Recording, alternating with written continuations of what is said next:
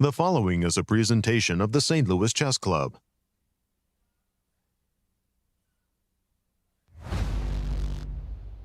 Clever attacks and inspired defenses abounded at the Sinquefield Cup in St. Louis.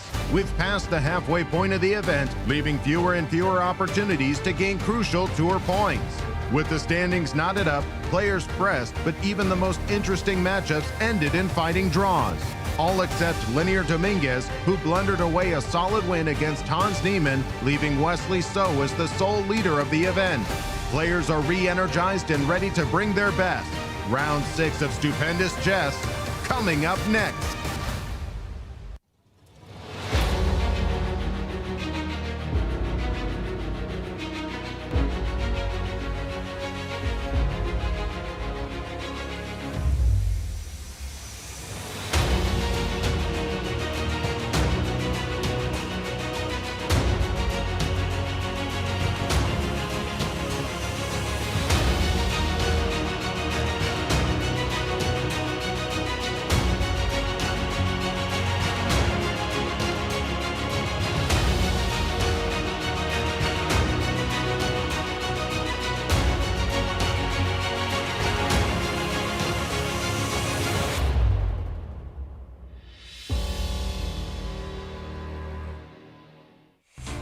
Welcome back, everybody, to day 6 of the Sinquefield Cup held at the St. Louis Chess Club. It's a beautiful sunny day here in St. Louis as we are waiting for the players to arrive. It's the day after the rest day. The players are re-energized and ready to battle over the chessboard. Let's go to the studio and start today's action with Yasser, Peter, and Alejandro. From the home of chess in America, welcome to the Sinquefield Cup, the centerpiece of the St. Louis chess season and the final stop on the 2022 Grand Chess Tour. Hello, I'm Peter Svidler, and with me is the silkiest voice in the business, Yasser Seirawan. You're coming up with all of these, Peter. These are amazing. Hi, nice to see you. Hello, everyone, and welcome to our broadcast. We have been in a chessic hurricane, and what a drama has been swirling around us. We were all deeply moved by the impassioned interview with Hans Niemann and his plea for understanding. But in the meanwhile, an actual chess tournament is going on, the final stop of the Grand Chess Tour, the Sinquefield Cup. And Peter, what are the current standings in the tournament, I mean? Yeah, absolutely. Yeah. There is a bit of this, you know, I went to a fight and then a hockey game broke out, feeling to all of this. But there are the standings on your screen. Wesley is leading on 3 out of 5, but that's only in terms of points scored. Right. If you break it down as a plus-minus score, he is tied for first currently with Jan Nepomniachtchi and Hans Neiman, who also have the wanted +1 score in the tournament. Exactly. Then there's a number of people on 50%, and 3 people currently below the waterline a little bit are MDL, Aronian, and Mamedyarov. And Peter, our format, please. The format for this tournament is now a 9-player round robin with 90 minutes for the first 40 moves, 30 minutes for the rest of the game, and a half-a-minute increment from move 1. Draw offers are explicitly disallowed, and 1 point for a win, half a point for a draw, and 0 points for a loss is the scoring system here. Our remaining schedule, Peter. The rest day is behind us, so this is the schedule. We play until the end, starting from today, 4 rounds in a row. There will be playoffs on September 11th, if required, immediately after the round finishes. And if the GCT tour points are also tied, those would be separate playoffs, which will be played on the next day. And then the closing ceremony is on the 12th. Gotcha.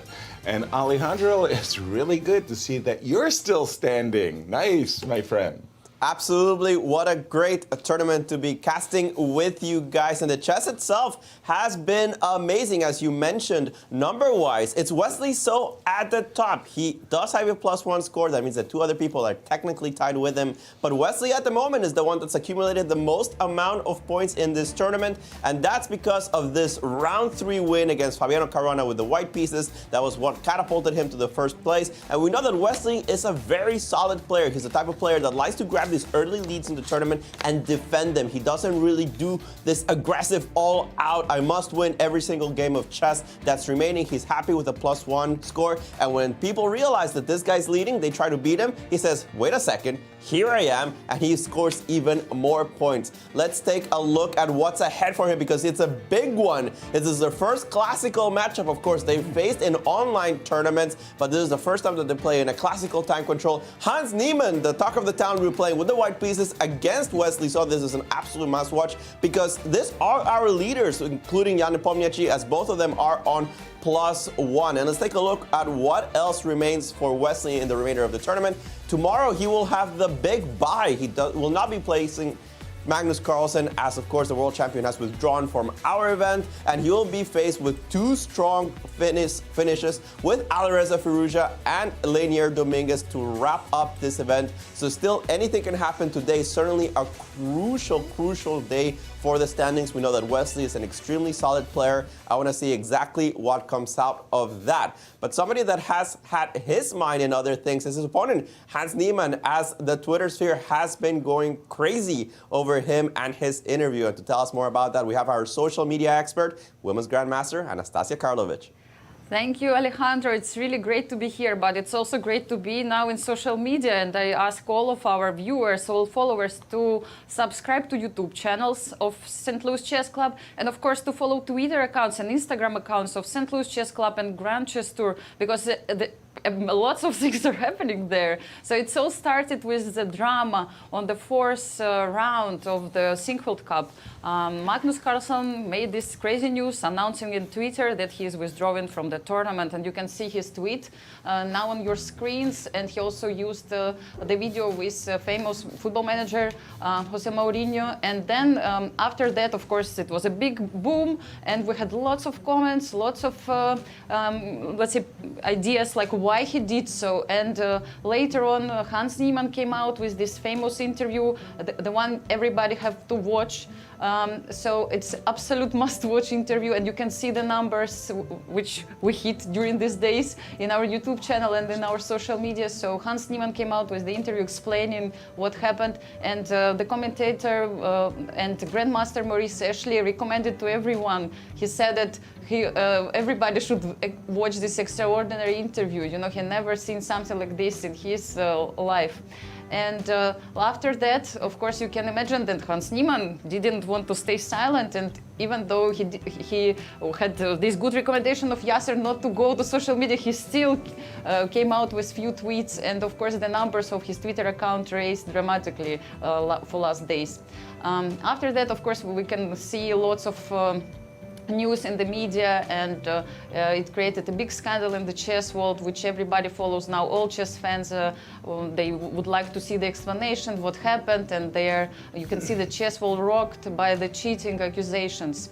And these are my favorite, you know, because after Carlsen's pullout, Neiman ready to play even naked to prove he doesn't cheat in chess. He said this during his interview, and you can see that it made headlines in news as well.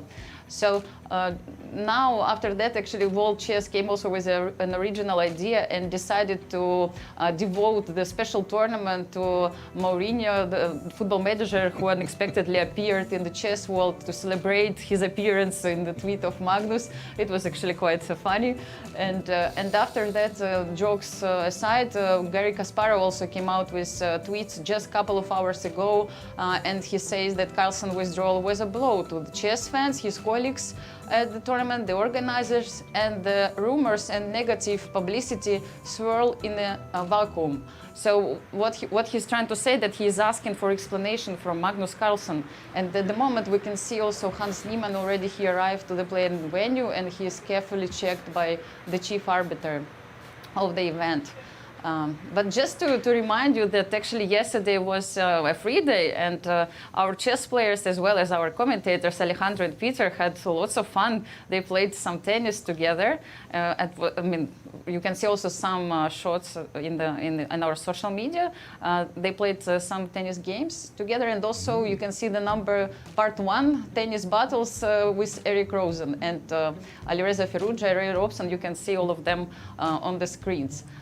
So once again, please follow our social media. You will see lots of news, and we're still looking forward for Magnus Carlsen explanation, what really happened, what are the reasons behind his withdrawal from the tournament. And back to Yasser Seirawan, today we have a special day. We had yesterday a very special day. We had a really important birthday. Thank you, Anastasia. Too many people having too much fun. But yes, our founder, Rex Sinquefield. Check it out. There you have it. Woo. Happy birthday, young buck. And many, many, many more to come. Once again, for all of you who are following this hurricane, all of this news, you can reach out to us and to Anastasia. You can ask any questions you would like of Hans Neiman. We promise to filter them and ask him. He will be on our show later, as will our commentators, Peter. Yeah, but we also are always here. But yeah, once we dangle this idea of asking questions of Hans, I think nobody's going to want the ratio is going to be pretty embarrassing, to be sure. Plus L plus ratio, yes. Exactly. And let's take a look. And at happy birthday, Rex! Yeah, yeah. I don't want to be left out of those. Absolutely. Those congratulations. And let's take a look at the pairings. Peter, do the honors. What can our viewers expect of this round 6? Absolutely. The pairings for today, the central game of the round is the one Alejandro has already spoken about. It's the game between Hans Niemann on the white side against Wesley So, the two leaders facing each other. Alireza is white against Vachier-Lagrave. Aronian is playing against Maxime Vachier-Lagrave, both of whom would really like to actually start getting some points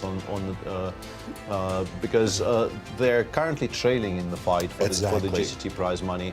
And our third co-leader, Jan Nepomniachtchi, is playing white against Fabiano Caruana. Huge matchup as well. Yeah. And as you can see there at the bottom, today Lanier would have been playing Magnus, but instead he gets a bye and the rest day. How enjoyable that is. As we are about to start the clocks, I believe, in fact, the clocks have been started. Yeah, that appears to be ticking down. Yeah, a move or two on the other boards. And there you see Hans Niemann with the white pieces opening up 1, E2, E4 against Wesley. And of course, Wesley's been Berlin, and more Berlins. E4 in the game. Yeah, E4 on 3 out of 4 boards today, and also an English in the game between Alireza and Mamedyarov, as I can see on my screen. Right. At least one Neidorf already, which is always a very, very welcome sight. A Neidorf in the game between Aronian and MVL. And Fabi is also actually showing up with a Neidorf today instead of potentially a Petrov or some of the more solid openings. Say what? Say what? No, not an either. A Taimanov. A Taimanov, yeah. Yeah, with some kind of a Carlsen type system. Yeah, we don't exactly know which one. A key indication that actually maybe he wants to play the Sveshnikov via this move order. Right? We'll see in a moment. Having played e6, yeah, knight of 6 I think is a kind of a heavy indication that he will go knight c6 now and give Jan a choice between going knight db5 and actually accepting the idea of playing the Sveshnikov, or going knight takes c6 and this is how we get and playing something else altogether. But knight db5 already on the board, so yeah. Okay. By the way, it seems to me that quite recently this line, I don't even know what we call this line, by the way, it's really been getting a workout as well, right? I mean, absolutely. We've seen a lot of it. I think it's very much gaining in popularity. I believe we definitely covered some high-profile games. Well, okay. No Sveshnikov. No Sveshnikov for you today, Mr. Right. Mr. Nepomniachtchi. This is very interesting because this line. I wonder what your impression about it is, because I've oftentimes thought of this line as a classical. I remember that Susan Polgar, for one, for some reason found herself drawn to it. I always thought it was a long-term edge for white.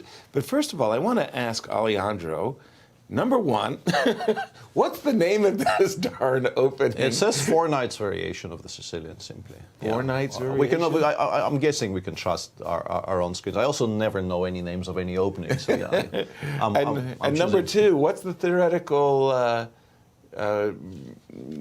evaluation, if you will, of this current line. The theory agrees with you, Yasser. There's a slight but nagging edge in this variation for the white side in most of the main lines, but it does require a lot of precision from white to be able to prove anything. And as far as the name goes, I do think anything that is not knight db5, d6 specifically, is just called 4 knights, including the line of knight takes c6 in the previous position. Knight takes c6. Also, Yeah, just the 4 knights. Yeah, it's even this is still Okay. the 4. Yeah, and this on our screen, knight 6 says 4 knights exchange variation, which is. Yeah, you would want to give that some kind of a more fancy name, honestly. Right. And yeah, as for bishop b4, for me, you know, very few people in the world are as big of a fan of having two bishops as I am. So I always felt that this has to be extremely good. But obviously, the position after, I assume, d5, e5, e5, which is the main line here. Right. The position is solid. Black has, I mean, decent development. The knights are, if you have a nice line, this is how you want your knights to be positioned. It's much better, I think, to have the knight on f6 than on e7, all things being equal, because it controls more central squares. Absolutely agreed. And in particular, against somebody who hasn't most likely repeated this prior to the game, because nobody really prepares for this unless they absolutely know this is a very integral part of your opponent's repertoire. Nobody ever repeats this. Right. And in my understanding, Black will have decent chances to equalize simply through sort of better knowledge of what to aim for, and just the general kind of drawing margins of most chess positions. But yeah, this shouldn't equalize. Like, generally speaking, if this mathematically equalizes, so to speak, I'd be very, very surprised. Alejandro, jump right in. Has Fabi played this line, this actual defense, I mean to say, in his career? Because it sure seems off the beaten track. He's played it with white. He's played it with white. He lost the game against Yu Yangyi a few years ago. I will have to dig that one up. But I don't remember him ever playing this variation with the black side. I'm going to have to look that as well. That would be my guess, yeah. Yeah, I don't believe I've ever seen him do this. I don't recall ever looking at this with him, to be honest. So it has to be very recent, and from the recent memories, I don't think he's played this at all. Very good. And thank you, Alejandro. And Peter, what other games have caught your eye? In our marquee game, we do have a Petrov. Yeah, this one, perhaps we can sort of let this stew a little bit, because they've only made 5 moves, and before they kind of determine which kind of a Petrov this is, we can stay away. This is also very, very early yet. Let's go to the Naidov, actually, because Naidov, I think, is the most defined by this point. And we've actually seen this even in this tournament already, I believe, right?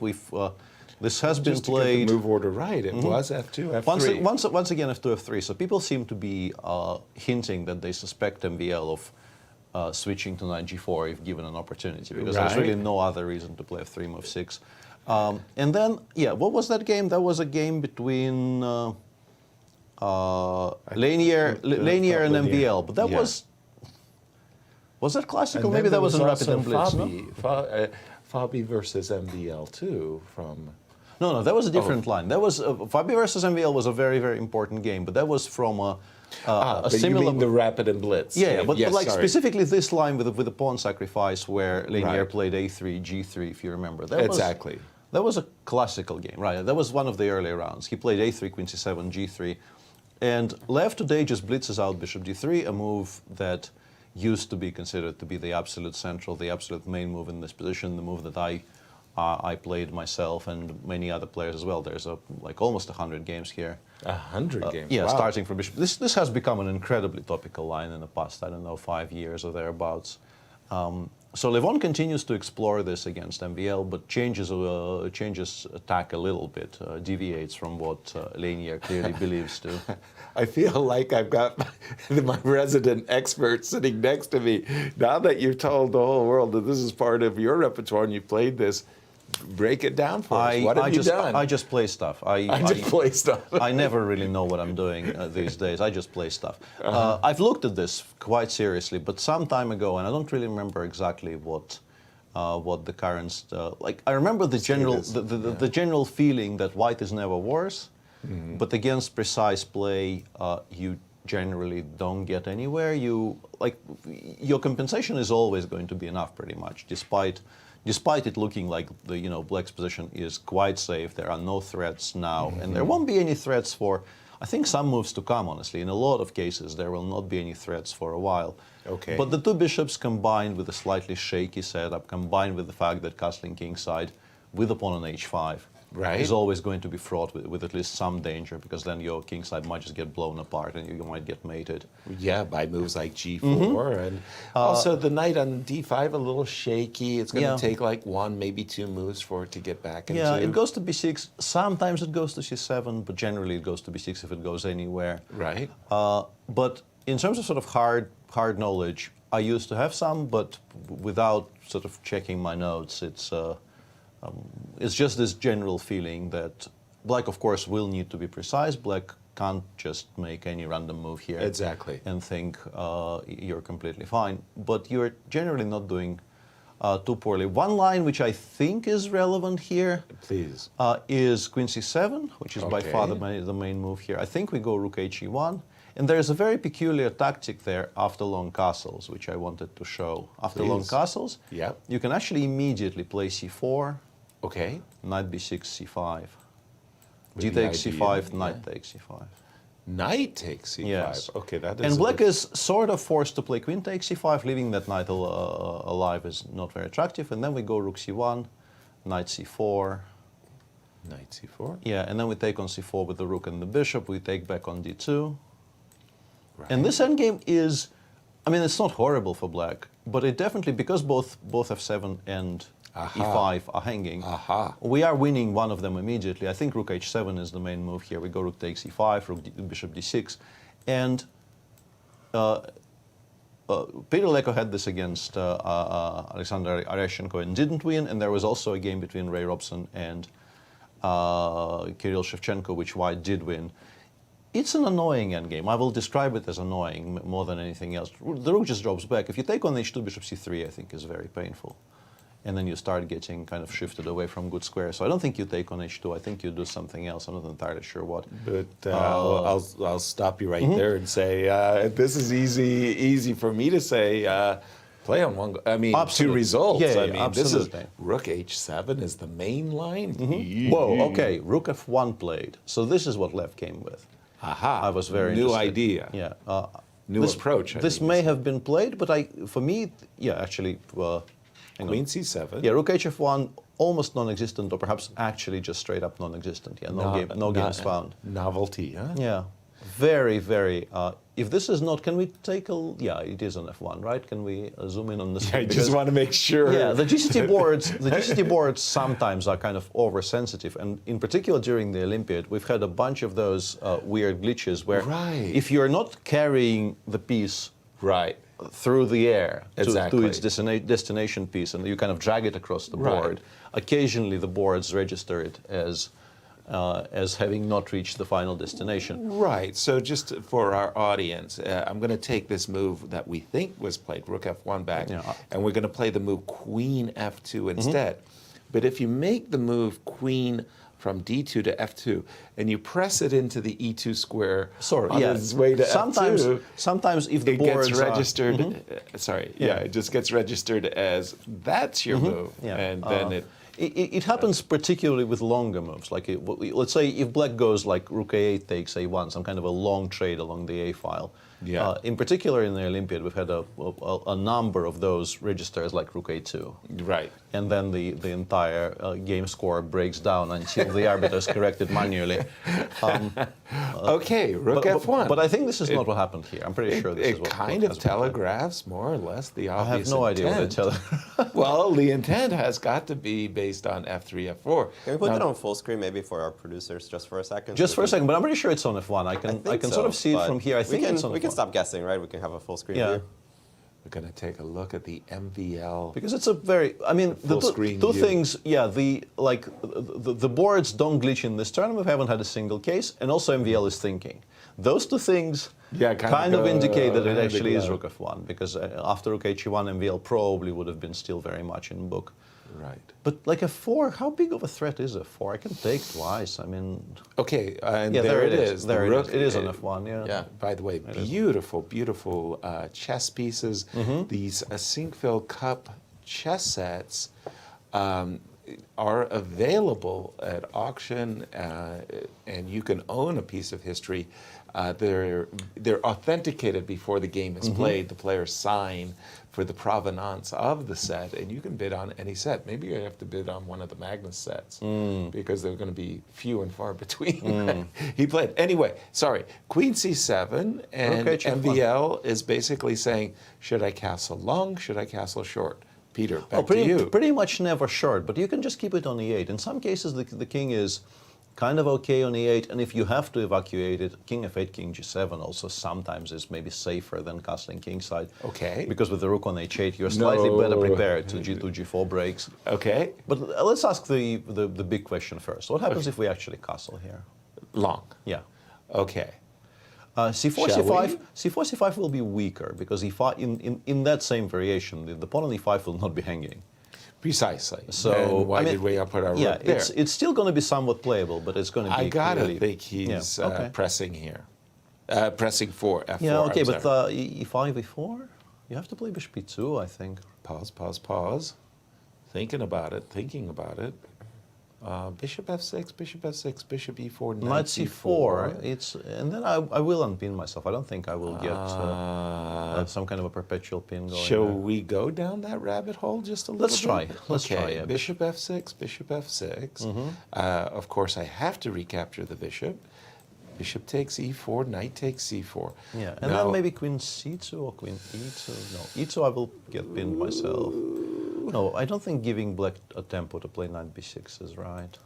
Knight B6. I have Queen A5 though. Yeah, that's a very good point. I'm still. Even I'm though the line is still- not finished yet, No, like no, I can no. go King B8 and then Queen E7, right? But there's probably a very, very strong initiative there for white. Like Rook C1, Queen E7, Rook E1. I might be with lost. you. I'm with you. I might be lost with black already. Right. Ooh, we got to be careful there on that one. But you liked a different move than Queen I'm not D5. sure. Yeah, having looked at this variation with you, I'm sort of okay with Queen D5, honestly. Okay. Let's look at Queen D5, King B8 immediately. Rook C1, of Rook course. C1, Rook C8, and ask you how are you attacking that knight next move? Because I have Knight B6 and Knight E3 against Bishop D3, right? I have some jumps. Yes, I will lose the F7 pawn, I realize, but maybe that endgame is not that horrible. I don't know.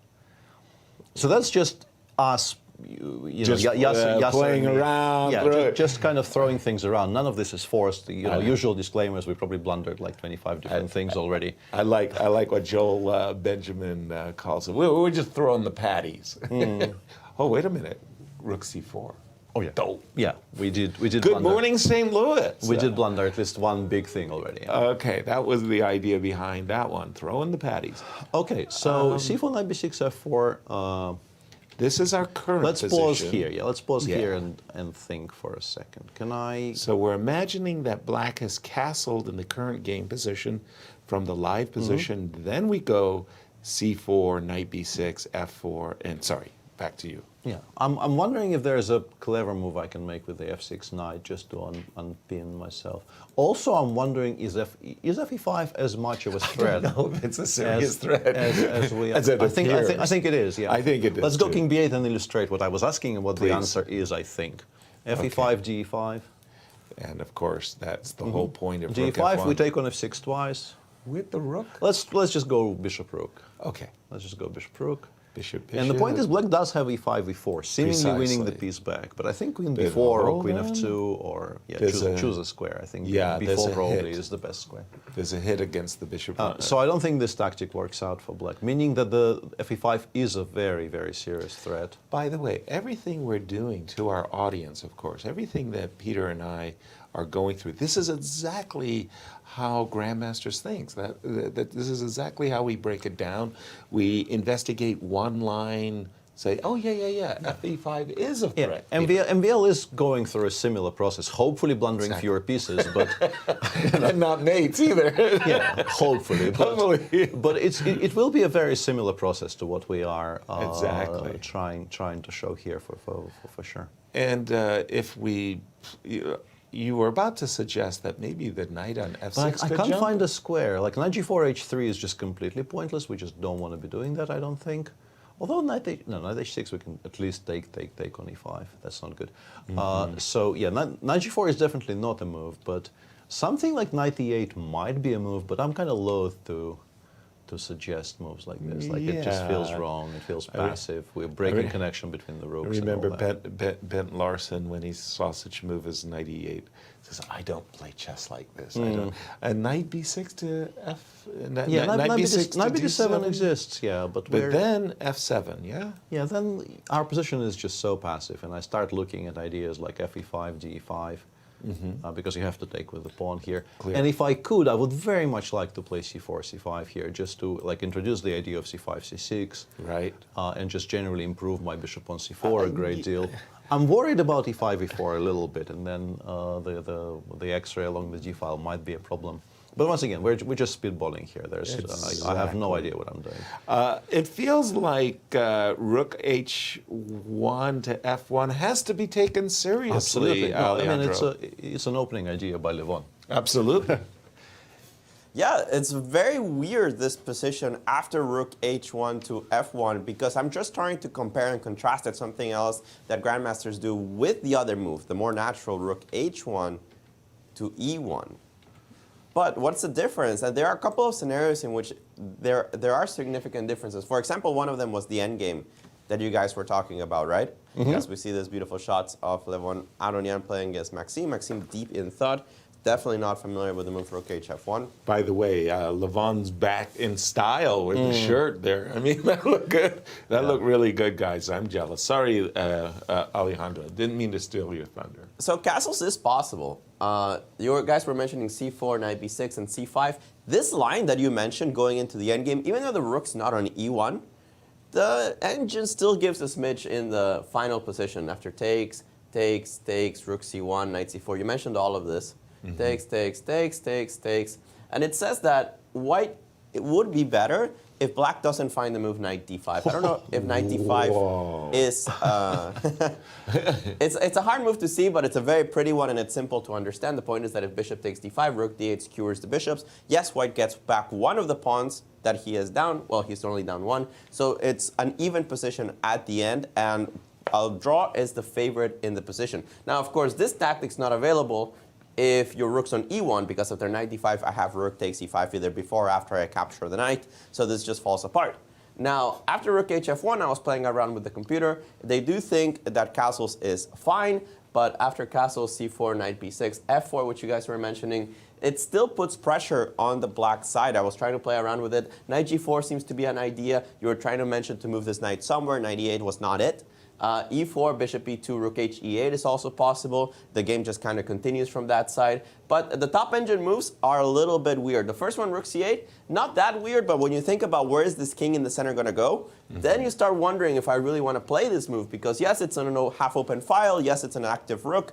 But do you really want to prevent me from castling forever? How are you going to solve the pressure on the king side? You know that if you ever castle short, for example, if you castle short in this position, the move g4 comes in. We stop counting pawns. We just sacrifice all of them because this king is going to get blown apart. So this is very dangerous for the black side. I don't recommend castling short. But a surprising move that the engine does like here in this position, knight h7. Whoa. It's a weird move, but it takes advantage of the fact that this rook is on f1 and not on e1. So that after you take on e7 and I take with the knight, it's a little bit easier for black to defend the e5 square for the time being. You're going to have to hit this pawn at some point soon. With the rook on e1, the recommended move is bishop e4, but this just runs into f5 or castles in this position with the rook on e1. There were some tactics with the move f4 that seemed to work out for the white side. Now after knight h7, which is a really weird move, I do not expect this at all. I'm just going a little bit through engine lines. Knight h6, bishop h6 is supposed to be the best move. And then, of course, for black, you could retreat the knight on b6, but you could also start maneuvering this guy. And that's a really nice maneuver. The knight gets to e6. It's so much better than it was on f6, where it was kind of colliding with its own brother here on d5, because the knight on d5 wants to go to f4. It is controlling some squares, but the knight on e6 is going to help him there, and it just controls so many different squares on the center. So I like this move. Bishop h6, knight f could be possible. I don't expect a human to play like this, like knight h7. Yasser, you said it very well. People don't play chess like that. But if you run it into an engine, knight h7 seems to be fine, rook c8 seems to be fine. I more expect him to long castle, however. Wow, thank you for that, enough, Alejandro. Knight h7 really opens the door of possibilities. Let's just jump back to the game of Nepo and Afabi for a moment. Our colleague in the truck, as we say, Firouzja, draws our attention to some tacticos. Yeah, and I've seen this line before. I couldn't remember where, but yeah, there's been some recent games in this line, and Fabi is demonstrating sort of the very, very concrete approach. When I first got introduced to this idea of just playing bishop before taking on c3 and playing g5, people were playing these positions in a much more quiet fashion, trying to kind of equalize by more positional means. But what Fabi is doing is extremely concrete. Bishop g4, bishop h5 is very logical because the bishop on d3 is quite strong. For black to be able to play bishop g6 and trade it away, I think in most cases will be extremely, extremely advantageous. Welcome by black, yes. Which is why Jan instantly goes bishop g5, creating this bean on the queen. Queen b6, check, king h1. And it looks horrible for a second, honestly, because bishop takes f6 is coming. Where are you putting this knight? But knight e4 exists, using the very, very concrete thing that currently the f3 pawn is pinned by the bishop on h5. Right. Meaning that we can play this very striking move, knight e4. Solving, it's visual, isn't it? Yeah. Solving the issue of where to put the f6 knight. Knight takes d5 looks like it's winning for a second, until as Yasser is pointing out. Yeah, at first, I thought knight takes d5 was winning. I was like, guys, what's going on here? But knight f2 check. Knight f2 works. I mean, white still has compensation here, but black is up in exchange, and I don't think you do that. I just had to pause to make sure that bishop e3. Queen h4. Yeah, we have only one square, but we do have one square. So Jan very understandably just takes on e4 twice with the pieces, and Fabi instantly recaptures on b2. This has also been seen. There have been even some recent games. Yeah, there was a game between Sindarov and Jumabayev in the battle of the Central Asian gifted youngsters, and some other games as well. White scores extremely well from this position, which I think is unsurprising because white has the pair of bishops on a very, very open board. But the structure on the queen side has been broken up. The pawn on b2 has been taken. Like, if you move the pawn from a3 to b3, it's like borderline winning, right? Yeah. Instead of the split pawns, that's so nice. Unless black can very, very quickly play bishop g6 and get rid of one of our bishop pair. But with the pawns broken up, you can see how this might end up getting equalized by black, because once again, the biggest idea in the position here is to play bishop g6 and get rid of that monster on e4, or at least attempt to get rid of that monster. Well, on this e4. bishop on h5 is okay, but after queen takes b2, how do the variations continue, Peter? The main move what's hot? The main move on our screen is queen b1. Queen b1, which is quite logical, I feel, because I think black wants to play queen e5. Why wouldn't you play rook b1? I think we're actually kind of valuing having the a3 pawn on the board. You mean queen takes a3, I think we can take, and queen c5 perhaps. And queen c5 perhaps. Or queen a6, yeah, for some reason. I don't know why. I would have played queen c5, but I can see on my screen. There's a queen d5 issue? Takes rook a6, and rook a6, yeah, but that's a poor endgame. I think I agree with that, yeah. Okay, let's so go queen a6. This is what... And once again, it's an extremely tempo-heavy position, because if white manages to preserve the bishop pair and not give up any of their advantages in the next, like, 2 moves. Right. Like, seriously, 2 moves, maybe.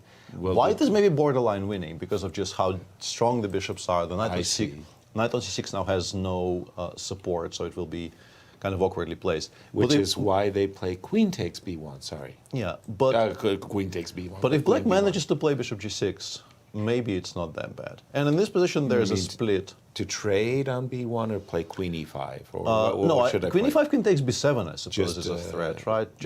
I mean, it's an extra pawn. Yeah, it's a very healthy extra pawn. I regret having to part with my pair, but a very, very healthy pawn on b7 should be okay. Yeah, and apparently this is all still theory, and f7, f5 is what they play here. A move, I think, which is extremely easy to miss. Wow. With the idea being bishop d5 can now be met by bishop f7, which just about keeps everything together. And any trades saves the pawn. It feels like black is on the razor's edge. there, Alejandro. But if he covers everything just perfectly, Fabi would be fine. Yeah, but how fine? Because after Queen B1, come on, Queen B1 takes on B1 with the F rook. The engines really do prefer F rook over A rook. We'll figure out why later. But F rook is first of all what everybody takes with, and second, the preferred one of the engine. And they're saying just shed the pawn. Bishop G6 takes on B7. And here I kind of stopped. This is not a Fabi position. He's not going to defend down this pawn endgame. It doesn't look like enough to me. The engines are surprisingly saying only like plus 0.5, plus 0.6. I expected this to be more considering you have a bishop. Yes, I understand this pawn is a little bit weak and blockaded, but I don't expect this from Fabiano. He's not the type of person that goes into a pawn down position just to defend it in the long run. I think that the move F5 does not solve Black's problems, because after bishop D3, the engine does give a very big advantage to white. After B6, just holding on to the pawn, rook E1, and the problem is the structure. This pawn on F5 is just really badly placed. There's a lot of light square weaknesses. This bishop isn't going to be able to trade itself, which is the main point of the position, right? So I was playing around with it, and I'm going to guess that if Nepo does play Queen B1, I would guess that he's going to play Queen B6. This is going to be my prediction. Still, you have bishop G6 on tap for the next move, trying to trade off that bishop. And you can see the point that even if I ruin my structure here, it's still 2 pawns. And somehow I've opened up my rook towards the A3 square. Now, for example, let's say that they go something like rook FB1. The engine's thinking, at this point, I can go bishop G6. And sure, you can take, and go takes on B6. But this is the type of concreteness that... okay, take. Concreteness that I'm talking about from Fabi, because here the line continues. It just does not end. Knight D4 attacks the pawn. If C3, you have knight C2, then knight takes A3. There's some positions in which this particular king is going to be worried about the first rank problems. And this would all still be following a theoretical game, the game between Adiban Baskaran, and I am sorry for this player, I know him very well, but I've never been able to pronounce his knight's name, Belashen, I'm not really sure. He's a strong grandmaster, I want to say from Algeria. Balashin, thank you. No. I'm totally wrong. I just... what do I know about names? Get out of here, Alejandro. He took me. He accepted my suggestion. I know he's tired. I know it's the tennis. Thanks. They broke you. Can I continue through the line? Go for it. C3, knight C2.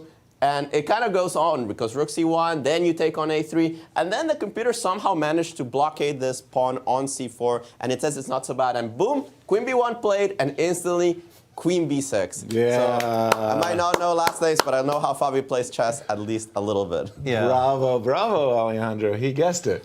Absolutely, yeah. Since everybody else did, I'm going to take my stab at. I think it's Belasen, but I have no idea as well. Yeah. I hope we get a nice email from him. Yeah. A nice one, please. We are deeply sorry. I am sure I am going to get a thank you note, by the way. Absolutely, yes. And the cake, yeah. Send them cakes, yeah. At least that's my story. Queen B6. Yes. But boy, I have to tell you, I followed Alejandro's analysis there very, very carefully. But at the end of the day, even that position where you get the nice blockade, Peter. No, that one I think is kind of drawn. I mean, of course, Black never wins any of them, but I think you hold. This whole bishop G6. I think you hold. You think Fabi's willing just to go into it? Well, I mean, clearly he is, isn't he? I mean, he's already kind of announced that this is what he's aiming for. Yeah, C3, knight C2. We're still following the game between Adiban and the French player. The French. And this goes knight takes Knight A3? A3, rook B7, and we can play...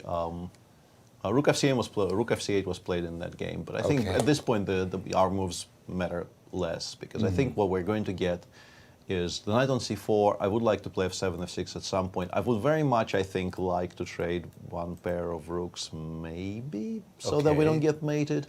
I'm actually kind of torn, because I think it makes the future bringing of the king closer to the C3 pawn for white easier if there's only one pair of rooks on the board. True. But on the other hand, if white like goes h3 and doubles on the 7th, and we have no counterplay against that, we just die. That's not nice. So, you know, discussing endgames like this could be either an extremely tedious thing, or it could lead to some very interesting discussions about, I think, a topic that rarely gets discussed properly as like the preferred trades and endgames, like which material balances here you would like with black, which you wouldn't.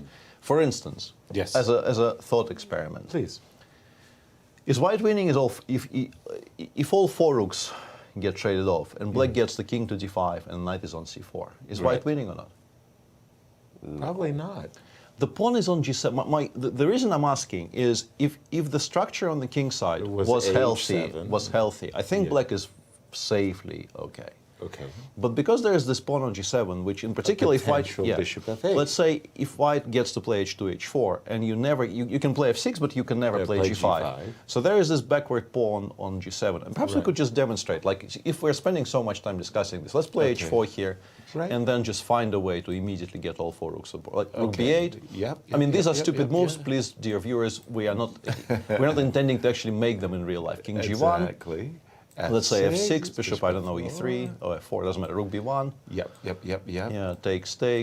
And then we will not be taking on c3 next move. So king f2, king f7, king e3, king e6, right, king g3, king g5, king c2, knight a3 check. All of this is obviously completely pointless, but just to demonstrate, king d3, knight c4. This kind of a position. We're in this position, the thought experiment. Please, Peter. And I think if the pawn is on h7 instead of g7, I think we're holding this somewhat comfortably. Yeah, you just make a check, you go back and say you'll never break the blockade. Yeah, the king could try going around, like c2, b3, b4, b5, and somewhere. But my feeling is it pretty much never actually wins the game, even though, of course, white is very safe and can try forever. But I don't think we win. And then but with the pawn on g7, I'm worried. That because there might be a line where a bishop f8 shows on your doorstep. Perhaps we can organize, some way to, because currently this bishop on f4, it looks beautiful but has no squares. Like you can go back to c1, but the knight on c4 still dominates it completely. Right. So even this maybe is a draw, right? But just to demonstrate what could potentially go wrong, of course, again, there's knight e3. There's counterplay and everything. But if we're just making bad moves for a while, this is a potential problem, and why this is how you might lose it. Right. This why is how you felt it. that if the pawn were on h7, as you said, a healthy structure, instead of the double pawns, the pawn on g7 is the Achilles heel. Sorry, absolutely. Peter. And an interesting thing is that Adiban Belas endgame, even though I suspect black just aimed for this endgame from the outset, actually finished in white winning. Did it? Yes. Okay. Black did, like in the one game that reached this position, black, even though, once again, I'm pretty sure he was specifically aiming to get this endgame, he did not manage to hold it. I mean, Adiban is a higher rated player of the two. He perhaps has, if we look at the rating, perhaps a bit of a skill edge there, but still, it's a kind of an interesting little fact. And in the meantime, knight h7, bishop h6 on the board in Levon's game. Something we said will not happen has actually happened. By the way, the move rook fb1 on the board already. What was it already on the board? Because I did sneak a look at Alejandro's board, and I did see that the engine, for whatever reasons, didn't really think that the rook on b6 was as well placed as the bishop. Maybe the engine sees as h6, pardon me, this f6, bishop double g pawns coming up and gets the bishop out of the way. Maybe, yeah. Bishop e3 definitely an option. It also limits the knight on c6. I think one of the reasons it might be suggesting bishop e3 as either the first or the second choice here is, like, if we continue exactly the same as with the other game, take. Yeah, takes, we take on b6. We're not allowing knight d4. That is a point. For the time being, we're just not allowing knight d4 at all. So maybe we get to play like rook b1, rook b3. If the bishop gets attacked, we protect our queen side, and then we try to play a slightly different material balance position with an extra pawn. But for the time being, let's move away from here. Please, this is a where reasonably would you like dry to take endgame. We will mention, let's put this up on the board for a second, that knight h7, bishop h6 has been played. Levon took, not Levon, MVL took about 25 minutes to play knight h7.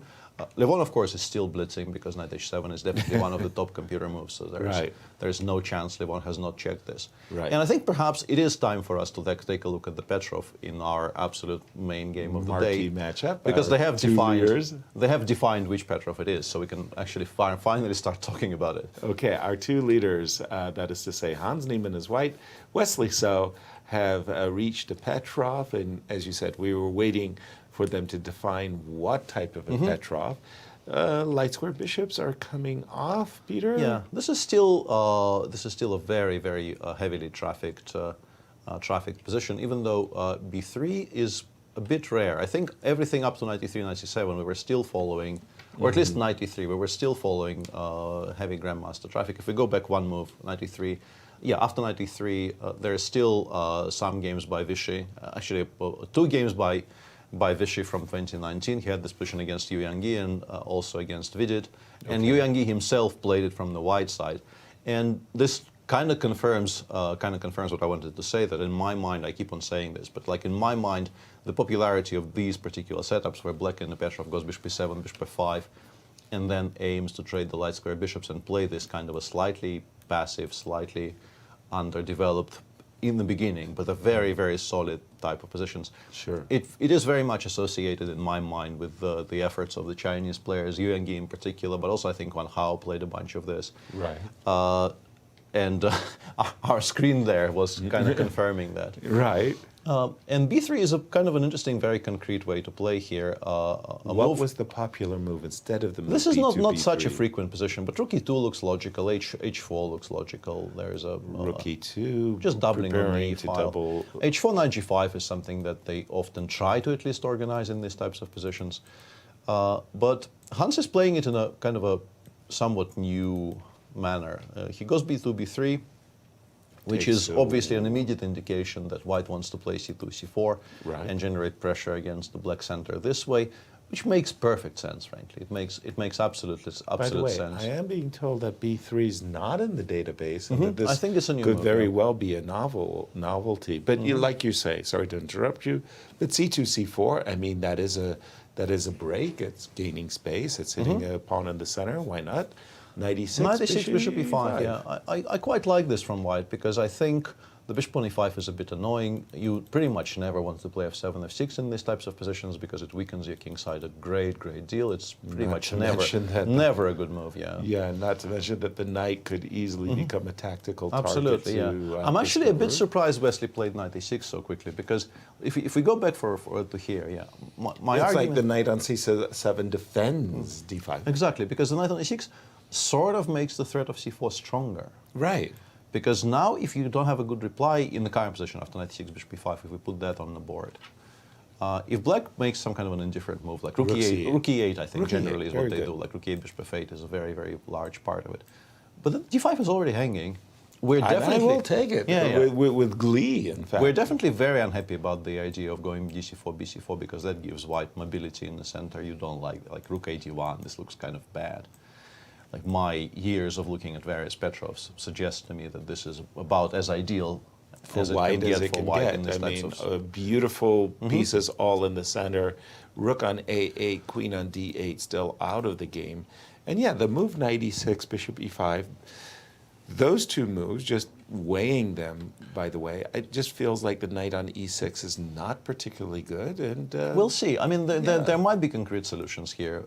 Perhaps Alejandro can tell us something. Well, let's take a look at it. Because you guys had a brilliant explanation about everything that's happened, including the fact that there's only one good move here for black. So what is it? Because c4 is coming and it's difficult to stop. The engines are very adamant that you must play the move knight e4 to remain with an equal position. What's the idea? Well, c4 is white's plan. There are other moves, but let's go with the move that's natural, the move c4. And now the point is that you go bishop b4. This is an annoying move for the white side, taking advantage of the weakness of the dark squares played by b3 and c4. Now the rook would love to stay in the e file, but it doesn't have that many squares. If you go here, then after f6, bishop g3, you're going to have to be worried that sometimes the knight f4 is coming, the knight c3 is a double attack against the rook on d1, eventually coming to d1, and the rook on e2. And the moment that you put the pawn on a3 to evict my bishop, I will be very happy to retreat it all the way to f8, where it's going to hit this pawn on a3, which again, it's not trivial to defend. And now, what's another point of the move knight e4 in this position? You open up the queen to the defense of d5. So it all kind of works out together. Also important that if you do go to another direction, it also makes my f6 so much more comfortable, right? After bishop g3, I'm not really worried about this knight on e6 going to get hit by the tactics that you were mentioning. So the engine saying the move here is knight e4. It clogs the e file, allows me to play f6, defends d5 against the eventual c4, and it makes bishop b4 possible and annoying for white. So it's a very multi-purpose move. There's no direct refutation, so knight e4 is the indicated one in this position. Wow. Very strange how my mind works. I saw an echo there of the game with Ali Reza for just a brief moment. After the move knight e4, I saw this knight f5, bishop b4, rook takes e4, yeah. There's definitely some echoes of the queen being on g3. Yeah, and I don't know, the knight check, queen g4. Sorry. No, you're absolutely right. I was trying to, I realized that Alejandro was about to recommend knight e4 because I can see his board. And I thought, why was I blanking on this? And I think it's just that the knight has gone from e4 to d6. So in my mind, in these lines, it feels like... It doesn't jump back. Yeah, it feels like this is where it belongs. Like Black very actively puts it on d6 and keeps it there in a lot of these types of positions. But it definitely needs to be on e4 here because White doesn't have a very comfortable way of driving it away. So we'll see if Wesley finds it. Wesley generally has a lot of experience in this type of structures, so I would probably bet on him to find it and play it. But it's not. I don't think it's such a straightforward decision. And there's one game which we've been I said it was an English opening at the very, very early moment. That was it. Then we stopped. And this is actually one of my all-time favorite lines of the English. I've played it a decent amount with the white pieces, a little bit with black as well, but mainly with the white pieces. I won a very nice game against Fabi one year here. I think it was in 2017 when I was a wild card in the Sinquefield Cup, replacing somebody who couldn't make it. It wasn't exactly like this, but this idea, if we go all the way back. Oh, sorry. Which moment? Yeah, just this idea of playing g3 move 2, following it up with, if we go. So c4, e5, g3, knight f6, bishop g2, and these days black plays c6 quite a lot. You obviously can still play d7, d5, but there is definitely an argument to be made for white to kind of not play knight f3 very early. And this is the reason this move order became popular. If you, instead of c6, if you play, let's say d5 here. Okay. We take, we play knight f3, knight c3. Right. And if black plays knight b6, there is at least a possibility of playing something like d3, bishop e3, rook c1, make all kinds of useful moves without developing the g1 knight.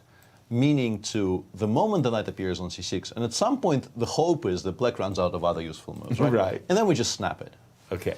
And we go knight f3. And yeah, this is apparently something that I've done myself without much success. Yeah, apparently I lost a game in this position to El-Taj Safarli many years back. I don't remember that game at all. Respects. Pepe, press F. But fail.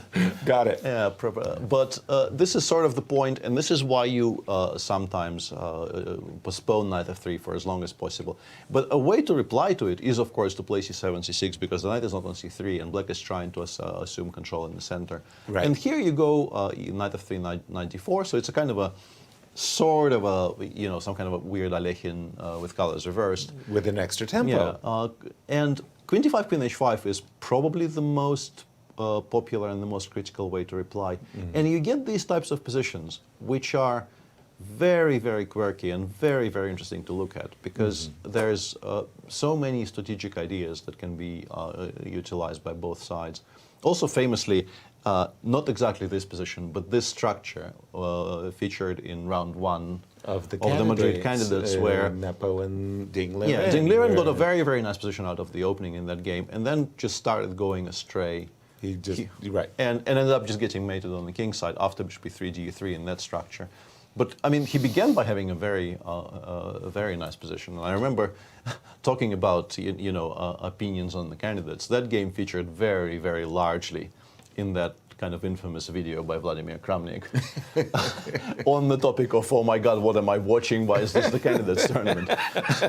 Worst tournament ever. I get it. Yeah. Queen C2. So you like these positions for white. You like the rich nature, the tapestry. I'm not suggesting white is better. I just really, really like this structure because I think it's about as non-standard and as rich a structure as you can get. It's unlike almost anything else in current opening theory. If you talk about somewhat fashionable things that you see at the top level.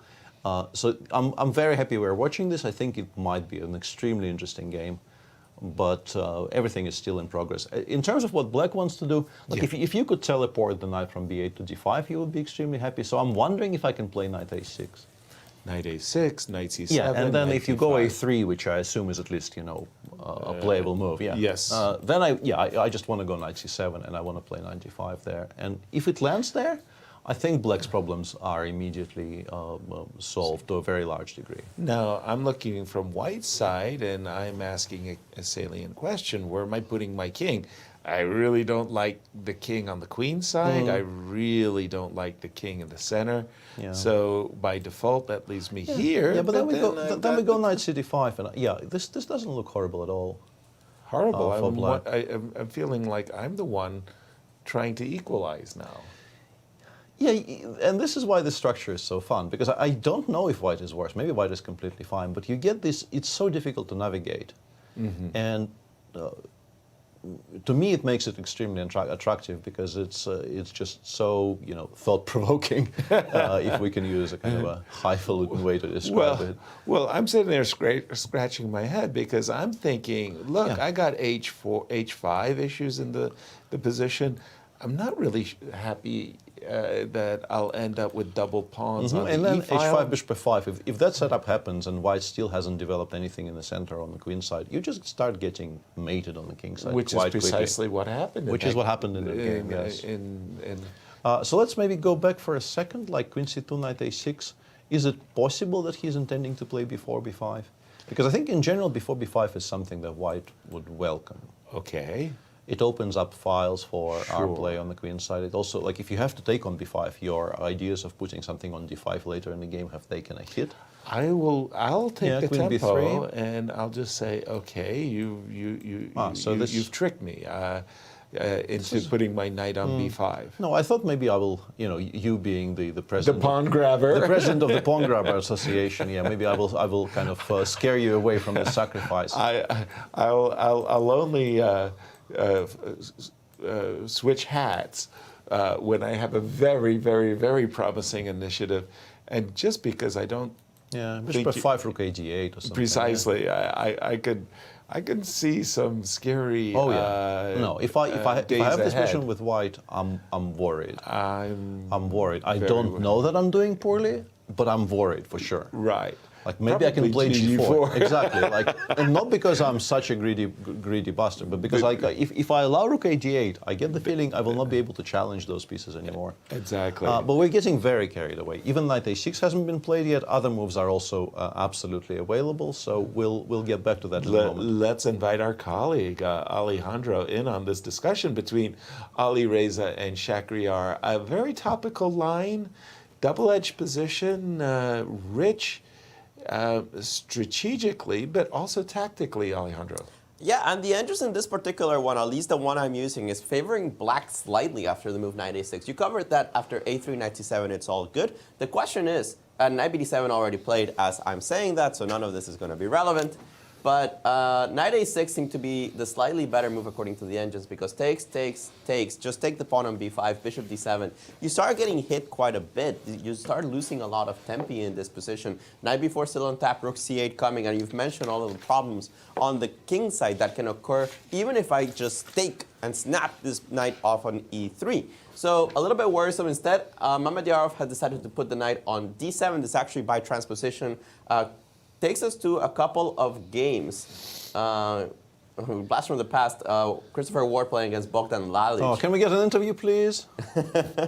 Yes, definitely. Christopher Ward interviews are They're so full of energy. Yeah, like I understand it's slightly off topic, but I just want that interview. Can we like, we have some English connections in this. A shout out to Chris, who actually I learned the Sicilian Dragon through him. His enthusiasm on a DVD series back in the day called Foxy Chess Openings. Right. Yeah. Yeah. It was very. The production wasn't there compared to today. It was basically him on a white background and a demo chess set, sometimes following on a 2D board, and that was it. That was absolutely it. But he was passionate about the dragon. I learned all of it thanks to him, and scored a lot of victories when I was a kid. So this particular one, Chris. after knight bd7, it seems that the engine likes the move h4 to make this queen a little bit uncomfortable. That's not usually the way humans play. I think castling is okay in this position. You're not so worried about taking on e3 right away, especially with the bishop on b2, sometimes preventing this rook coming from e5 too quickly, and because this bishop is now not attacking h3 directly, right? So you get that extra tempo to perhaps finish up your development, and that might be what you want to do. So I like castles. The engine is pretty adamant about h4. Now let's update another game here. Levon Aronian playing against Maxime Vachier-Lagrave. We had this cool idea of rook hf1. Maxime playing like a computer. Knight h7 on the board. Quickly was met with bishop h6. Quickly, Maxime put the knight back on f6. Well, not that quickly. He did take a little bit of time on that one. It doesn't hit the bishop. Remember that the queen is defending it. But it does return the knight to a very good square. Right. Now, after knight hf6, c4, knight b6, bishop g7, kicked out the knight, and this move, bishop g7, forking the rook and the knight. A clear indication that I'm going to take it next move. The question is, where does the rook go?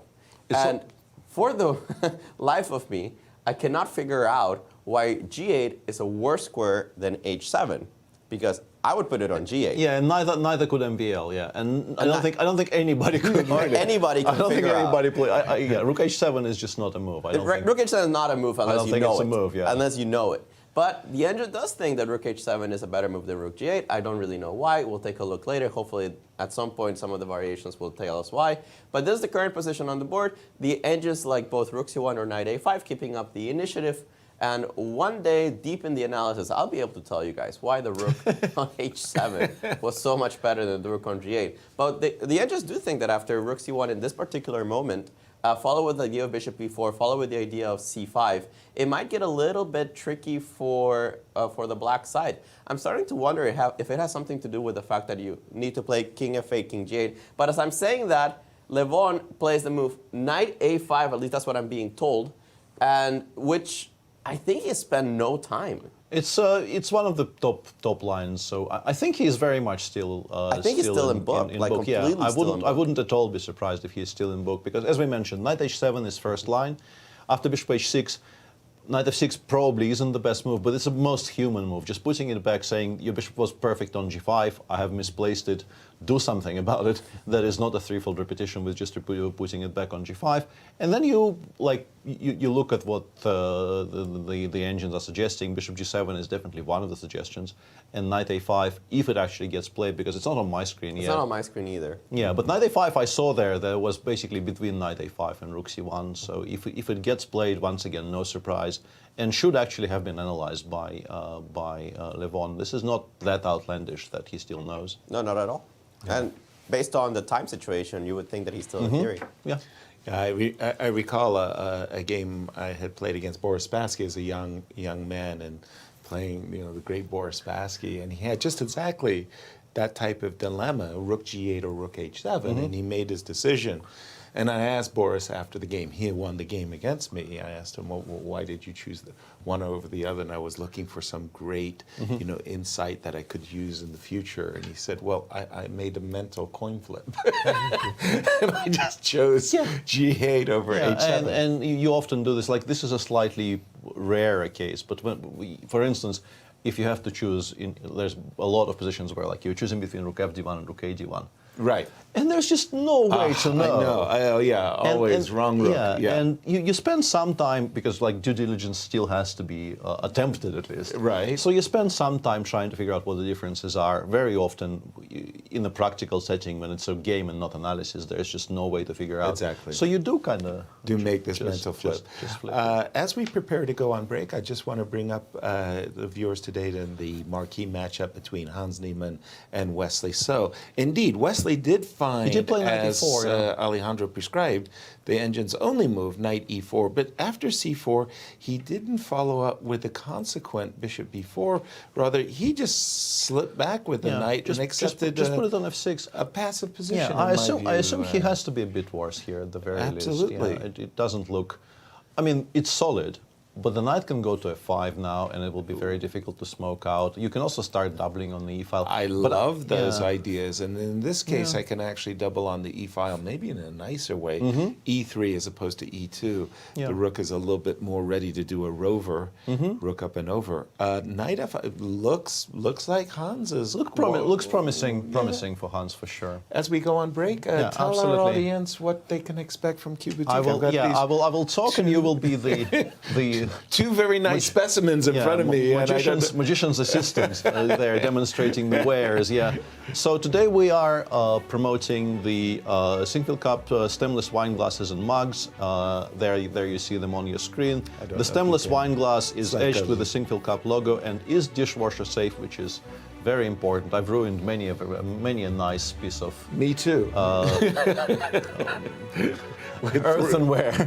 This is not earthenware. No, that was the word that came to my mind for some reason. In my case, is this like etched laser crystal glass by putting them in the mic. And the 16-ounce mug is a navy blue with the Sinquefield Cup logo as well, and it's also dishwasher safe, so that's a good thing about them. They're very, very nice. They feel nice in your hand. Yeah, they've got a good girth. I'm holding one up right now, and they seem very comfortable in your hand and look nice. So that's our today's promoted product, and as with everything else, it's available at qboutiquestl.com. So do take a look. And can folks get a 5% friends and family discount on these by I don't feel offering some code?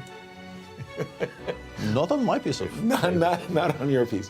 All right, everybody, we're going to take a break. We'll see you on the other side.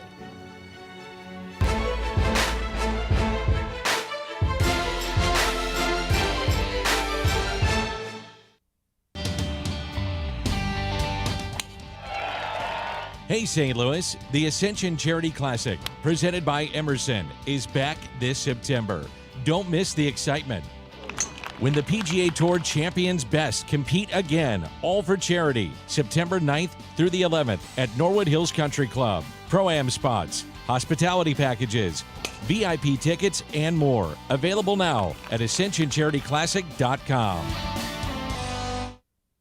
We all know St. Louis is a championship sports town, from the 11-time world champion Cardinals to the Stanley Cup champion Blues.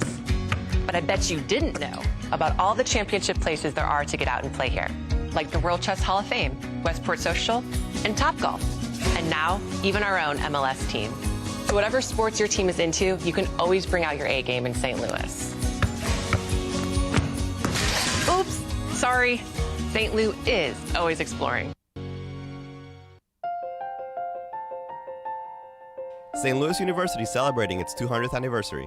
Offering world-class education in the heart of St. Louis, SLU attracts students and professors from around the globe. In 2015, SLU partnered with the St. Louis Chess Club to start a top-tiered collegiate chess team. On the very first year of the team's inception, SLU obtained second best university at the Pan American Intercollegiate Chess Championships. Higher purpose, greater good. St. Louis University. We're the Manos! Welcome to our show! Go, go, go!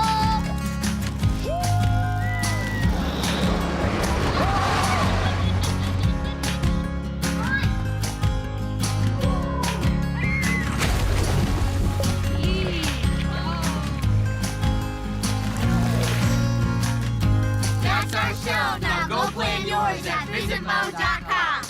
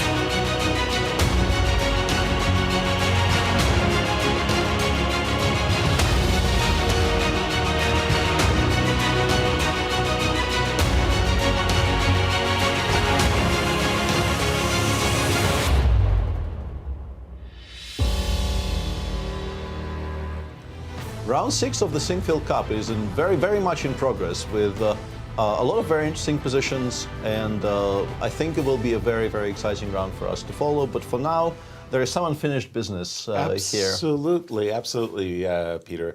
These players are fighting hard, and they're fighting for a lot of money. Shall we break it down for our audience? What's at stake? Absolutely. The GCT Classical tournaments have a total prize fund of $350,000, and there's nice. a very cool six-figure sum there at the top for the winner, with $65,000 for second and $48,000 for third. And there's also GCT points at stake. Very important, I must say. And with the very prominent wildcards leaving the tournament after 3 rounds, Exactly. some of those GCT points are sort of back in contention there. Right. So a lot to play for, because the Grand Chess Tour has its own purse with $100,000 for the winner of the GCT standings, $50,000 for second, and $25,000 for third. Very nice. And of course, there's also a special brilliancy prize, Peter. Absolutely. As you can see on your screen, an additional $5,000 is very kindly donated by Brian Priester of Key West, Florida. And we, the 4 of us, Alejandro, Yasser, Anastasiya, and myself, will be the judges of that. Yeah, we will determine what's brilliant. I like that thought. And let's just jump right into our marquee matchup, the game between Hans and Wesley. When we left it, we left it in this position, Peter, knight f6. Yeah. We took our break. I was passing by Alejandro's screen in studio, and I was really surprised by the move rook a d1, and that knight f5 had not been played, and I looked at Alejandro's screen, and it wasn't even the first choice. Knight f5 just didn't even show. It's interesting, yeah. And they've been playing very quietly since. Hans made a move rook a d1, which I think is sort of sensible, but we were discussing the idea of doubling on the e file, but getting the rook behind on the d file is also very understandable. Then they somewhat, I mean, g6 is not a mysterious move. g6 is something that black often does in these types of structures, because yeah, stopping knight f5 is sensible. g3, I find somewhat more difficult to explain. It's not a bad move by any means. You often want to, create a loop, perhaps play g3, king g2, but I would suggest that maybe there are more urgent things you can be trying to achieve here. But he's gone g3. Wesley played a6, which I think maybe you can explain by the fact that maybe in some positions you could arguably go like bishop takes f6, then c takes d5, and then queen b5, attacking both the pawn on b7 and the pawn on d5. And now that Wesley has played a6, that idea, of course, has been completely stopped. So, for example, let me just put a poor, lesser choice, if you will. Bishop f6. I don't know if it works, but at least it's an idea, yeah. And cd5, queen b5 here. And you do have to wonder if maybe white actually wins material. Exactly. But after a6, of course, this is not playable at all. And in the meantime, after a6, Hans played rook e1, e2. Once again, e2. Preserving the options, I think. If he wants to double on the e file later, he can double on the e file later. But for the time being, he's just making kind of slow, flexible, somewhat improving moves and passing the move over to Wesley. But I really have to ask Alejandro. Alejandro, first of all, the engine didn't suggest the move knight f5. In fact, it was not even its 2 top choices. For me, the move is very attractive, and the engine just didn't even like it. Why? Well, the engine is just not attracted to taking that bishop on e7. Actually, the engine in many positions will eventually like taking on f6 and getting rid of the bishop, saying it's not a great piece. So, for example, after the move knight f5, in this particular position, and there exists this move bishop b4. You could also play rook e8. I played around with it a little bit, and it was not so impressed. But you have the time to play bishop b4 right now, and then on rook e2, play the move rook e8. He just thought that black was fine in this position. So even in positions where I return the bishop to f8, I'm going to be okay. You could try to go for c5, but now you are strategically risking a little bit, because I do have the move knight e4. It's absolutely forced, but it's enough because you have ideas of f6. You could take on e4. The computers are not so impressed, but they do think it's possible. I think knight f5 is a very active move, but concretely, they were not a huge fan of the move. They actually like the way that Hans plays. The move rook a d1, with g6 and g3, trying to get a little bit of space. And on a6, which the engines didn't love, they recommended to actually go the move h4 directly. Just try to create more space on the king side. You never know when you're going to take on f6 and play h5, soften up some spots on the king side, especially with the queen on d3, eyeing the g6 square. But they're okay with the move rook e2. Rook e8 played pretty quickly, and we'll see where this goes. It's clear that Wesley is on the passive side, but he's an incredible defender. He doesn't mind having this slow, slightly passive positions against anybody, so only doesn't mind it against a co-leader of the tournament when he's playing with the black pieces. And again, I played around with the engine a little bit. I think rook d1 is a very normal move, but on the other hand, did you really play rook d1 to play rook d1? It's a bit unnatural. The engine's top suggestion of taking on f6, taking on f6, taking on d5, taking on d5, and going knight e5, we're reinforcing this with f4. It's possible, but again, I don't like giving up a bishop so easily, right? You're usually trained to not give up this bishop unless it's for something.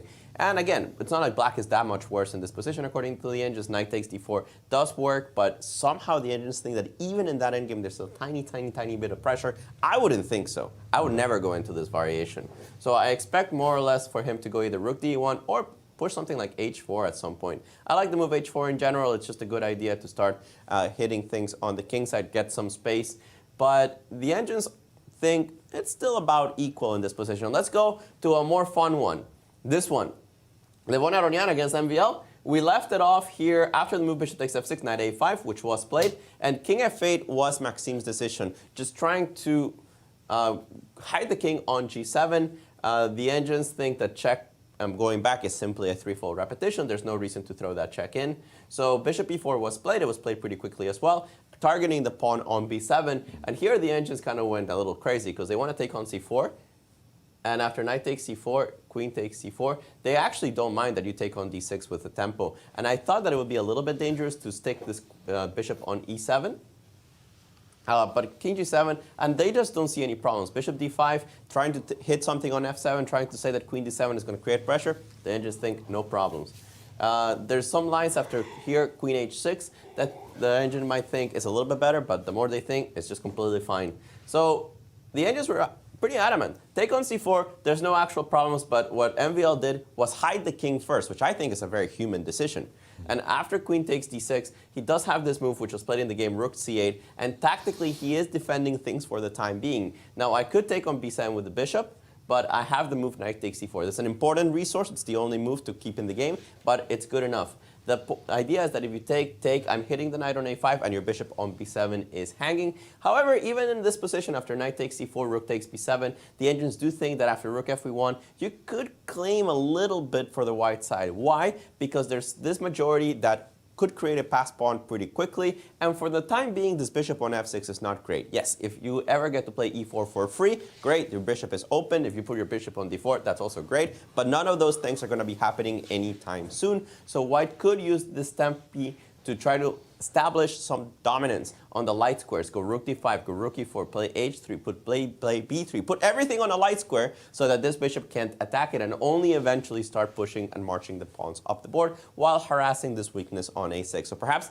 a little bit of a better endgame for Levon if he chooses to go bishop takes b7. Another possibility to do so is to takes, and of course you can play bishop takes b7 and transpose, but also possible I think is to play something like rook c1 and try to hold on the pawn to the pawn that way. Now, if you play the move b3 in this position, you're gonna run into a little bit of trouble because it looks like I'm taking on b7 next move, and b3 simply solidifies that pawn on c4. Unfortunately, if black defends the pawn with the rook on b8 and you're not allowed to take on b7 anytime soon, you start realizing that this knight that's not very comfortable, doesn't have any squares back, and black has a direct threat of bishop e7, bishop b4, and the knight would be captured. And it's almost unstoppable. So you don't have the time to play b3. You do have the time to play rook c1, but I think Levon is going to go for the endgame with bishop takes b7. Makes sense to me. Thank you very much, Alejandro. And turning our attention to a game, a very key game in the Grand Chess Tour standings between Jan and Fabi. We left it at this point, queen b1, queen b6, Peter, and the players pretty much got into a bishops of opposite color ending, but Jan was the one enjoying the extra pawn. Is it meaningful, Peter? It's interesting that he chose this over the position with the bishop against knight. I understand that this way, the difference between this and what we were discussing earlier is twofold. This is clearly just an opposite color bishop ending, but also the passer is on the A file instead of the C file. Right. Because in those positions, the A3 pawn was falling and the C pawn was the one that would survive.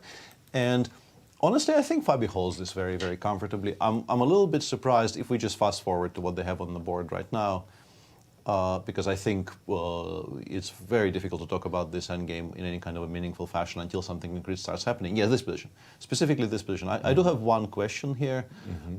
Jan quite quickly played bishop b6 here. I would be playing bishop d6 if we are to discuss this seriously. I think the bishop kind of needs to be on b4, in particular if we can lock out the rook from the game. He's played bishop b6 instead, which I don't quite understand because it really isn't doing there very much. And also it allows exactly what Fabi played quite quickly, which is rook c3, and g7, g5.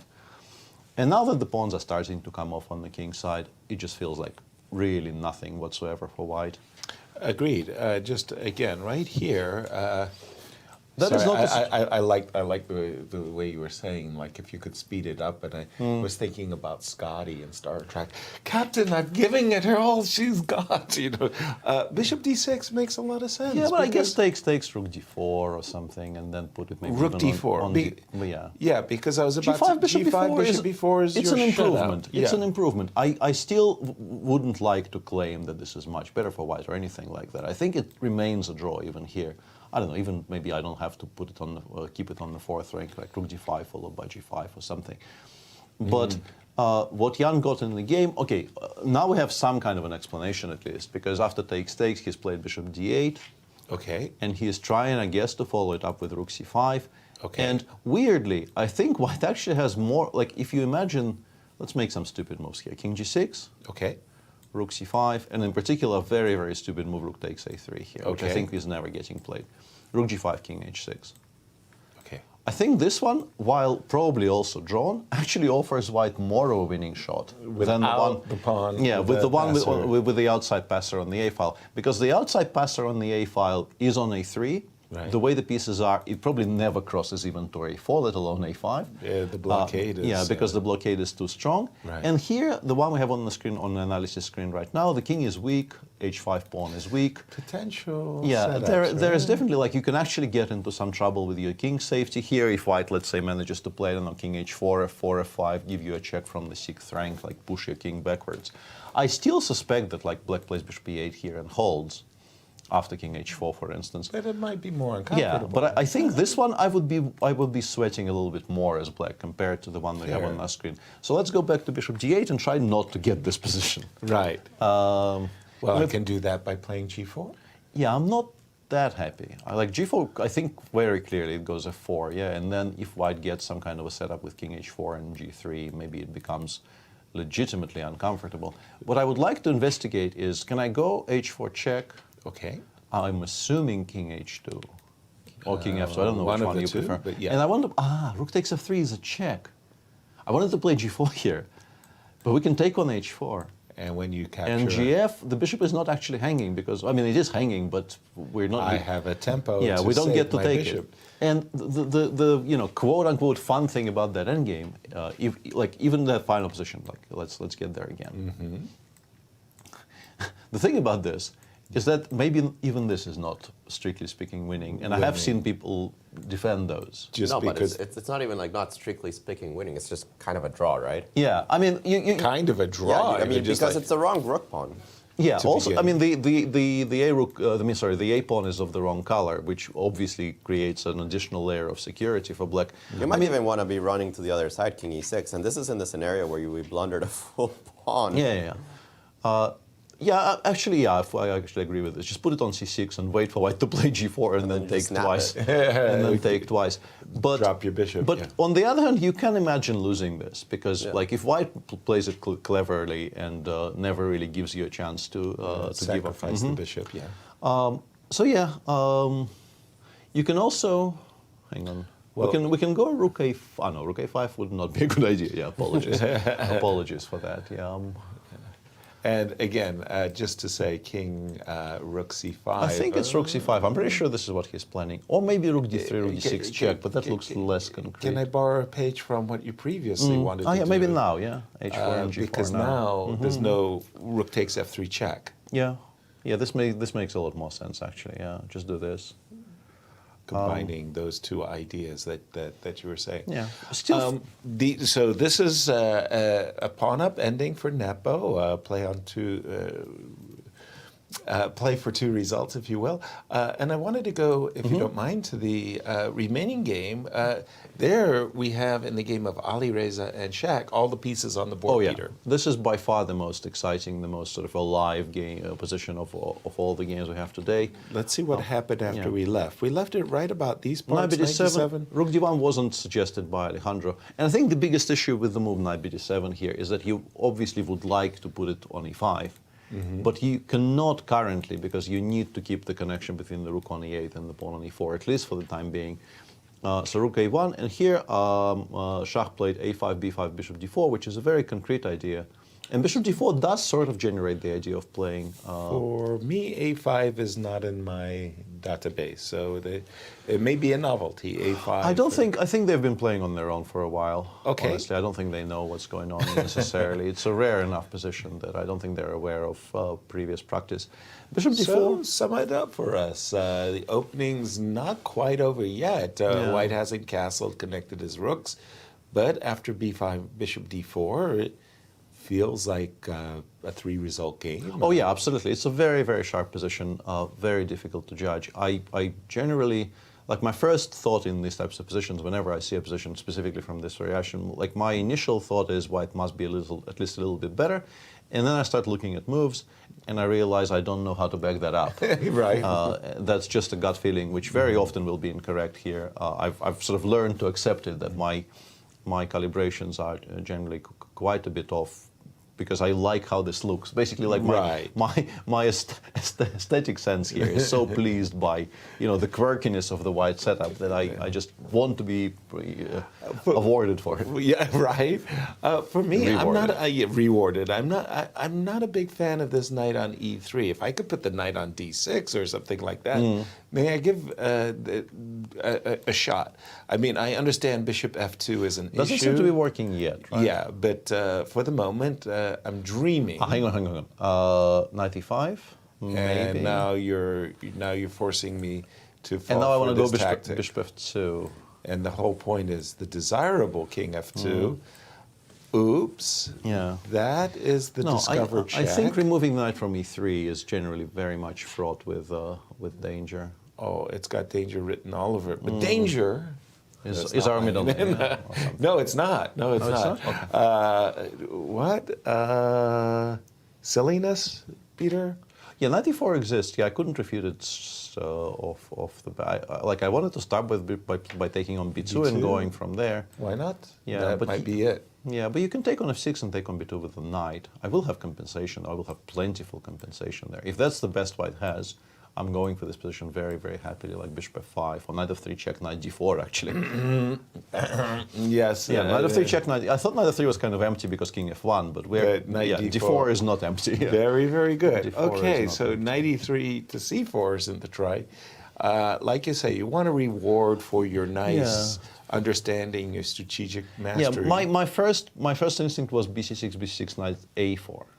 BC, knight a4. Trying to get rid of that bishop, and I putting think your knight off.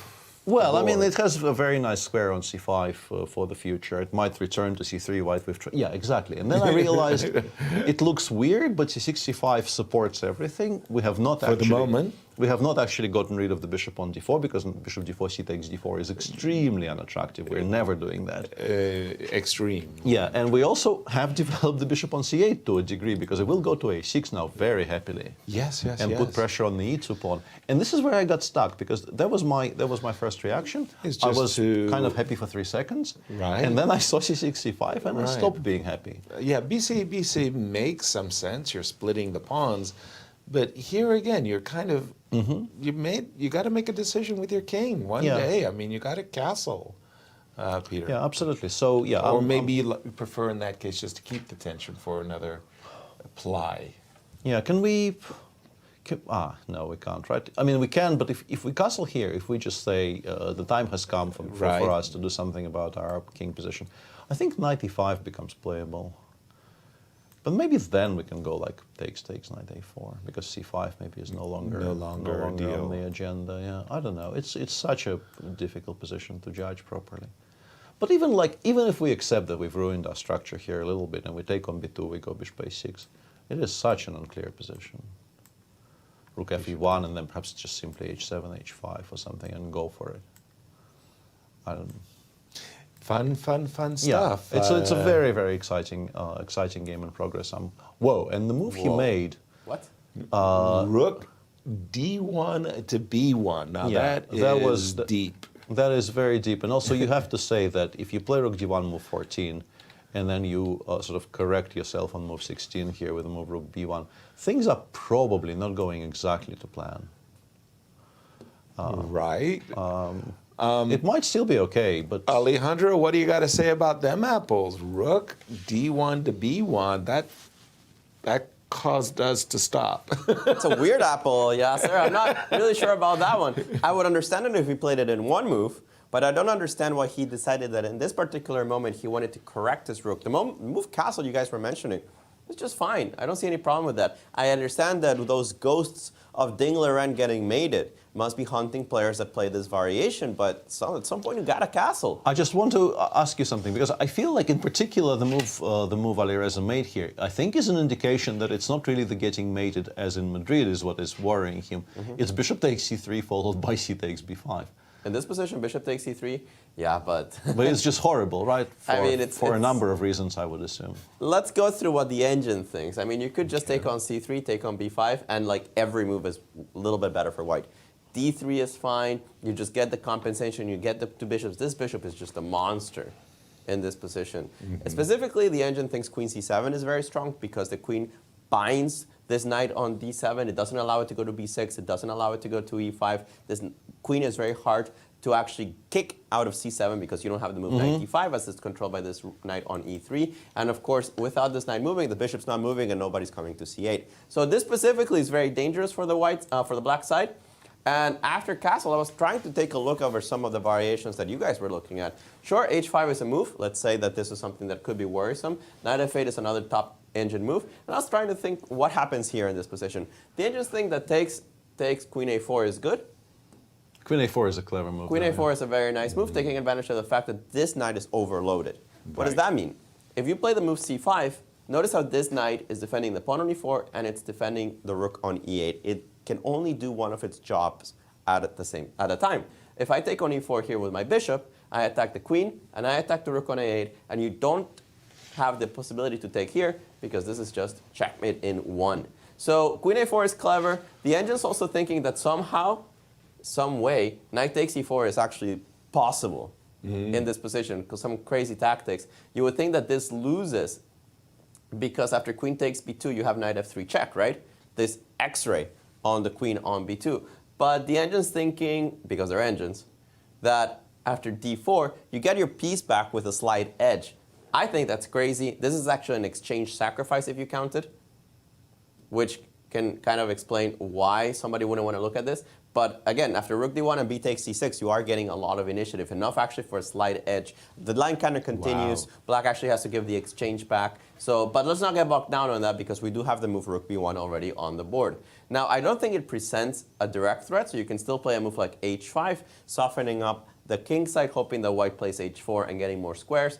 But I like the move c5 in this position. I don't see anything wrong with it. This bishop is now cemented on the square d4, which is a great thing to do for black. And you can even now consider to play b6, bishop b7. You can consider to play knight e5 in a nicer way. So I like the move c5. The engines really hate this move rook b1 by Alireza. Very mystifying decision on a c5 on the board. Yeah, no, I like the move c5 as well. Rook b1. Too deep for me. Yeah, not a fan. Not a fan. Not a fan. Jumping back to our marquee matchup between our two leaders of the competition, Hans and Wesley, when we left it just around these parts, and we thought it was in white's interest to expand with h2, h4. Hans agreed. Yeah, and Wesley reacted in a very concrete fashion because knight h5 actually introduces the idea of f7, f6 into the game, right? So you do have to find a way to deal with the very, very immediate threat of f6 sort of catching a bishop on e5. It's currently ran out of squares. Right. I'm not sure what the correct reply is. I've been kind of trying to figure out what would my, like in a blitz game, what do I play here? I still don't know. Yeah, I mean, exactly. You're inclined towards moves like knight g4 and knight but then you have to g2 calculate. to open up the e file. Sorry. Yeah, but now you have to calculate. Knight g4 f6. It looks very scary. There are checks, and we have opened up our position to some tactics along the e file. But like, what tactics? Exactly. Do I play some rook d1? Yeah, a quiet crazy move here.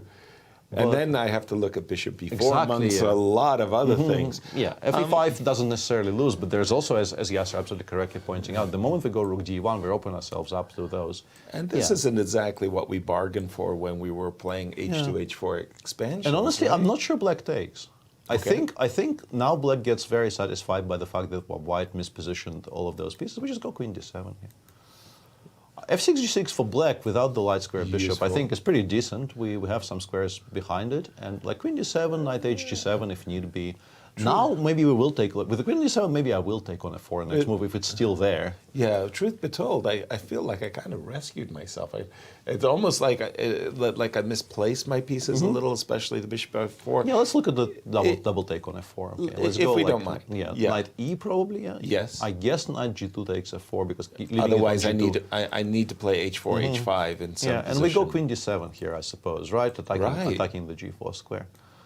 Yeah, I mean, I'm a bit worried about f4, f5, but maybe I shouldn't be because those endgames will be fine, right? Just queen takes. Black probably doesn't end up winning the position, but black definitely doesn't lose it, right? Yeah. Oh no, but I'm worried about my own king. Queen takes f5, fine, but maybe. Yeah, we could also do this for sure. I don't know if this is what White wanted when he went into this whole direction. So I'm very curious. Questions, huh? Very curious, oh, sorry. This is the current position. Yeah, I just don't know what I want here with White. I would be kind of.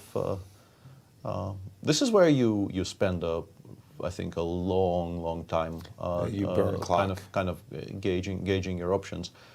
Or alternatively, maybe you could sort of predict that this might happen and you might have an answer at the ready when you play h4, knight h5. Right. Because black really, if you go back to the position after h2, h4, it's not very much that black can do there. So knight h5 might actually be in your field of vision simply because, you know, black has to move something. Yes. Bishop d6 is not a move. Bishop anywhere really is not a move because the pawn on d5 might become weak. Right. Knight d7 is unplayable for similar reasons. Knight has just come from e4, so it's not going to go back to e4. Right. So it's basically queen d7, I think, and then perhaps knight h5 because simply you run out of other things to consider for black. Exactly. So it's possible to kind of, be aware of this and have an answer. But I think Hans has been thinking for a while in this position, so maybe he was slightly taken by surprise by that choice. Alejandro, what do we think? Top move of the engine, replying knight h5. B4. Yeah. B4. Of course. Yeah, I guess the idea is to like play queen b3 and just give up that piece somewhere, but Jesus. Takes queen b3. Yeah. Queen b3. Yeah, computer strong. Computer very strong.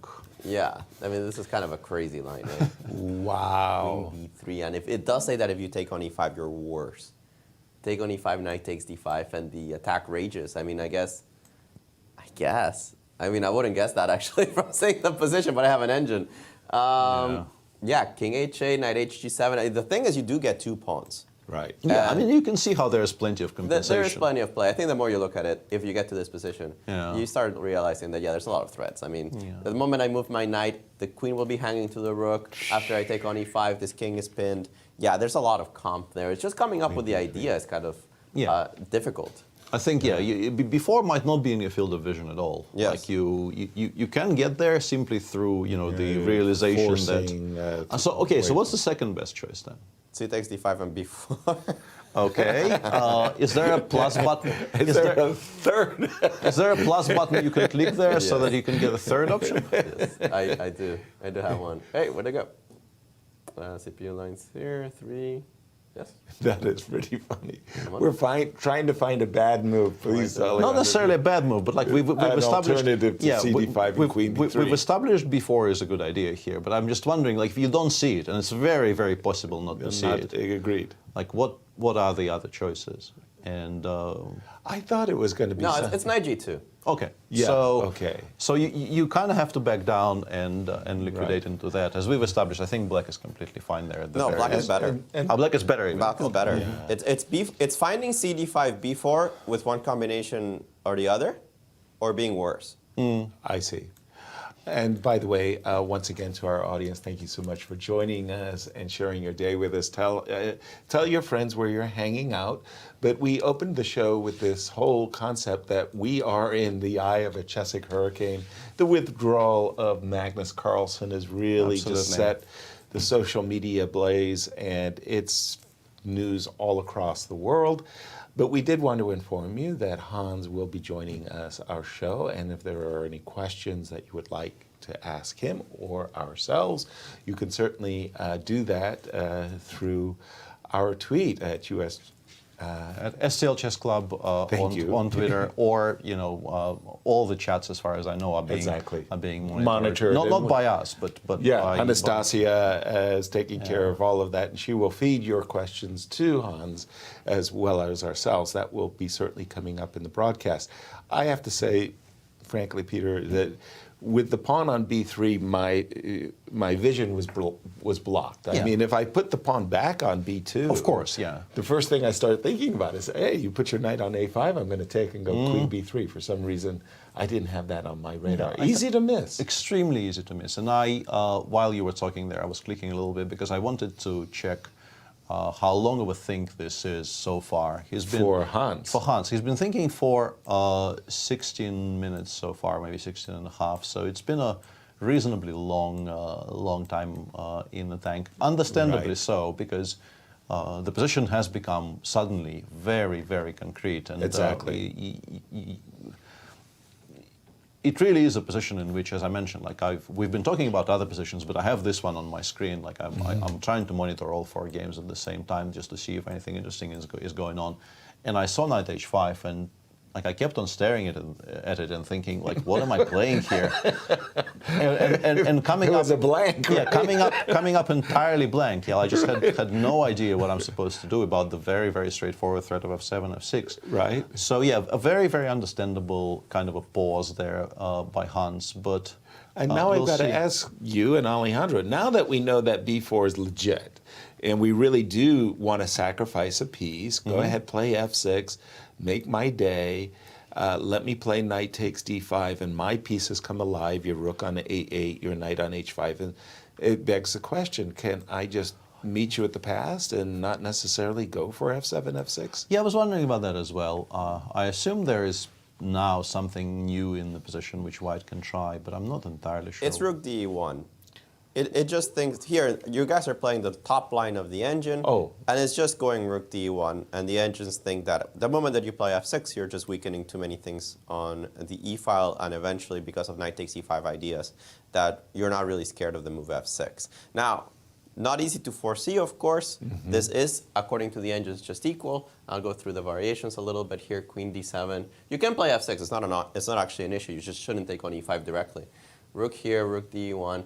And the move f6, right? I know it's difficult to Bishop see from b8. afar. I was wondering about Bishop b8. Yeah. But it uses the fact that the rook is overloaded, right? And I guess rook takes b8, knight takes d5. It's obvious that there's too many things hanging on this side of the board. You could still play bishop f8 and be okay, or you could start with the move bishop f8 in this position and still be okay. f6 is now starting to become more and more of an issue. But okay, here you have knight g4. Now you have knight takes d4 tactics to calculate because the queen is attacking this knight on g4. Tons of things to consider. So it's not a miracle that Hans is taking 18, 19 minutes to think at this moment. It's a really serious think at this moment. And considering this is only move 20, and this is extremely unlikely to be the last difficult question he has to ponder in this game. We might be headed towards an interesting time trouble potentially. Because Tell me about the clocks yeah, at the moment. What is it? He's down to 35 minutes against more than an hour for Wesley, and there's still 20 moves to make. So wow. Yeah, this is suddenly, it's a very quiet line of the Petrov in general, but it's no longer really all that quiet. I think this has a very good potential of becoming... It feels like the tension is getting ramped up with each and every move. Knight h5 has really caused some real questions for White's setup. And an interesting strategic idea there being demonstrated move after move in the Aronian MVL game. And I want to highlight that. As they did go into that endgame entirely, yeah. So Alejandro showed us all this line, yeah. Queen e6, rook ac8. And after some prolonged thought, actually, yeah, left spent like 16 minutes on bishop takes b7, searching for more, clearly, because this is always a default option. And now rook fe1. And what MVL is doing here, I think, is very, very instructive.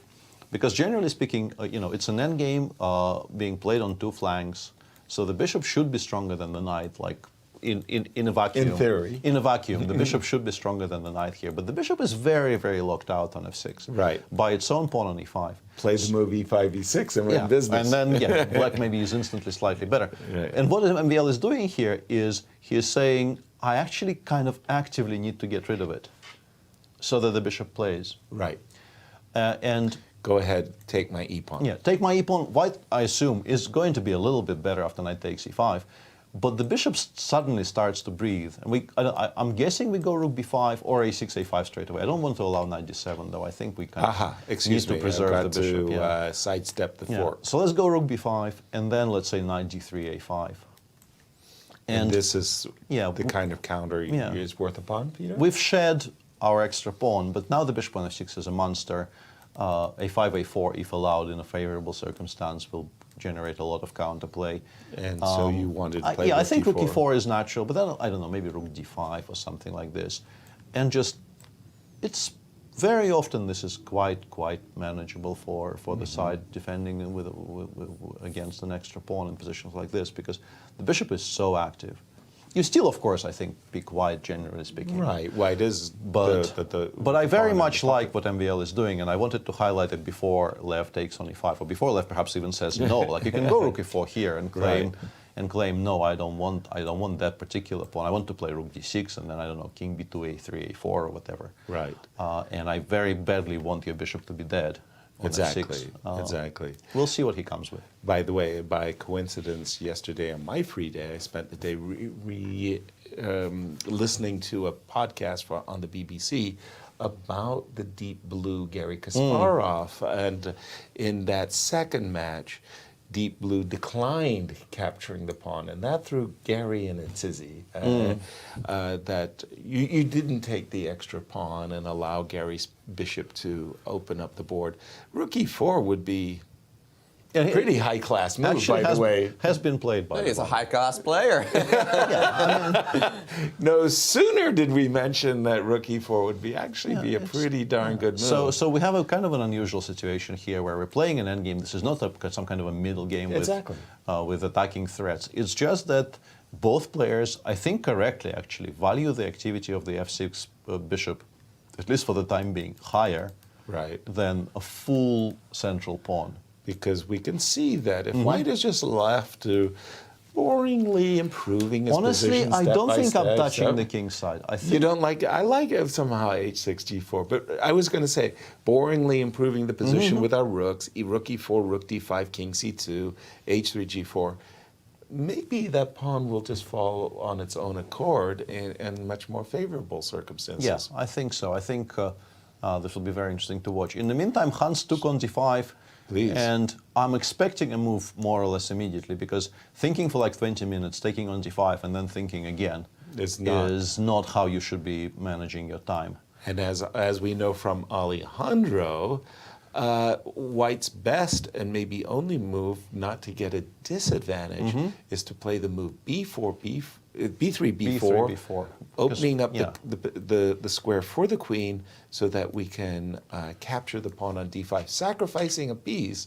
And Wesley, did you say, has an extra hour? Oh, he's gone knight g2. He's He's got a more human approach, knight Yeah, g2. he's got And knight I think g2. the reason that he inserted c takes d5 in this position is because I don't think that he'll retreat to the f4 square. I think that after f6, he's actually eyeing this possibility here on b8. And if you were to play bishop f4, you would have done it without taking. I think so, yeah. And if you play bishop b8, you do it this way. Now, it's still a mess here. There's a lot of possibilities for Wesley. For example, he could just move the bishop, right? Still ask the bishop where this is going. Sure. Defends the knight on e6. I think White's only move here is g4. You have f4 sufficiently defended. You could take on b8, but after g takes h5, actually there's a lot of pressure on the g6 square.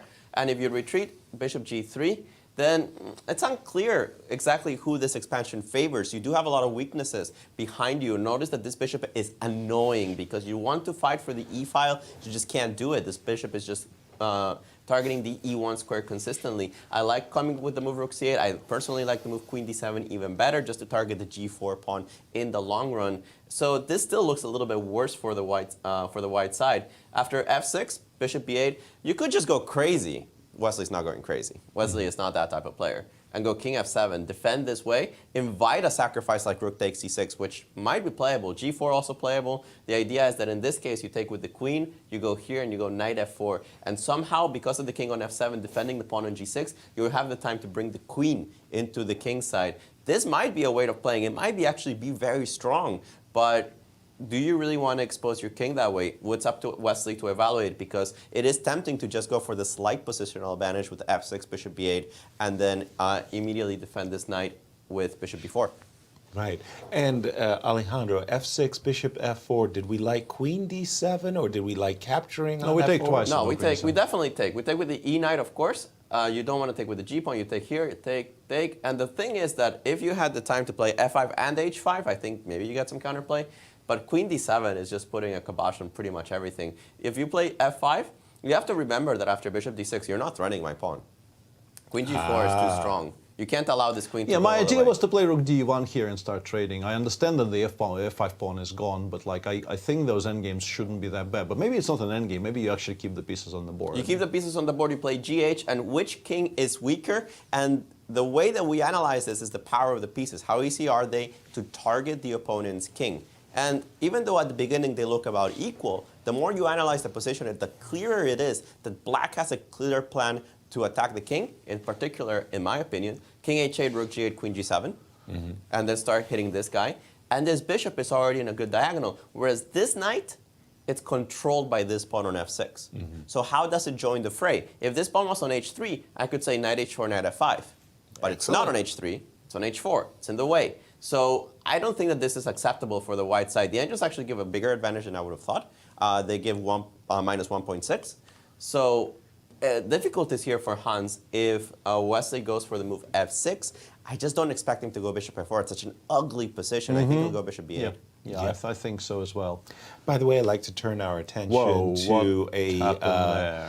to the game between Firouzja and Shaq. We left it right here. Rook. In fact, sorry, let me do C5, this again. yeah. Rook B1. After rook b1, c5, a move that we really like, just cementing the bishop and asking White, well, why did you spend so much tempi on the queen side?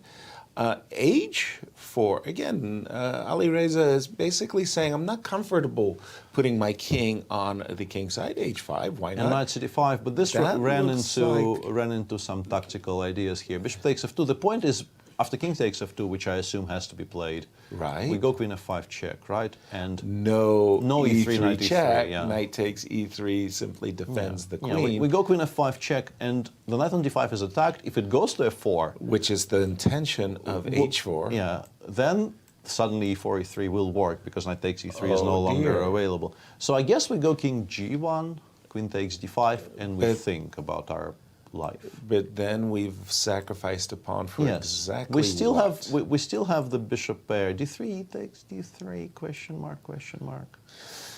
d3 e takes d3 question mark. I don't know.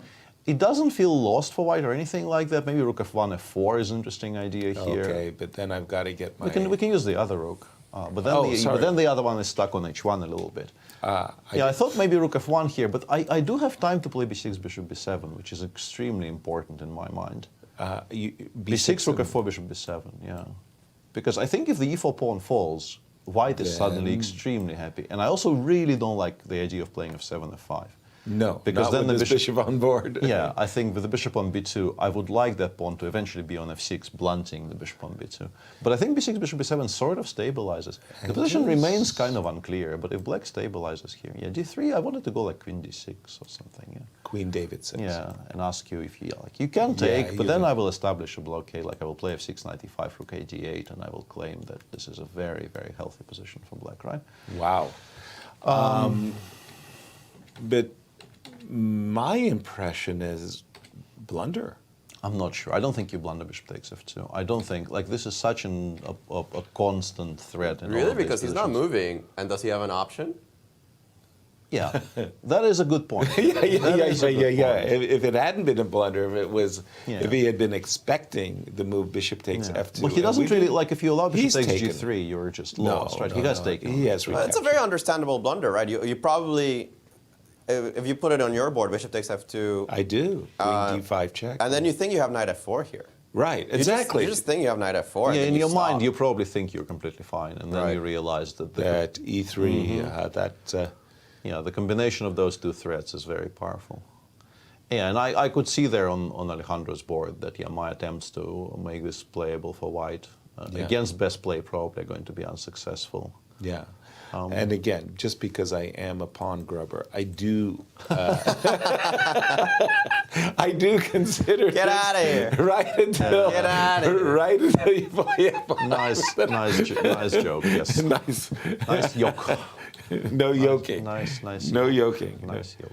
That was a Pal Banco comment. I don't know if he was doing some post-mortem and somebody was making a suggestion. No yoking. Bishop takes f2, king takes f2. Queen f5 on the board already. Queen f5 on the board. And, let's go down that line we looked at. Oops, sorry, not that line. Not that king one, g1 once more, a little bit more seriously. Yeah. I still like rook f1, f4. I don't like spending a full tempo. rook f1. I think spending a whole tempo on king h2 is just going to make black's life so much easier. In particular because knight e5 becomes a topic, because knight g4 check will be such an unpleasant threat. I think the king has to stay on g1 for now. And I still very much like my b6, bishop b7. I think that's the way to develop here. Somehow, nothing wrong with that. Maybe absolutely. knight f8, bishop f5 as well. Yeah, I was just like, can that knight somehow get to a better square than d7? And if Come you on, don't mind. so you're the pawn grubber. Oh, can I? You're the pawn grubber. Hold on. Can we actually take on a2? You can, and you might want to. Should. Really? The Spidey sense. Look at that. The engine says there's more than one way to get a decisive advantage with black. A decisive advantage. Yeah, bordering on 2. Wow. So, this is just one of them. I mean, king actually went to e1, not king to went g1. to e1, very interesting. Yeah, but queen a2 is one of them. He's just saying, all right, what's your threat? So not king to g1, excuse me, I'm just going to go back a moment. King to e1 on the board. Yeah, queen takes d5 also played, of course, because let's recover our piece. Yeah, I guess he goes rook f1 here, exactly. So Yes. he felt that the king on g1 wasn't much safer than on e1 anyway, and rooks on, I can see how you prefer the rook on b1 to the rook on h1, honestly. Okay. It does a little bit. Fair. The strangest part, I was about to suggest knight f8 and bishop f5, but can we now go down I don't like. the No, pawn grubber? I really hate giving up the pawn on e4. Even though I understand, let's say bishop b4, we can still go like knight f8 here, and I mean, no, I understand. But for me, keeping the bishop on g2 restricted is a far bigger priority than any of this. Like my first choice here would be either b6, bishop b7, or perhaps if we go back one move, like I can actually play knight f8 instead of queen a2. You like that? Let's go with that. Yeah, I like your. Unless I blundered queen c3, rook takes f6, but I don't think I have. Yes, you did. I did. Yeah. Okay. Good. Did you? But then I unblundered it by mentioning it before you pointed it out. You caught yourself just in time. Okay. All right, guys, we're going to just take a short break with some very exciting chess still This to is be a good played. round. Yeah, this is a good round. This is great stuff. We're going to see you on the other side of the break.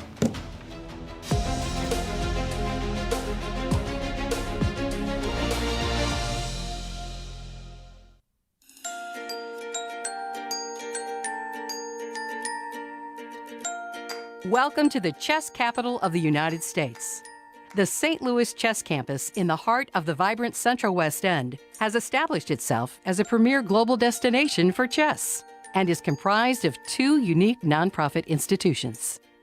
The Chess Club and Scholastic Center of St. Louis is recognized as the top chess facility in the world and plays host to all major tournaments, including the U.S. Chess Championships and the Sinquefield Cup, one of the strongest chess tournaments globally. Tournaments are broadcast online to more than 150 countries, led by an expert commentary team of grandmasters. The Chess Club is an educational organization committed to promoting the game of chess, with a specific focus on bringing the benefits of chess to children throughout the St. Louis area. Research shows children who play chess exhibit improved analytical skills and increased confidence. The Chess Club is highly engaged with the local community, bringing scholastic chess programs to more than 100 schools, providing hundreds of classes each week. Directly across the street from the Chess Club is the World Chess Hall of Fame. This one-of-a-kind cultural institution invites visitors to experience chess in imaginative ways and is home to the U.S. and World Chess Halls of Fame. Cutting-edge exhibitions feature rare, historic chess artifacts paired with world-class art. Innovative programming explores the intersection of chess, art, and culture. Visitors can enjoy interactive programs designed around the exhibitions and monthly music in the galleries. The World Chess Hall of Fame is nothing you expect and everything you love. 3 different galleries and a premier gift shop highlight the culture, history, and creativity behind the game. Come visit, play chess, leave enriched. To learn more about the St. Louis Chess Campus, visit stlchesscampus.org.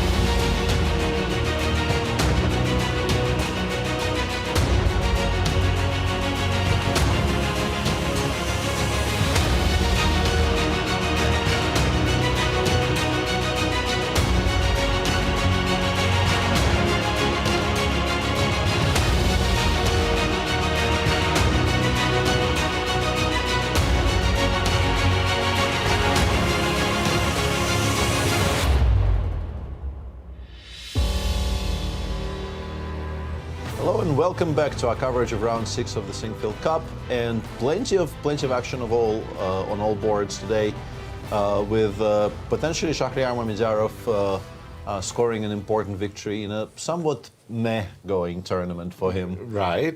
With the black piece against Alireza. But let's start with the fight between the two leaders in the game, between Hans Neiman and Wesley So. And Wesley actually found this entire sequence that Alejandro was pointing out prior to the show going on break. Bishop b8 did happen, to which Alejandro Wesley replied with King f7, which is definitely one of the better options here for black. Exactly. Specifically with the idea that Wesley is now demonstrating queen takes b8, g8, and knight f4. And this sequence allows black to land the queen on f4. Now Wesley basically has, after hg, hg, rook d1, which has been played here, black has a draw on tap at any point, but of course there's absolutely no reason for black to take it too early. You mean a perpetual check whenever he wants. Yes. Absolutely, yeah. The king can never really go to h2 because that runs into bishop d6 check, meaning that there's absolutely no way for white to avoid the perpetual, but white is dreaming of black actually giving that perpetual here. Please bail me out of my mess that I put myself in. However, I want to say that I think it's difficult, perhaps Alejandro will in 3 seconds prove me completely wrong, but I'm wondering if there's anything here that is much smarter than some kind of an endgame. I can play queen g4 check, protecting the pawn on g6, which is actually kind of important. And after, let's say, king f1, I can allow the entire trade, like bishop d6, for instance, and everything comes off the board. And the pawn on h4 is awkward for white. But then again, how big of an edge is this? Because with only 2 pieces left on the board, it feels that this is probably within drawing margins. So I'm wondering, if we go back to our current position on move 28, if there is anything that is significantly smarter, because the pin along the e-file does not really let us play something like rook h8 and try to attack on the king side. We can't really ever play g6, g5 because that allows queen h7 check. f6, f5 looks wrong. Can you put more pressure on the e-file? Let's say I'm going to try to release like this. But it's so slow, though. I know. I go king f1, right? King f1, okay. You go rook d7. Yep. I play, I don't know, rook e6. H5. Actually, h5. With king f1, maybe I've won the game suddenly, right? Yes. Yeah, because I stopped queen g4 check. Yeah, this was actually one of the reasons why I play king f1. Once more, the desirable rook g6 has a issue at the very end. There will be a rook takes e7. Yeah. So it feels like maybe you just have to either give the perpetual if you don't believe that endgame is winning, or you have to...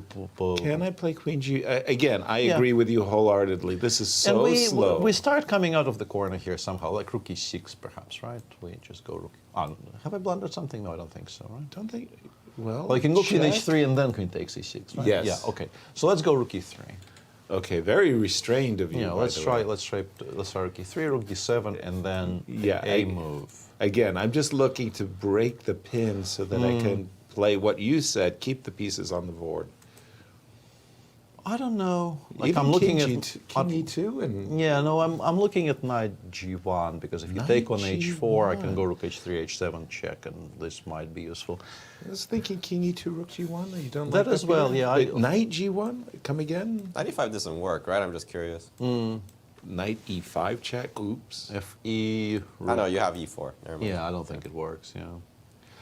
So what is the preferred It's idea? just the endgame, guys. You already put it on endgame. the board. It's just the endgame. Nothing else is better for black. It's just the endgame with bishop d6. You can start with You queen can, e4. you can do it immediately. You can also do it immediately because queen g4 is always in our back pocket. Right. And we go to this 4 rook ending. Pardon me. We trade the 4 rooks. Yeah. And I mean, numerical give us a 0.8 only.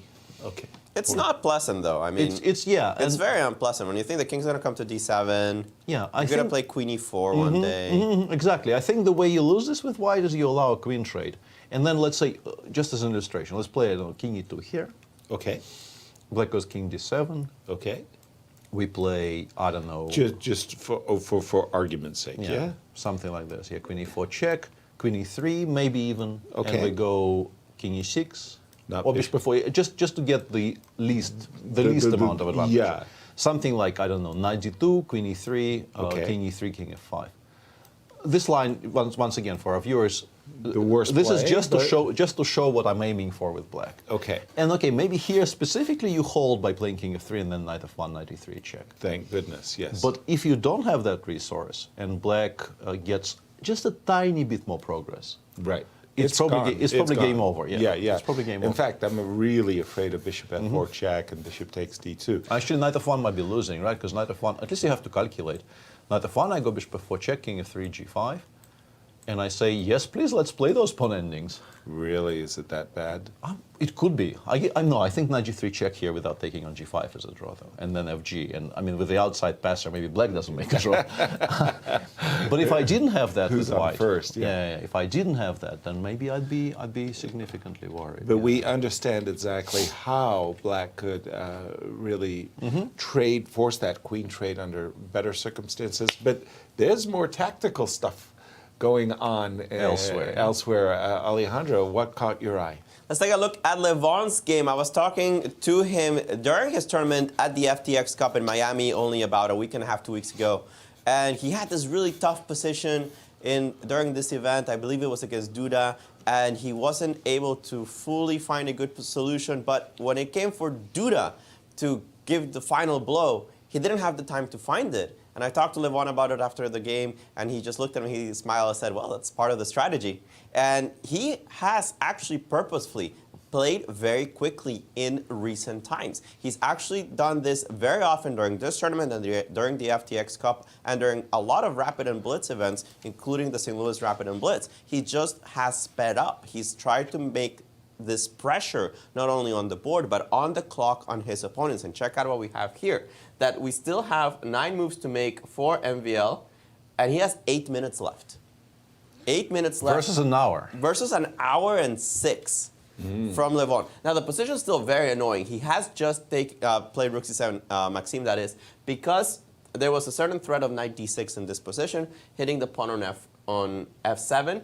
This was thanks to this move rook e1, covering the c1 square. So now knight d6 is possible. You can't play rook c7 then because takes and knight e8 will fork the king and the rook. So you're going to need to do something about it. Rook d8 was a possibility. Rook e8 also possible. He decided to go with rook c7, which is again a pawn sacrifice. You could take, and you still can take on e5. There's nothing wrong with that. You even have less compensation here than you did when you could have taken the pawn all the way back here, where he played b3, rook c7, and you could take on e5. Now allow rook b5. The agents say that you've improved your position as white. You can take on e5 in a slightly better way because there's less rooks.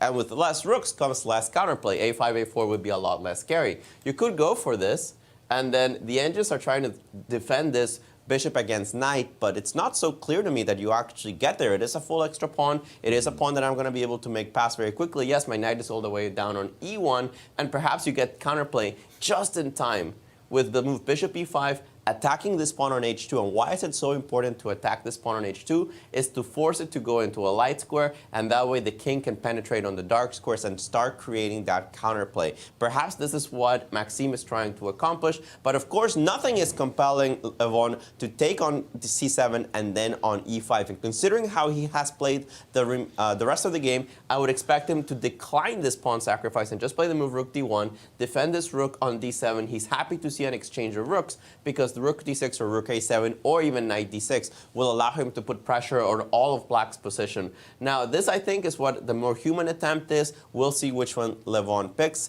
but he's still playing very well, but more importantly, very quickly.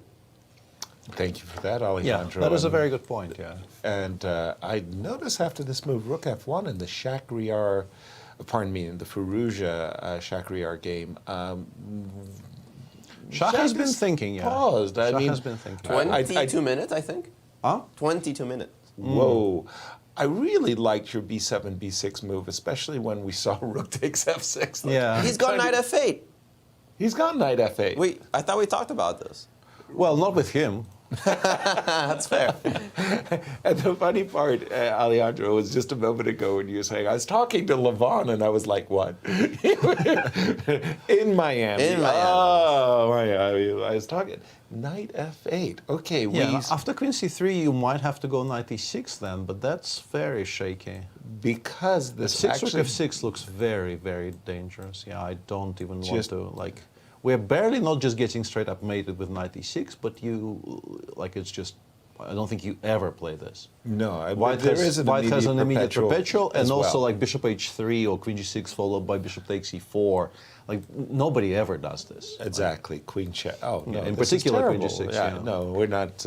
We're not going here. So I think after queen c3, you are just straight up forced to go knight e6. You have queen d4, but after queen d4, you just have a worse endgame. No, but knight e6 Yeah, is knight at e6 least. Yeah, at least it creates the idea of knight d4. But I can still play rook f4. I think if you play knight d4, I will just play e3, and it has to go back.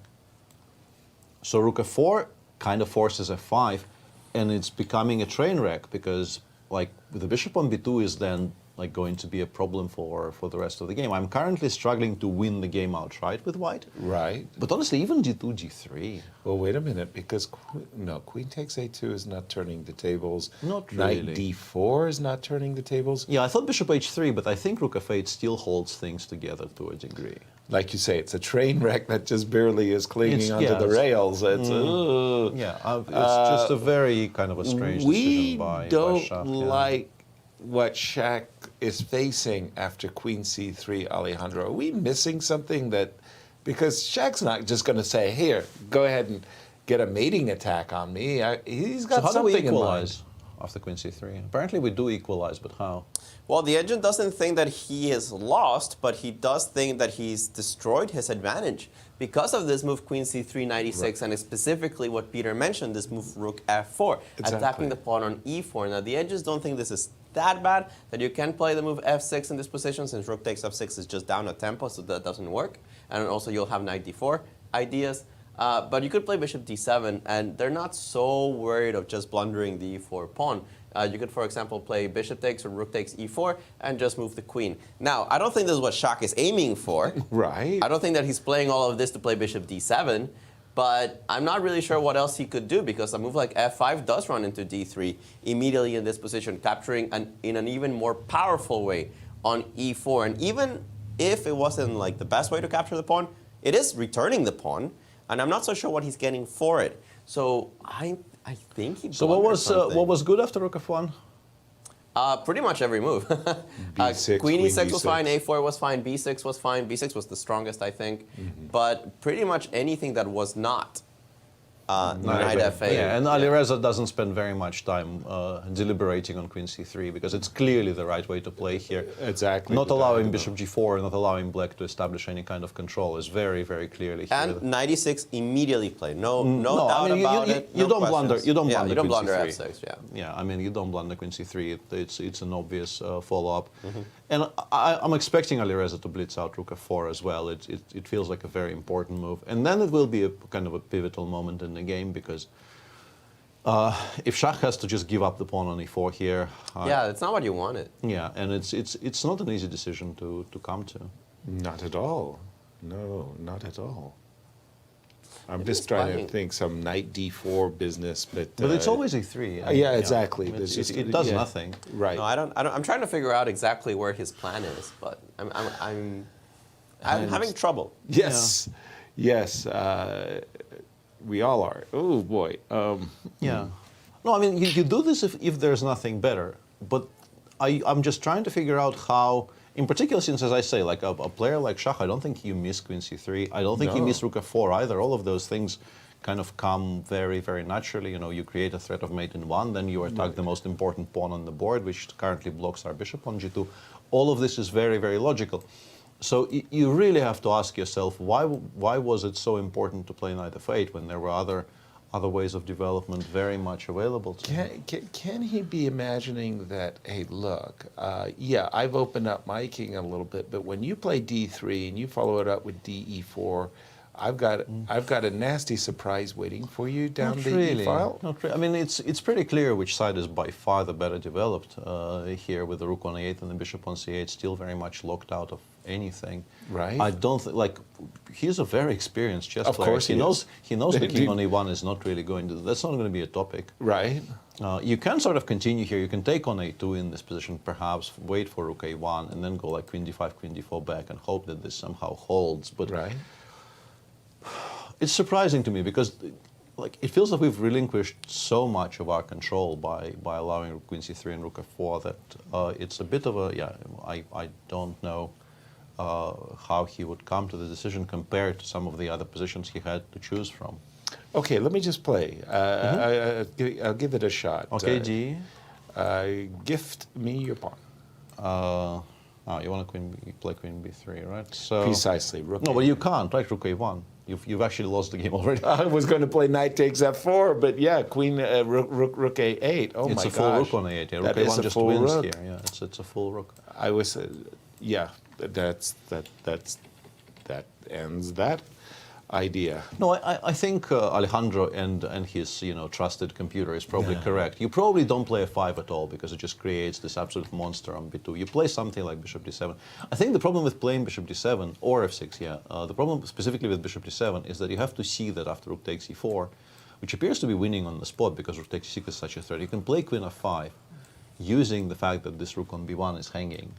And this is the only reason you're not losing to rook takes e6 straight away. Exactly. And this gives you a tempo to perhaps play f6 next move or knight d4 next move or something. Right. Rook f4 in the meantime has been played by Alireza. Rook f4 not a is surprise. most challenging. Not a surprise. And yeah, this is a very important point for Shahryar. He's still very much in the game, but he needs to kind of.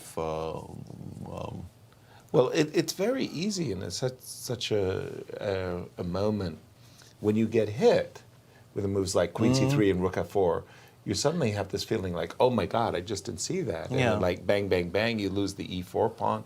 But that's an important point that you're making, Peter. Yeah. Queen F5, you sidestep the killer threat. And then we want to kind of reestablish some control with either putting the knight on d4 or playing f7, f6, kind of minimizing the damage the bishop on d2 can do. I think you found it. Queen F5, if you play the move d3, could he, in his mind, that is to say, Shahryar saying, aha, this is how I get to your king, and you don't get mine, you get to my king. This looks fantastic, but rook takes e8 is obviously a bit of a helpful move here.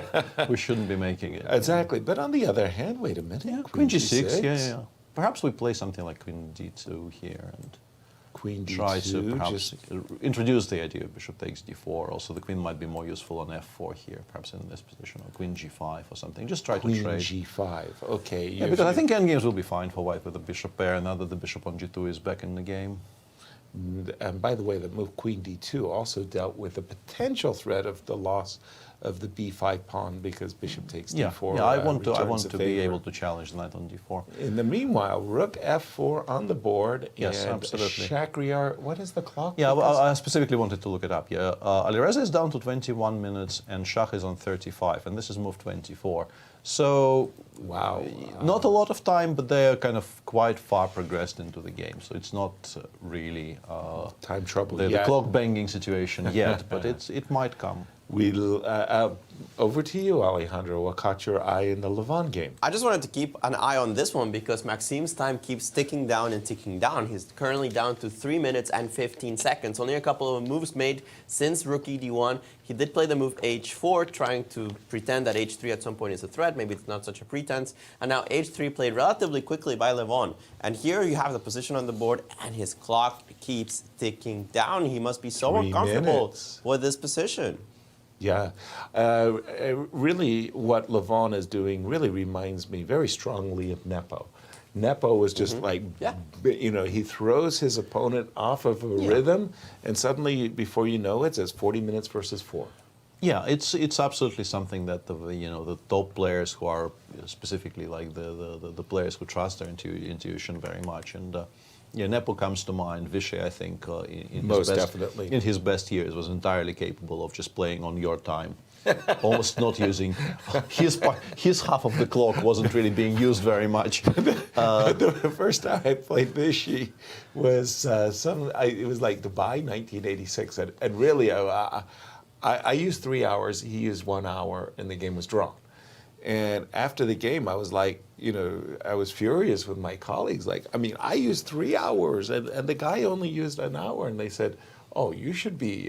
That's very good. Yes, you got him to use a whole hour. How did you manage to do that? One of my warmest chess memories was, I think it was in Sofia in 2006. I played this round robin, the MTEL Masters, which were which were going on at the time. Those were nice events. Yeah, and I played against Vachier, and that was by that point our internal dynamic was very, very well established. I occasionally would get positions, I would never win them. Right. And I would lose some of them. Well, not the good positions, but the ones that are not good, I would lose like half or whatever. Right.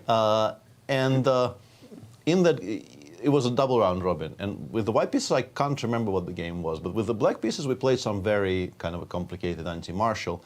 And at some point, Vachier misplayed it, and I kind of understood that opening reasonably well in those years. And I got a very good position. And for the first time in my life, I saw Vachier get down to below 5 minutes and start making dashes on the score sheet. Whoa, respect. And I didn't win the game because I never win games against Vachier. But the fact that you had forced him into a time trouble situation. Yeah, I thought I achieved something that day. No, that is an achievement, an achievement to be sure. Just bringing up the game between Fabi and Nepo on my board, we do have a little bit of a repetition. It was Bishop E7, Jan declines the immediate repetition there with Rook F6. Is it time to maybe try to get the rook to the ideal station in life behind the pawn? I'm curious about the idea of playing, Rook D4 maybe is a good idea, just because it also makes the idea of playing G5, G4 so much stronger, because that would be a threat of mate in 2. Precisely. With the rook controlling the D1 square. Exactly. Your G4 will be a much more forcing move too. In fact, just because of that point, I was a little bit afraid. C5, I was a little bit afraid to offer G4 because of this, and in this case, I can. Yeah, maybe we can still play it, right? Oh my gosh, I was going to play bishop takes h4. But then GF, we had this, we had this. And wow. Maybe G4 is actually playable immediately. And if it is, I think in many cases it will just make a more or less immediate draw, frankly, because you can't really allow G3 check without winning anything, because then Rook D4 or D1 will become a very serious threat. Yeah. So I guess you take, but then we can even maybe just take with the bishop and suggest that the way for you to win the h4 pawn here would be to take with the bishop eventually, and then I'll take on a3, right? Right. Whether you do it like this, I'll take on a3, as you just about to say. So rook c5 checking h6, and we should be making a draw. Feels very comfortable. Whoa, Shah played f5. Okay. It feels, wow. When you play the move f5, as Korchnoi would tell me, you have to play very responsibly from now on, because that long diagonal, you're not closing it anymore. There's no more f6 in the position, and whatever it was. D3 played instantly by Alireza. Alireza also recognizes that still, like if he gives black a couple of tempi here to, I don't know, play knight d4, bishop b6, the attack will be something. The attack will be much harder to consummate. Prosecute, And he is blowing up everything. He is not really paying any attention to the pawn on a2, which I think, honestly, you have to take it, not because it's such an important pawn right now, but because you want to have some trumps for the future, because your center is about to disintegrate. It certainly is. Yeah, so you kind of want to have the outside passer on the A file for the endgames. Right. Which, if you survive until the endgame, it will be a very useful thing for you to have. True. So you're recommending... I'm taking on a2 here. Just now, Not prefacing it with knight... Knight d4, e3 still doesn't do anything, I think. Okay. So I go back to d5 here. d4, I go queen d4. And this is where you're... I mean, I'm not happy about any of this, but But maybe we can play like this and hope to be doing at least somewhat okay. Wow, just sorry. I have to very get scary, the zen of this position, but I don't want to trade queens. I don't want to play queen. There's queen g1 check and all of these positions, and c5, c4. It's tricky, but I think white is simply better if you take on d4, to be honest. I think this is not good for black, whichever way you take. If you take with the knight, yes, I will be forced to give up one of my bishop pair, but look at the difference between the bishop on g2 and the bishop on c8 there after takes and the... It's quite the difference indeed. I mean, the bishop is coming to the mighty square d5. You have d4, d3 here, but I think after bishop d5 check followed by e4, you are probably lost, honestly. Like e4, king d2, king takes d3, or rook f3 takes d3. No me gusta. Yeah, like, I mean... Alejandro, bail me out here. Shaq's f5, he's playing with fire, isn't he? Shaq has been playing with fire since this move knight f8 and just keeping only a knight defending this g7 square. That's checkmate. This is just not good for Shaq. He's turned a position where the engines thought he had a decisive advantage with pretty much any move into a position with a clear white advantage. Wow. So a very big reversal of roles there. And you guys actually found the best way for black to play. Queen takes a2, rook a1, queen d5 you take here. Queen d4 takes. You really don't want to take with the c pawn because the problem is that after rook takes f5 is played, you're also hitting h5, among other things. e5 will follow at some point, releasing this kraken on g2. And in this variation that you guys were showing, taking with the knight, then again, it's this bishop on g2 that makes a huge impression. d3 is not quite as bad as you guys were analyzing it. But what else do you play? Rook d8, bishop f3. Rook e5 maybe, yeah. Yeah, rook e5 runs into... But then rook takes d4. Rook takes d4, and you have this check on d8 followed by rook c1, taking advantage of the pin on the 8th rank. This starts to become just absolutely horrible for Shaq, and I'm not really sure where he's envisioning this game is going to go because d3 looked pretty forced, and now I'm just really curious on what he wants. If he played something like this, he might have thought that perhaps here white cannot retake, but pretty much any other good move is good. And it's true, I cannot take on d3. But if I play bishop d5 or something like this, I mean, this is just collapse. Right? Yeah, this looks wrong, yeah. I don't think you go for this, yeah. Yeah, I don't think you go for this like on purpose. So I'm not really sure what he's calculated to. You know, when grandmasters calculate, they envision where they think the game will go with best play from both sides, what you expect your opponent to play, which position is Shaq envisioning he's going to get himself into after he played the move knight f8. And I'm coming up short a little bit because everything looks bad for him, strategically bad to play f5. So he needs to somehow find a tactic to justify it, but I don't see it. Truly, it just looks like, as Alejandro expressed it very well, a role reversal took place there. Ali Reza was in trouble. Now he's in the driver's seat. Returning our attention to our marquee matchup between our two leaders, Hans Neiman and Wesley So. When we left it, we kind of anticipated all of the four rooks coming off. Yeah. We do have this position. And once again, Peter, you had mentioned ideas of queen to e4 and trying to just simply bring this king. I think without the queen trade, it's going to be very, very difficult to win this for black. Wesley for now has gone bishop f4.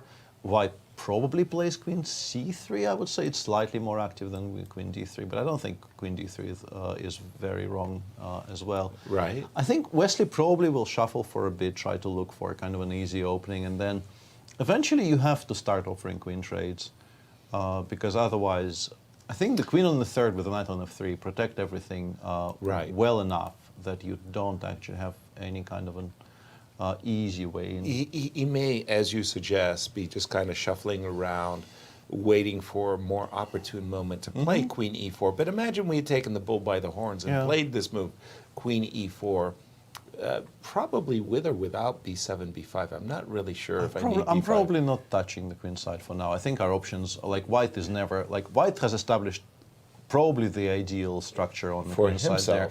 So white is not playing a5, white is not playing b4. Right. So our options are going to remain open for the rest of the game. Okay, so what do you think of queen e4 and this?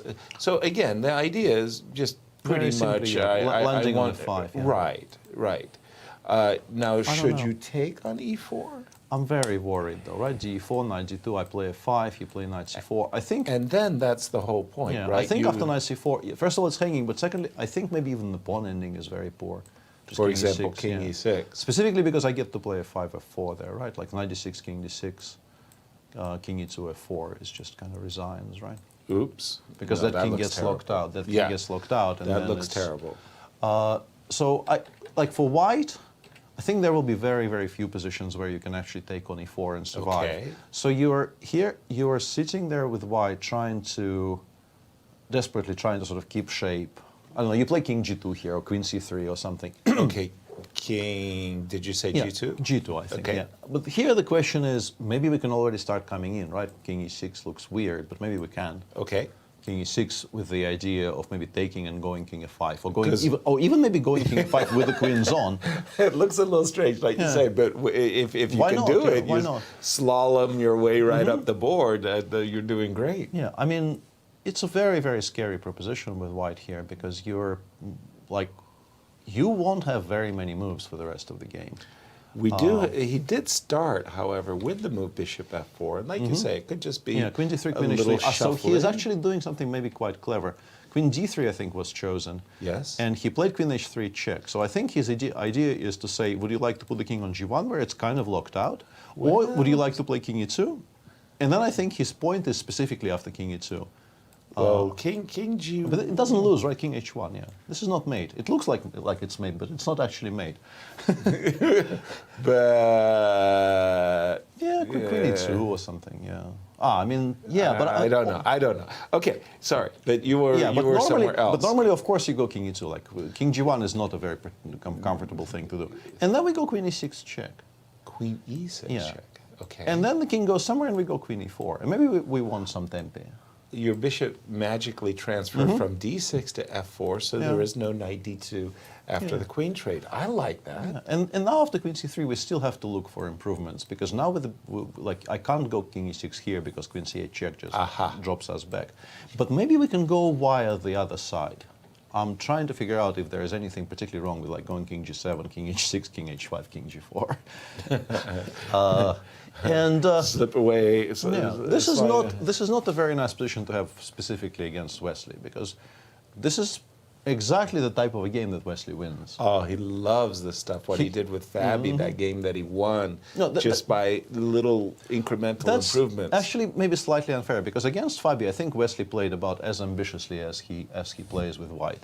Right. The opening was kind of symmetrical-ish, but it was still a very topical line. I've actually discussed it with some other players here, and apparently it's exactly what Wesley played against Fabi in that round 3 was very much on the radar of a bunch of people who are analyzing the Petrov right now. And then he played actually quite ambitiously. He won a pawn where he was given this option. Then he converted very nicely. But today is the absolute model Wesley game. Yeah. You get some very solid opening prep in, and then your opponent makes a tiny mistake, and you get a free roll. Yeah. On a good day you win, but you never lose. Yeah. And those he wins very, very often because he's one of the best in the world at doing that. We're seeing Wesley at his nearly flawless best. Alejandro, over to you. What caught your eye? Shock is collapsing. Collapsing? He played knight d4. We analyzed this position and we just said, there's e3. What if I take on e4 first? Does it change very much? Yes, that one it doesn't work because I think that you don't take back. You play queen takes a2, and I guess on rook a1 you just go back to f7 or something. Okay, so it gives like additional options. Definitely. Okay. But e3 immediately, I don't know how he's planning on meeting this. This is a piece. Yeah, you can take on a2, but after rook a1, it doesn't really matter where the queen goes. I snap take on. Queen b3 maybe is what he wants, right? Oh no, but it doesn't make any difference. Yeah. Okay. For some reason, I had this idiotic idea that e takes d3 was actually attacking the queen on c3. It does not. But it does not. It does not. So I just move away, right? I mean, it's a piece. It's a piece. Yeah, it's gone. Yeah, it's pretty much gone. I don't get it. Again, I'm trying to envision what he's envisioning. What is the trick? How about bishop to d7? e3, bishop d7. Yeah, but we take on d4, I think. I take with a check. King f1?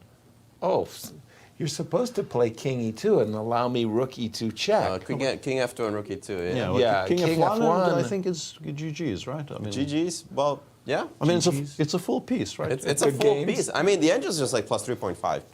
Ooh. I mean, I'm not going to argue that point. 3.5. I don't get it. Yeah, it's very, very confusing because he was playing this game in such an interesting fashion and so well until move 22. And then, like, on move 22, he was significantly better. On move 25, he's basically lost against best play. Exactly. Very, very odd. My goodness. Well, we're going to have to see predictions one of these days because I know, Alejandro's out of the contention there on that one. He fought a good tournament for 3 rounds. No. I'm being told predictions are coming. No. You did great. The 3 rounds, really, you did, Alejandro. I mean, we Firouzja coming back, and BL, you should do a little. Yeah, but Anastasiya is, I think, the happy one here, because Wesley's in the lead and also has a decent position today, might win it. I don't understand. How can she possibly take over the role of all of the social media with all the chaos that's going on and predict the winner of the tournament? I mean, that's to be fair, I'm still tied with VAR. Last time you get to be able to say that. I don't know how many more rounds that's gonna last. It's gonna. No, I mean, my prediction is also really not doing all that hot, to be honest. Like MVL is on -1 and is struggling against Levon today. So. Well, I shouldn't be the one to speak. Yeah. Although I don't know how much he's struggling. Let's go to that game specifically because Maxime, remember, has no time. He's got 1 minute and 14 seconds, but he found this really cool idea. After h3, he went bishop g5, a4, bishop f4, a5, and the insistence to give up this pawn to open up avenues for this bishop. And now it's not just the bishop that's open, it's this rook on c5. If, for example, you take here, you could play rook g5 immediately. The engines think rook b5 is slightly more accurate, but whatever. Let's put it a human move. Rook g5, you take on g2 is the idea, and now this bishop is defending c7. So you've liberated your rook, not only towards the 5th rank, but also in the essence that you don't have to be tied down to the defense of that. And the engines are loving the way that MVL is playing, saying this was the way. The engines are now dropped down to zeros, thinking that this is the most accurate way of defending this position. So kudos to MVL, extremely fast player, trusts his intuition. He's still got a few more moves to make. He's got 5 more moves to make before he's in the clear as far as time control goes. But guys, he might be getting there. That is very, very nicely defended. Really impressive. I'm at a loss for words, actually. E5, E4, in that exact moment. Just how often we say this, Peter, that when you're defending awkward positions, one of the best things you can do is play for the initiative. Absolutely, yeah, you have to play for piece activity. Counter play, and this idea of rook g5, really, I mean, it comes out of the blue. Like this entire endgame, I understand it's a very, very difficult position, and perhaps it feels like I'm singling out one specific instance in this tournament somewhat unfairly. But contrast this with how the game between Jan and Alireza went in round whatever it was 2.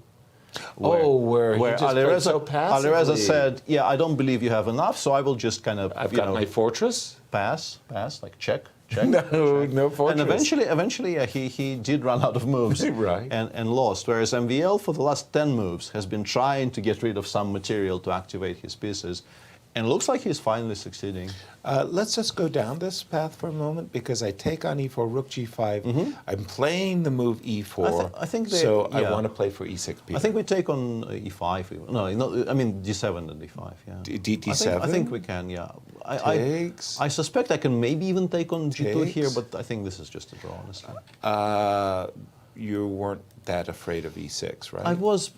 Like, it's awkward, but maybe sometimes not that awkward. But I think this is just fine. I'm a bit worried about rook d5, but if all else fails, yeah, this I just go rook b5. Why am I even worse? I don't know. Rook d4. I was wondering if I can get my king.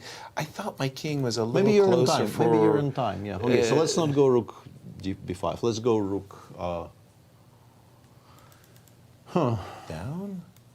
g5, maybe? Okay, I was going to go after your pawn in any case. Yeah, rook g2, rook a6, g5. And we've got a race. This is a race I'm probably happy with. I don't know. I don't know. It's very sharp. Okay, let's continue. Yeah, g4. G4. Okay, we're just going to continue crazily like this. So you go a7, h2. You've actually won this. Yeah, rook c1 just wins here. Okay. So can we just hang on? So e5. Maybe it's clever to play a check when your pawn's on g4. Oh, sorry. In this rook ending? Yeah. Rook g5. Or rook g5. Just go down the line. You probably should have it, right? Okay. Yeah.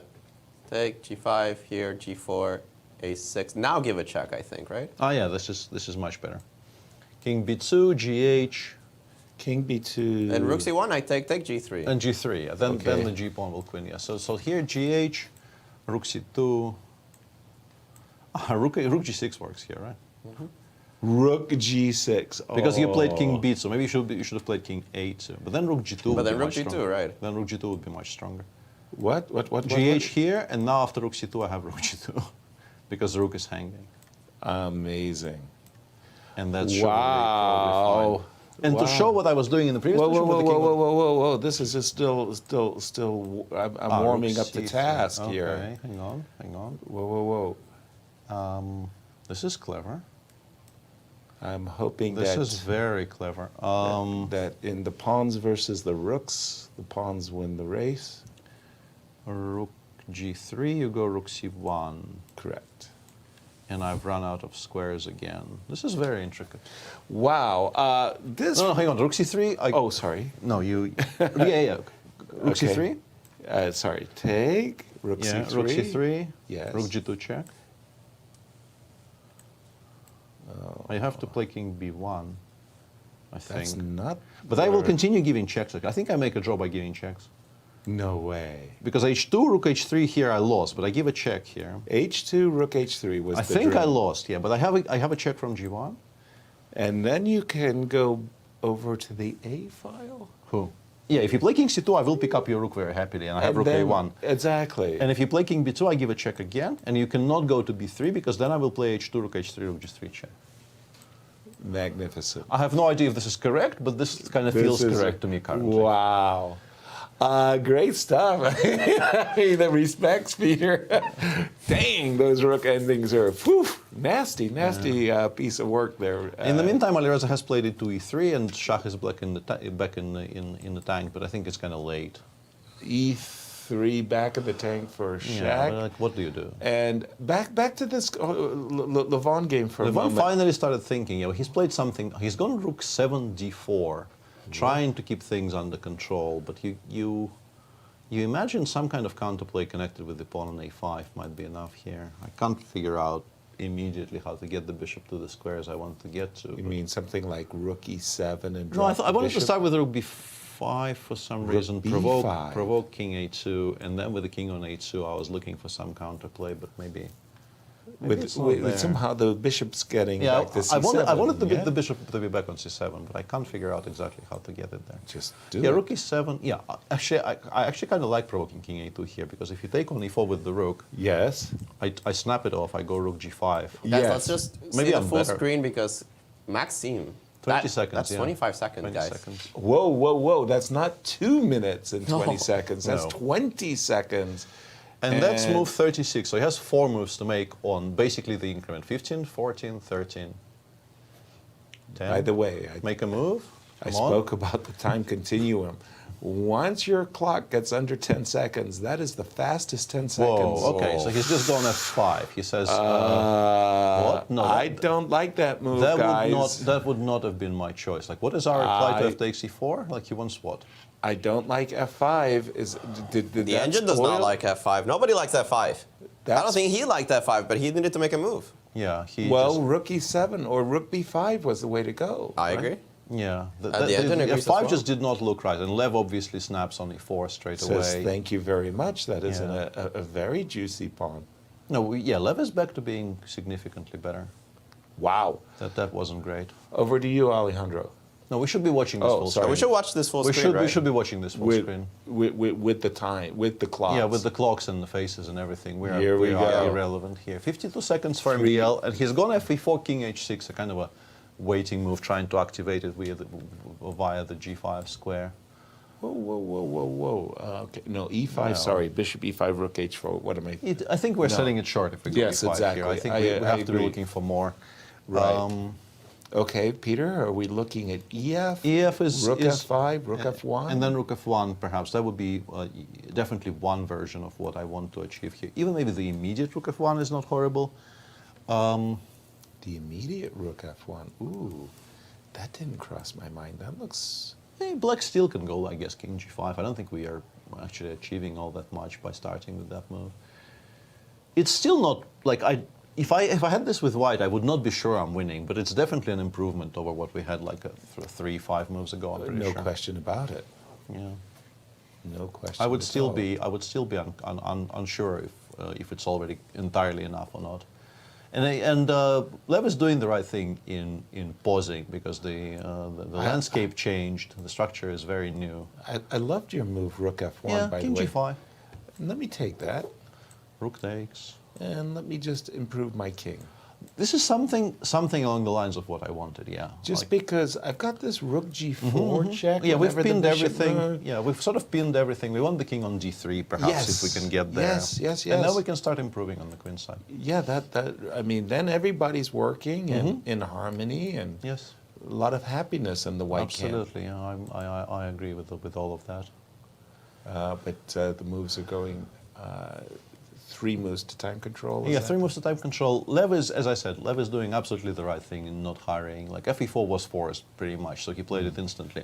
But now after King H6, he did give himself like a minute and a half, perhaps, to, reacquaint himself with what's going on because it's a new position. EF Rook F5, 2 to go, and MVL is now up to a minute and 18, so he is in a safer position on the clock. But I mean, clearly he was doing better on the board a bit earlier. By the way, Lev did not include the move Rook F1. You can probably still do it he now. He likes the rooks on the D file, I suppose. Yeah, I mean, he can. Oh, he pardon me. can do it now.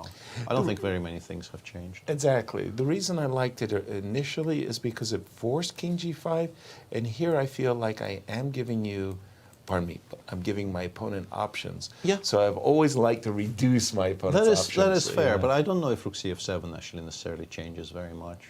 And whereas G5? Yeah, G5 is just ugly. I don't think we like G5. Just ugly. Yeah, I mean, G5 cuts your own king out of the game. I know, but it does cement the bishop on Yeah. F4. But G5 loses to Rook D6. Ah, yeah. Okay. Rook D6. Sorry. Yeah. Okay, there's a nasty. Excuse me. Yeah, no, I think G5, like Yeah. it's your last resort. I think as black here, you would much rather make any other move. Like Right. Rook F7 or King G5 here, I Both, think is vastly preferable to having to play G5. 26 seconds 26-second bank, yeah. So we're going to watch this to its conclusion. I mean, not the conclusion, but to move 40. I think it's very natural for us to be watching this until they get to the final move of the first time control. Here it goes. 7 Seconds. seconds. Whoa. Rook C7. And Rook C, he decided that Rook C7 to F7 was superior to King G5. I'm sort of interested in the idea of playing B3 before right now, just because B3 before. the pin kind of stops black from being able to attack that pawn on B4 straight away. And I think I might be threatening knight D6 next move. That's my biggest reasoning there, is that, like, let's say we play B4, Yeah. black goes, I don't know, King G5. Okay. And my idea here is to claim that I can play knight D6, you will have to take. Yep. I will take on F5, I will take on D6, and I will pick up the A6 pawn.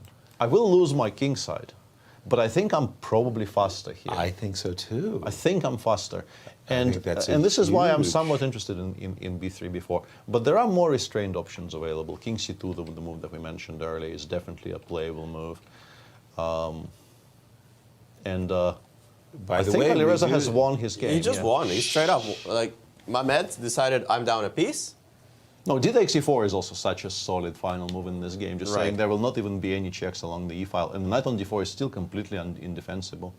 Oh dear. So yeah, Alireza wins a that- very kind of a dramatic game where he was in trouble. He was in Huge. genuine trouble. Huge turnaround. And then 5 moves later, his opponent just resigned because Back to the game is- Levant game again, just for a moment, because it's sort of like, boy, that concept, I want to say, of B4 knight D6 is super attractive. I've got to Yeah, say, I think it's that could be winning. it's the way to at least maybe create a winning thread. I mean, black has ways of dealing with it. Like you can play rook, whichever one you like more, to f6. And that stops our knight d6 shenanigans. But now we can go king c2. And I think the inclusion of rook to f6 and king c2 has to be in our favor. Well, the because- inclusion of B4 yeah, exactly. as well. Yeah, I yeah. mean, I hello. think we've I connected mean, our pawns on the queen side. We've made some progress. And black Exactly. really is still kind of shuffling in place. Exactly. But I don't know. I mean, I think it's also a good move as a move 40 because I think you are asking a very, very concrete question. And I think in this position, this is the only move that asks a concrete question. Everything else will allow black to play something. King c2. Yeah, like king c2, black can choose from a number of things because knight d6 is not a threat. You can go king g5, you can go rook f6, you can maybe even move the bishop away and try to get to the f2 square by trading rooks. I see. So plenty of options. I think before is the move that really is the most challenging. Yeah, is the puts most a question the to your most opponent. concrete thing you can ask your opponent in this position. It certainly feels that way. And again, would that be move 40, Peter? It will be, yeah, it will be. Okay. One move to go. MVL is down to 35 seconds, but 35 seconds, in most cases, he will have a reasonably natural move to choose from. Let me see just the bird's eye view of the players once again. Yeah. I think we were talking about Levon having like 40 minutes or there's about 39, yeah. He has plenty of time. Yeah. And this is a kind of an interesting one, right? Because I think maybe the most unpleasant thing for MVL here from a purely kind of a psychological point of view would be to actually think here for like 15 minutes. But nobody has the patience for it. also, the position really isn't complicated enough for you to legitimately think for 15 minutes. I think you come to some kind of a conclusion within, I don't know, the first 5.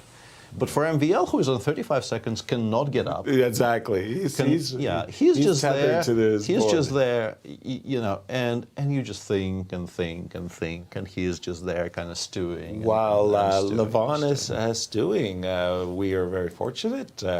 We have our winner. Absolutely, yeah. And since Levon really isn't making a move, perhaps we should actually switch to a very, very interesting interview, because I want to know what Alireza thought of his position at various points in the game. It was a very dramatic game. Let's ask him. Absolutely. Alejandro, over to you. Here with an early winner of this round, Alireza. Tell us a little bit about this game. It seemed like a roller coaster. Take us from the opening over here. Yeah, I think I messed up the move order. This line I should not go knight c2, definitely. You mean in this position after queen takes d5? Yeah, because here queen h5. But it's still okay, of course, it's equal. And yeah, I played normal, but yeah, here it's very complicated. I mean, it's not clear how black has to develop also. I think it's easier for me to play a bit, but he played very well, actually. a5, b5, bishop d4. Yeah, here I'm better for sure, yes. But I should have played like short castle or something. Now, tell us a little bit about this decision. You put the rook on d1, right? And then you decided, nah, let's put the rook on b1. Yeah, because here it's different, right? I mean, here my pawn is on b5 already, so... yeah, here I said rook b1 just to have some tricks at some point also. For instance, with knight c5, knight takes e4 works. Oh, show us that real quick. Knight c5 here and knight takes e4. Yeah, it works, right? Bishop takes this is why we need the rook on b1, yeah? Yes. Bishop takes b2. Knight takes c5, yes? Knight takes c5, yeah, it does work. Okay. Yeah, I wanted some tricks like this, but he played c5, he kept his bishop on d4. Yeah, and here I completely blundered the idea of bishop f2. Here I spent a lot of time thinking whether to include h4 or not, but okay, and knight, yeah, it's a blunder, I think. But maybe I'm still okay, right? So... the computers weren't so happy about your position, let's put it that way. They were not happy, right? That was a -2. -2. Yeah. Queen takes d5, what did you think was going to happen after rook f1? Yeah, I think here he has to play very concretely. I mean, c4 I couldn't, after c4, make my position work, but... c4 in this position, just clamping down on your pawns. Right. Rook f4? Rook f4, let's say f5. Whoa. Just... Yeah, because now I don't have d3, right? Right. You definitely don't have d3. And what was the line I was thinking? Not instead of rook f4, maybe after c4. c4, yeah? Yeah, rook c1 maybe. Just attacking this pawn. Right, because he cannot. Now knight e5 is very important. Knight e5, and if I take on e4? Yeah, bishop e4, queen b5. Queen b5. Because knight d3, I take with queen. Yes. Let me show that real quick. Knight d3, queen d3, right? And it works. Yes, this works. Okay, queen d3, bishop d3 is still equal, but okay, it's fine. Yeah. Right. Now, I think what the agents were saying was actually the move b6, just keeping on to the position. When he played the move knight f8, What did you analyze? Yeah, I immediately thought that if queen c3... Did you expect this move? No, I didn't. I immediately thought that if I queen c3, f6, I have rook f6, then I'm better because he's not developed and the pawn on e4 is very weak. So it was very weird move by him. Right. And queen c3, and it collapsed. Suddenly rook f4, and here he has to of course go for some endgame. I think some like queen d4, and here you have some options. Queen takes on d4. Knight takes. Yeah, here as I said, at minimum I could take and go rook e4, and I'm better. Takes and rook e4. Yes. It does look a little more pleasant for white, this pawn on Right. d4 and strong bishop. Yes. Okay, here maybe bishop f5, but I could get a good position anyway, I think. Right. And after f5, were you surprised by this move as well? Yeah, I think he already had to bail out, but he was in shock that he is not winning already after bishop. So he wanted to still play for win, but yeah, it didn't. And after d3, and still he has to go queen d4 or queen takes a2. I thought also maybe rook a1, queen d5, and immediately go queen d4. Like on the next move, right? What do you think went through his mind when he played the move knight d4? I think he blundered e3 probably, right? I mean, he thought that e3 can never be played somehow with the rook on e8. But yeah, no. After bishop takes f2, he saw that my position is still playable. He was a bit maybe annoyed, I think. That he didn't win immediately. Right, I think so. Yeah. Well, you still got to win 1 games, and in this one you came back. How do you feel up today's game? Satisfied, or do you feel that you shouldn't have blundered? Yeah, I think it was a very shaky game. Obviously, I had 2 rest days, so when you have 2 rest days, you're out of the competition, kind of. So, and I'm happy, at least I'm getting back to the games. So it's a decent game, but okay, with this blunder, I cannot be too happy. So, yeah, I take it anyway. The wins. Well, of course, we take those. Alejandro, what did you do on the rest days? Yeah, we went with Eric Rosen to tennis, and. Yeah, and I watched the game yesterday in also tennis at midnight. It was very interesting. So. Did you stay until the end? Yeah, I stayed until the end. It was I couldn't sleep because I had to watch until the end. That might explain bishop takes f2. Yeah, that's correct. Well, Alejandro, thanks for joining us here, and good luck. Thank you. Thank you, Alireza. Congratulations on your victory today. Let's just take a quick look at our results, Peter. Absolutely, we only have one. But there it is. Yeah, it's an important result in the context of the Grand Chess Tour in particular, Absolutely. because Alireza with that victory, I think, climbs to +1, right? So he is now sort of in a virtual tie for first with the rest of the guys who are on +1. And Correct. he is leading the tour. Along with MVL, he's a point behind MVL coming in the Grand Chess Tour. So after his brilliant, and considering the fact that MVL is, very much fighting for survival today, and we could maybe just quickly bring up what's happening in MVL's game, because he did allow knight d6, which was a very interesting decision, and this is now the endgame that we have there. And we were we were looking at some of these rook endings where, if we ever get into a race, it's not much of a race. I'm getting the pawn to and MVL for now, interestingly, he spent a tempo here on rook f5, f4. It doesn't really change very much, because I'm pretty sure we're never taking on a6 here. I'm pretty sure we're always playing rook b6. Absolutely. As far as I understand it. And my question is, are we, probably the plan really is g5, g4 maybe, because otherwise I don't really see what we've gained by playing rook f4. But anyway, in terms of the GST standings, is my kind of overall point. Alireza is now on +1, right? Whereas MVL is on -1, right? And potentially maybe even losing today. Like if he makes a draw, it will not be an easy draw. He might still make it. It's not an automatically losing position, the one he has right now. But he has to work for it. Yes. And if those results actually do happen, MVL drops back to -2, and Alireza is on +1 with 3 to go. Alireza, I think, becomes a very, very serious front-runner for the overall GCT prize. Don't forget about Wesley So, and we're going to see you on the other side of this break. Don't go anywhere.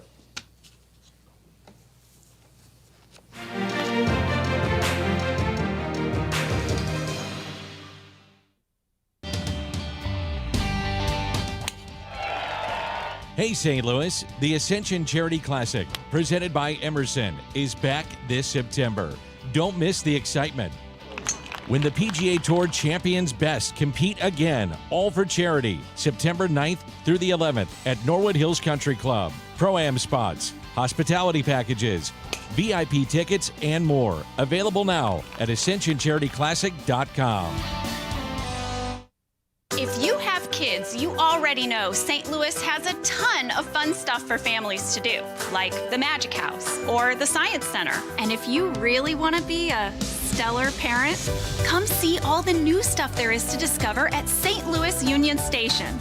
With a new mirror maze, light shows, and the 20-story high St. Louis wheel, it's enough to make any parent feel like a star. St. Lou is always exploring.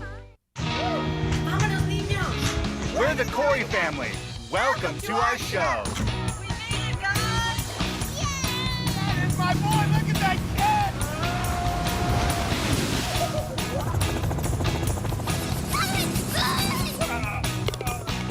You guys gotta see this. That's our show. Now go start yours at visitmo.com.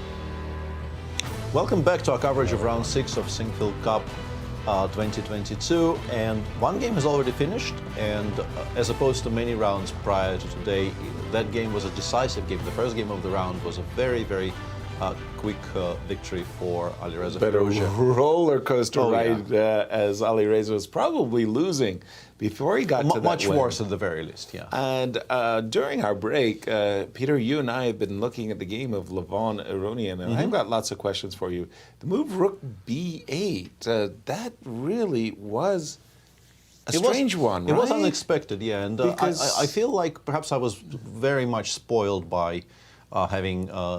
As we go into the studio, we pass the anti-chamber where Alejandro does his magic with his smart board, and I noticed that before B5 appeared to be completely winning on his board. Right. But I don't know if you don't know that, how obvious is that supposed to be to you? Because the move Rook B4 check. Rook B4 check, but also also I want to say A takes B5. A takes B5. Because we're not playing A6. A6 Rook A4, I think, is an immediate draw. Absolutely. Is it though? There will be Zugzwangs. Well, I think maybe this is the point that you miss. King B2. Look at this king on H5. Anytime I play G4, Rook takes B5 is a check. Maybe this is, but I don't know. G4. Honestly, I don't know how happy I am with this. Right? G4 immediately right now. I think we have to do it now. And if Rook B5, this probably is a draw now because I think the king escapes. Right? Rook B6, King F5. So maybe we're supposed to play King B3 instead? But why is this a drive? You can Maybe it's not a draw. Yeah, we go king b3 here and then hg, and we cannot take on g4 because rook b4, rook a4 will create a bridge. Yeah. Exactly. Wow. This is very tricky. Wow. But also if b5, a b5. Well, I saw b5 and I saw rook b4 check, and I said, well, how clear is that, Peter? Yeah, we're still not entirely sure. King c2, a takes b5, and then perhaps king c3 here. And suddenly, once again, you're kind of one tempo away from establishing the setup. Rook b1, we go a6. Aha. And rook a1, king b4. The king gets to b4. And if the king gets to b4, you kind of assume this is winning for white now. Right. Otherwise, once again, the setup that black wants is rook on a4 with the king cut off on the third. Sure. And then normally you don't have any way in. But the bigger question for me was, if we're not doing any of that, why are we not just playing, I don't know, king c2, king b3? And I think the answer to that is that Levon feels that the biggest source of counterplay black has in this position is g4, followed by perhaps even g3 and then rook f2. Right. And the move Levon made is very clearly aimed at stopping that and that precisely, because g5, g4 currently just loses on the spot to rook h8 check, rook g8 check, and rook takes g4. And we've preserved everything while winning a very important pawn on the other side of the board. Black just kind of resigns here. Exactly. So we've stopped this source of counterplay, but we are, of course, allowing black to give a couple of checks and to take on g2. I assume I'm going to go to the b3 square? But currently I don't see how we actually prevent this from costing us at least a rook after b4, b5. Because a b6, our rook is actually not getting to the a file in time. Rook g3 check, king b4, and we've run out of checks, and then a7 will cost us. Currently, there will definitely be positions where black would be okay with it costing them a rook. But currently even that maybe is not on tap, because you have to spend 2 tempi. Yeah, you don't even get to play g4 in the position where I do win a rook. G4, as you always runs mentioned, into rook h8. Rook h8, yeah. So perhaps Levon has calculated all of these things correctly, and black then does not really have very much in a way of, active things to do or proactive things to do in the current position. If you cannot really play g5, g4, and you also cannot seemingly go rook f1, rook f2, rook takes g2, your options are severely limited. And he has played rook f1 check. Rook f1 check on the board. And then you obviously have to give a check from f2, because otherwise it's very unclear what you're doing with your life. Exactly, and he's done that He has as well. done that, and after king b3, once again, it feels like you have to take on g2, b5. So let's look at this position.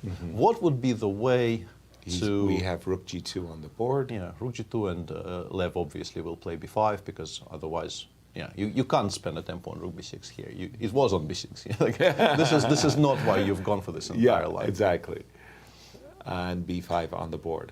Yeah. Some very, very, very highfalutin, You can go rook g1 maybe. Technique, Alejandro. Oh, you guys hit it. Yeah. Everywhere. Like, there's nothing for me to add.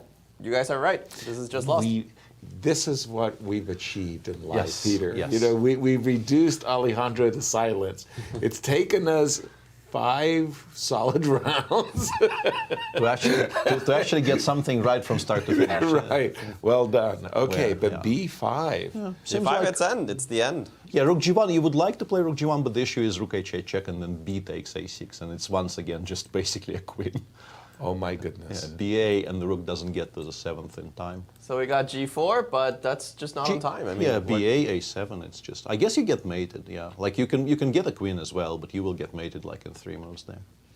g4. He's played g4. Yeah, ba, gh, a7, h2, a8. Rook h8 check. Also that, I guess, but and actually an immediate resignation there by MVL. Yeah, he's seen enough. He has, wow, that looks like a great technical achievement. Especially, I want to laud the move rook e4 and rook d7, not capturing the e5 pawn. It was a very, very nicely played game. I think both in terms of the moves he made, but also something that Alejandro was highlighting just as even as we were watching the game unfold, was he very early on, I think he realized his position is better but not necessarily winning, but his winning chances will greatly increase if he will just never give any respite to MVL on the clock. And he continued pressuring him by playing as quickly as possible without sort of relinquishing control. And in the end, well, MVL cracked and started making mistakes, even though like by move 35, once MVL played e5, e4, I thought he might be a favorite to save the game at that point, but if he has like 10 minutes at that point, I think he never loses. But on 30 seconds, he eventually started making mistakes. Including that F5 move. But when you think about the game holistically from the very start with rook on H1 to F1, an important approach, a different approach, putting questions, that whole bishop B7, and then this great endgame technique. I mean, it really looks like a fantastic, fantastic world-class game. Two results. Two results, both of them white wins. Actually, white is doing incredibly well in this tournament. There's been... apart from the Carlsen and Niemann game, which is, the entire tournament basically at this point. But like, if we somehow forget this ever happened, right.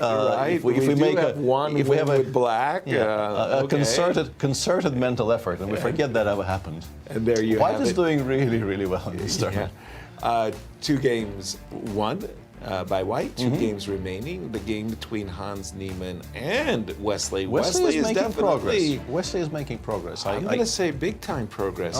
The knight is on G1, probably the worst square on the board. Maybe. Probably, yeah. Actually, the only worse square than G1 was F3. Oh, really? Yeah, F3 was horrible. It's horrible, so it's F3 rerouting. was horrible. It might not be the best square for now on G1, but I think it's an improvement.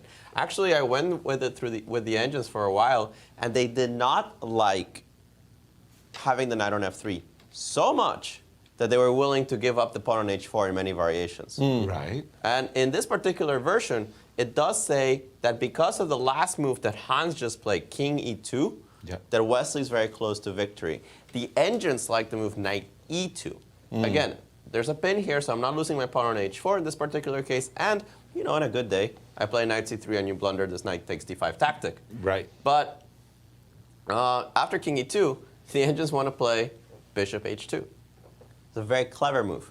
Because this knight, I want to force it back to its worst square. And then we go bishop f4 and we actually win that endgame. And then we go here and we've analyzed similar endgames, and this one is a particularly bad version of it.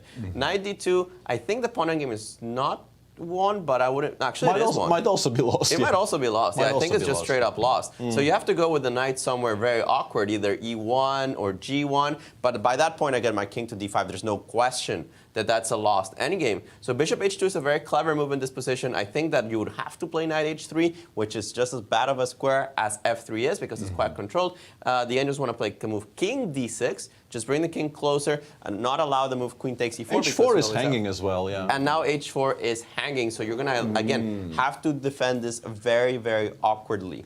Now, after King E2, only Bishop H2 is directly winning. Why is this one not winning? Apparently, after taking a Knight H3 and only Knight H3, you have F3 on the next move, and things are not so clear. So this is an important distinction, that if the knight can still go to H3, you don't want to transfer into the endgame. That being said, it's still an advantage black. You could still try to win this endgame, but the precise move is Bishop H2.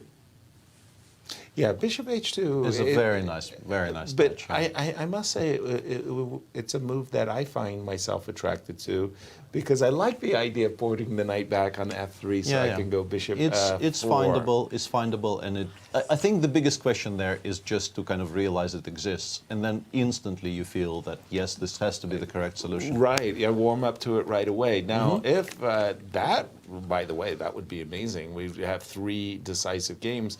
Let me just double check. We kind of lost it a little while ago because we thought that Fabi, was closer to drawing. I think it's still true. I think it's still true. And currently, I mean, the big kind of, if we call this intrigue, and okay, Rook A4 has been played, not what I expected, but the tactic still exists. We can play Bishop B6 here, and then, we don't even need to do that. Yeah, Bishop B6, Rook F4, I guess, is the idea, right?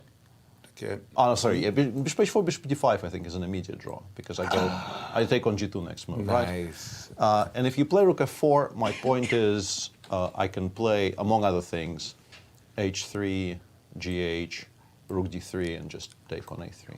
Or I can play Bishop takes H3 and defend the Rook and Bishop against Rook. I don't know which one Fabi prefers. But all of this is, we have a victory interviews, which is kind of more important than any of this. Very good. Over to you, Alejandro. With Levon Aronian here, after a great win against Maxime Vachier-Lagrave, you went into the Lion's Den, you came with preparation, you took the knight erf, and you found this move, Rook HF1. Tell us a little bit about the inspiration of this.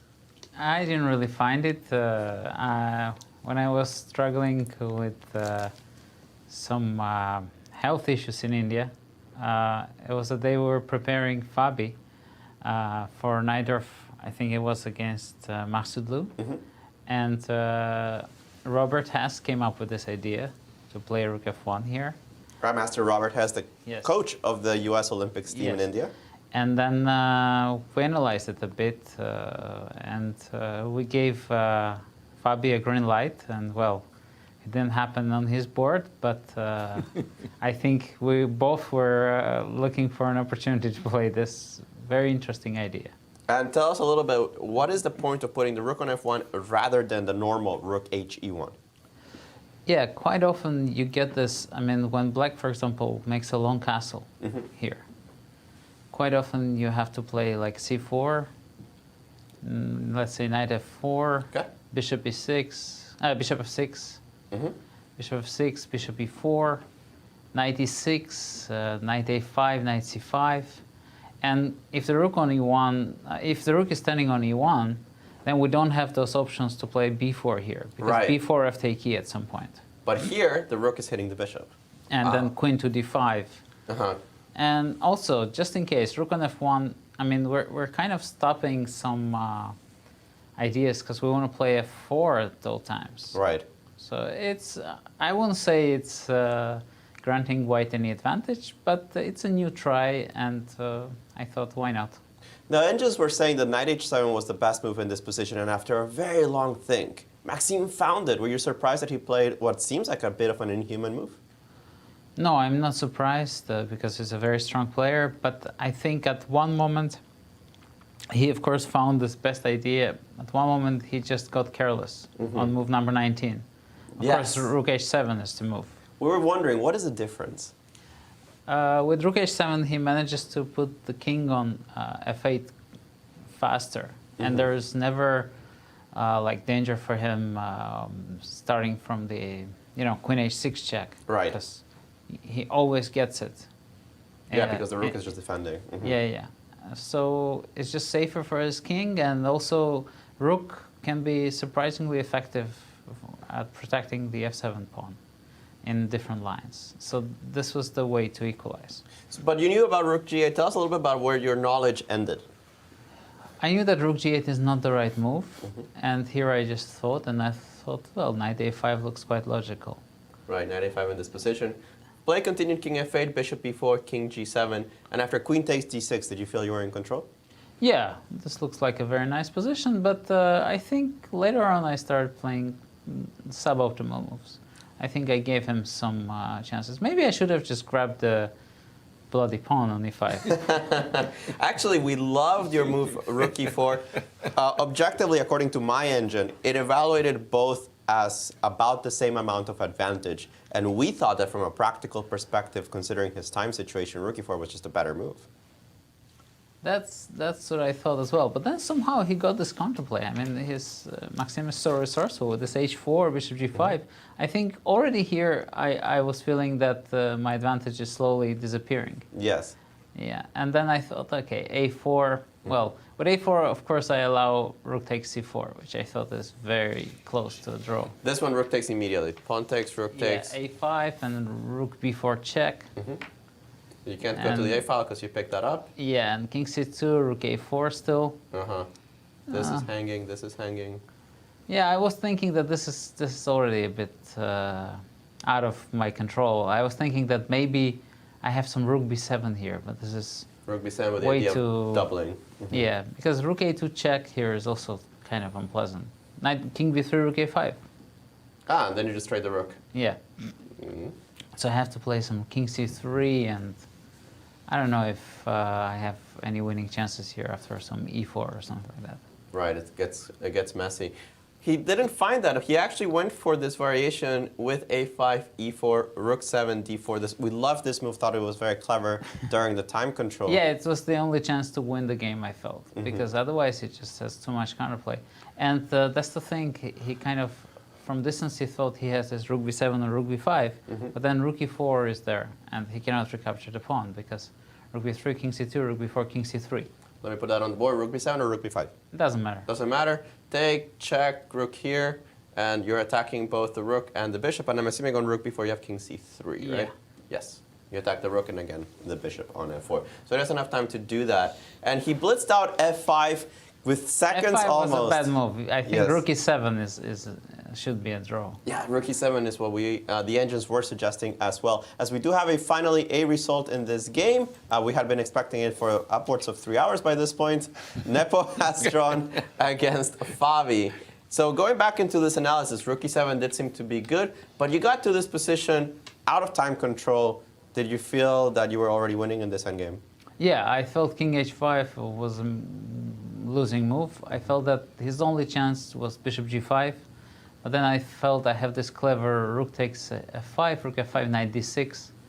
And you know, my knight is very useful because I have this knight f7 check when he takes the pawn, or knight e4 when it goes rook f2 at Knight times. e4 also, yeah. Yeah. Levon, it seems that you put a lot of pressure on your opponent on the board, but I've noticed on your style that you're also playing very quickly, almost reminding me of how Nepo wins a lot of his games. Is this on purpose? Yeah, I'm trying to learn from my colleagues, and also, well, I haven't won a classical game for so long that I think I'm losing patience. Well, this one was definitely a beautiful one with the ideas in the opening, in the middle game, and in the end game, winning all around. Thank you, Levon, for joining us, and good luck. Thank you very much. Levon, quick question. Annie help you with choosing the shirt? Absolutely. Absolutely. You like it? I love give to it. you. I love it. If you can get an extra large for me, you know, because of my swollen pectorals, that would be great. Absolutely. Thank you, Levon. This feels nice draw, by the way. I love that bishop f3 by Favi. That really put a nice finishing touch. Yeah, I'm pretty sure it's not the only thing that draws there, but bishop f3 is quite clever for sure. And then this repetition, yeah. This final touch, we just left it when Levon came into studio. But this move, bishop f3, basically said, go ahead, take my bishop, I'll take yours. And sure, you're going to be a pawn up, but this is going to be so easy for me to draw. Not difficult, it's trivial. Yeah.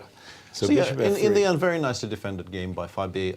He came up with this idea of, it's a somewhat, I think, uncharacteristic idea for Fabi specifically, because I think Fabi is a very active player in general, and as Alejandro was saying from the very beginning, you know, he generally doesn't, I think, play lines like these too often, I think, compared to some other top players, because you're basically abandoning all pretense of ever having any winning chances. Right. Like by move 15, you know what your fate in life will be in this game. You will have to play precisely, and then you will make a draw. But he did make it, I think, reasonably comfortably. I don't think he was ever particularly stretched. So here you are, you're in a bishops of opposite color, you're a pawn down, but once you get into the position, sort of say, well, your winning chances are small, I have none, and I'm probably a big favorite to draw it if I think can. So. If I can, And he, use I that think, term. demonstrated exactly why that is in this game. Just playing very, very solidly, making no mistakes, finding the small tactics when small tactics needed to be calculated. Did it cross your mind the Anatoly Karpov-Ullman when you put the bishop on c7 and you control the c5 a little bit? A little bit, but yeah, eventually the rooks still have to come off as we've seen in the game. Exactly. And it doesn't really change all that much. And we have more interviews, so let's go to Alejandro. Here with Fabiano Caruana, who never disappoints in his opening preparation. Fabi, tell us a little bit about this one. It's a little bit off the trodden path, but you seem to make it work very easily. I mean, I can't really call it some deep preparation. This was played in a blitz game between Jan and Richie, and like in Paris, up to bishop takes c6, bc, rook b6. I think he didn't play h6, but like up to 21, this was played in a blitz game. Oh, the entire thing. We must have missed it. We don't have blitz games on our database. We apologize for that. It was in the Grand Chess Tour. And we do see a lot of games that I forget about some of them. You're forgiven for that. Thank you. So why do you think he went for this variation? It does seem that it doesn't offer that many chances for... Well, the opening was just a surprise for him. I mean, I've never played this 4 knights with bishop b4. I mean, usually if I play 4 knights, I try to get a Sveshnikov. And I think that's what he was aiming for, some sort of complicated Sveshnikov fight, and I surprised him. And White doesn't have so many alternatives.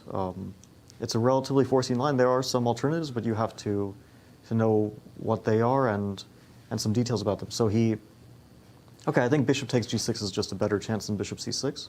We go back to On this one, knight, bishop yeah. here, and bishop takes on g6. It's also super drawish, rook b6. But White does remain up a pawn. Right. Black doesn't get the pawn back immediately. Knight d4, c3, knight c2, rook c1. Right, there's a game actually of Adiban in this position. Yeah, knight takes a. I guess.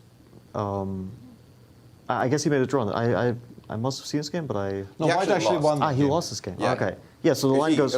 Black lost that game. So Adiban was white. Okay, Yeah. now I understand. Yeah, rook b7. I mean, it remains tricky. Black plays f6, bishop e3, knight c4. The bishop should go to d4. It's the best square. And then it's very important to play g5 to stop h4. We're considering that because in the long term, g7 might be a weakness. Black needs a structure with the g pawn.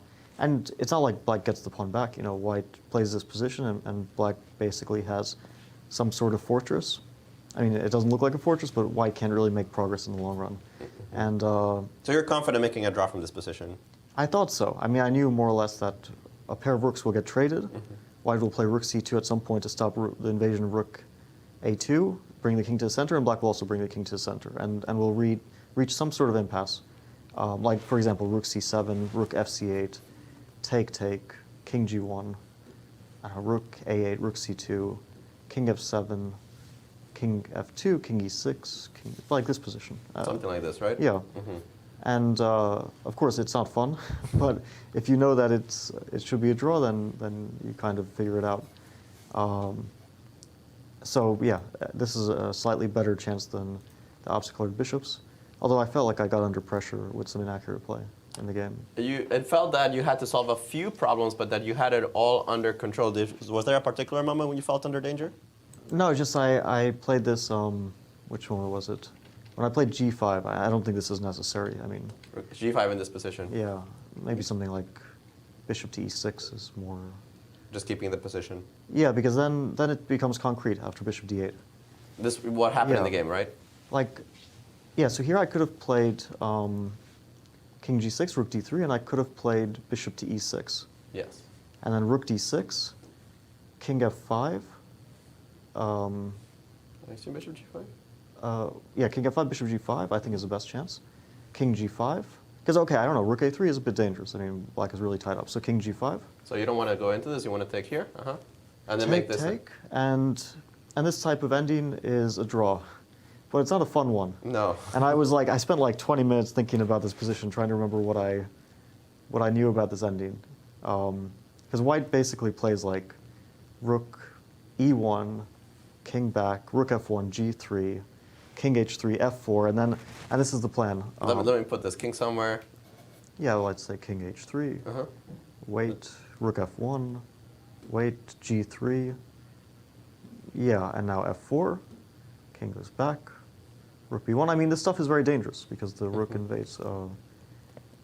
I couldn't even remember exactly how Black draws. I think like there's only one method in which Black draws this position. So didn't seem easy, and I decided not to go for this. So instead you went for the move h4 check, kept the bishops on the board. A couple tricks here, but nothing really worked for him. Yeah, I didn't see anything in particular, but it wasn't super fun to play this. After bishop b7, I think rook d4 was important. Let me go back move to 39. 39, bishop b7. Like if I played g4, then bishop b4, I think I might lose this. Because it just traps the rook on the wrong side. Not only that, but I'm mated after bishop d2. Bishop d2. Very That's a funny one. Like if I could play g3, king g1, and get my rook somewhere active, like to d8, d4, something, then probably it's all good. Right. But here I'm just mated. Yeah, like if rook a8, you go bishop d2. Yeah, I have to play rook h8. But that's ugly. And okay, well, not just ugly, but he just starts pushing his a pawn, and I lose. That's pretty ugly. Because my king is not just trapped momentarily, but it's trapped forever. Yeah. So rook d4 was important, and after that I didn't feel in huge danger, but yeah, it wasn't super fun. But I never saw a moment when I was like in real danger. Yeah, it seems that you kept the draw always well in hand. Tell us a little bit about what you did and then in your free day. That's a good question. Besides some tennis, which people know about already, because it was posted. A photo was posted on Twitter, and it got like 1 million. Yeah, likes I'm and still retweets. getting commentary on that one picture. Yeah. I'm sorry, I couldn't. Oh, he said that he's still getting commentary on that picture. Oh yeah. Peter said. Yeah, I'm sure all the likes were because I was in it. It must have been, right? I mean, I'm not gonna lie. The top 2 comments on Reddit of that picture are, "Thank you for bringing Svidler." I'm gonna avoid using one word that was added there. And Fabi's a cutie. So I think the conversation is about you two. That's very flattering. Yeah, and thank you for bringing Svidler. It's basically like it's take your grandma to work day kind of. That's. Nice. I mean, Reddit is the place to read up on chess news, isn't it? Absolutely. But yeah, that was one thing, and then I have to say that I couldn't think about chess yesterday at all. And today I also couldn't think about chess whatsoever, and I more or less didn't prepare because my mind was elsewhere. Without like going into details, but it wasn't so easy to focus on chess. All right, do you want to leave it there? Yeah. Okay, sounds good. Well, Fabi, solid draw here against Nepo. You must be satisfied considering that apparently you can't think about chess. Yeah, no, the results is good. Other results were not so good for me. But my result was okay. I guess Wesley will also win? We think that this Seems endgame, like it, yeah. Well, we got to this position. Give us your opinion on it. Doesn't look great. I mean, what does white do here? guess you Like have knight c2 or there is d5, like... d5, king d6, you start shedding material. King d6, yeah, that's a square. Right, and then, because let's just point to the audience that if you play here on e5, I think you have knight g4. Yeah, knight g4 check. It's still not very nice, but it's a better version probably for quite white. bad Yeah. after king f5. Yeah, but it's pointless because d5, king d6 just wins that pawn, right? Well, knight g2 still exists, but it starts looking very, very... The Nazi But after king e5, this is just terrible. Yeah, this knight is completely dominated. Yeah, this looks really okay, this should be lost. So I guess knight c2, and if king d5, king e3, and he holds it together, and he has knight b4 check. And black can play a5 here, completely paralyzing white. Oh, this just looks like a zugzwang, no? Yeah, I don't know if there's b4, but... You also are not forced to play king d5. You can maybe play some kind of a waiting move. Perhaps like f6, f5 might be decent here. f5, can white take the opportunity to play f3? And that now even king help d5 white? maybe? Sorry? And now king d5 maybe? Now king d5. King e3? I'll take on f3. Knight b4? King d6. Knight c2. I'm you're not, trying to survive this. I'm not happy, but I'm just trying to hold on like this. King e6. Oh yeah, knight okay. c2. I missed that you can go back. Yeah, I missed that you can go. Yeah, there's still the h pawn. Like Yeah. bishop b6, king f3, bishop d8. Yeah, maybe this is actually still winning for black. Yeah, for all we Yeah, know. it probably is, because king g3, bishop f6, white is again dominated. It definitely doesn't seem like great chances here. Yeah, this is probably resigned at this point. I don't even see a move there. So I don't know. Knight c2, yeah, f5. D5 check, by the way, played. So Yeah. king d6. King and d6. what's Yeah, his I think idea? he wants knight g2. Knight king and- d6 played instantly. Well, of course Yeah. it is. Yeah. Wesley is really at home in these types of technicals. Can he play knight g4, f5, knight f6, like just out of pure desperation? King e5, h5 or what? King e5, knight d7, and knight d7. and knight f8. I mean, Bishop d4 though, no? and knight h7, bishop g7. Yeah, and then we've collected stuff. Knight- Yeah. I don't really believe in knight g8. Yeah, probably not. But like bishop d4, knight g8. Ooh, okay. Bishop g7. I mean, I guess, and something king e3. I don't know. It's We're not actually resigning it's, yet, it's right? still a game. Yeah. I think you are resigning though. 'Cause king takes d5. King e6. And king Bishop f6. h6 check. Or king f6. Or king f6 and bishop h6, is. yeah. And you trap the knight. Oh no, we have h5. Sorry, yeah, there is h5. Yeah, we have h5. So actually, game Wait. continues. Yes, here king d4. It's not. Also, king d4, king f6, knight e5 is escaping. Oh yeah. So, we have- 95. yeah, I mean, this looks trying to get closer to. But he's already to our played knight time. g2, so we are. He played knight g2. Yeah. Knight g4 against bishop d4 simply. We don't even play f5. No, but bishop d4, knight f4. No. No, there. No, in this position. He played knight g4. No, he played knight g2. Okay. Sorry, I'm getting confused. Yeah, and here we go king e5, I guess, right? And Okay, so d6 must be his idea, right? But unfortunately, even if you break up those, I have g5 there, and h5 is not a queen. Yeah. Yeah, but this is not clear cut anymore. No, take. I mean, the pawns are getting less. Knight h3. Yeah, g4. g4, knight f. But I think b3 is just falling. Like I go king e5, king d4, king c3. I'm just gonna abandon everything on the other side. Yeah. King e5 on the board, by the way. Yeah, this looks pretty bad. Allowing d6 for what it's worth. Okay, so let's try f3 if we can. Not d6, Fabi? f3, I think we probably, like, bishop b8 probably just kind of ends the game, right? Bishop b8? I was thinking bishop c5, actually. No, I want to like different places here. No, my point is I want to take away knight f4 altogether, and then, like, Zugzwangs will start But happening. bishop b8, knight e3 doesn't F5? seem like the end of the world, no? Why? Or okay, f5. But, like, you have no moves. King d4 next. Like, I will just continue denying you moves, and eventually I think this will have to collapse, no? Especially with the pawn on h4, right? Yeah, I think this has to be lost. Yeah, this looks terrible. Yeah.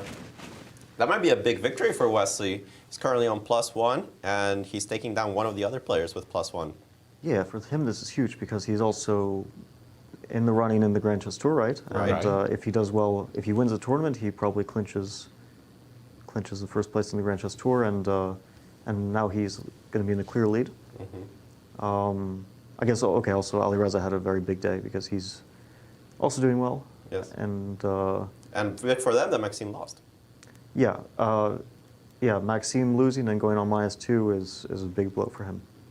All right. Well, we'll let you go, Fabi. Enjoy the rest of your day, and we'll see what you have tomorrow. Thank you. Sorry, Fabi. Inquiring minds want to know. Now that you played tennis on the rest day, who did you beat? Who did you lose to? Okay, so I played Peter first and I lost. Woo! Commentators do it again. Then I played Maxime and I won. Ooh. Did I beat you, Alejandro? Yes. And I hear this used. And I lost to a player I hadn't met before, Josiah. Josiah Stearman, and I'm telling you that you will never see this person again. You will not allowed in a tennis court. He's not allowed anywhere near you can hold a racket. Is he like Kaiser Soze? I mean, what's going on? He was way too good. He killed all of us. No, he was by far the he was a bit strongest too good, tennis player among us. Yeah. All right, Fabi, thank you so much for joining us and sharing your thoughts. Wow, it was a nice interview. It was. Very nice. Peter, we are having one of the most decisive games of the Sinquefield Cup 2022. Yeah. It seems like there will be extremely likely that we will only see one draw today, and that will be the game between the one we just spoke about. Yeah, Jan Nepomniachtchi has drawn his game against Fabiano. White won 2 games, and I don't want Wesley should be winning here. Yeah, I don't want to, exaggerate. That's not my intent, hyperbole. But is it? I mean, Wesley has played a flawless game. I mean, Wesley played a very, very nice game. I mean, he just somehow he got a solid position. Maybe Hans overreacted, got his bishop into trouble, and then once Wesley got the upper hand, he's been nursing it to this position. And this is fantastic. Yeah, this is unbelievable. Very, very nice good chess play by Wesley. Absolutely, Wesley. yeah. And you have to go back to that moment where, honestly, everything Hans was doing in the opening was entirely okay. Right. But you had to see before. Up to And this moment. it's just such a difficult move to find, and Hans didn't manage to find it. And This was the moment. once you don't see those ideas of before Queen B3, and you just don't see them. Right. Because the square is unavailable and your bishop is about to get picked up, and you have to make a quiet move on the other side of the board. Those you miss like every day of the week.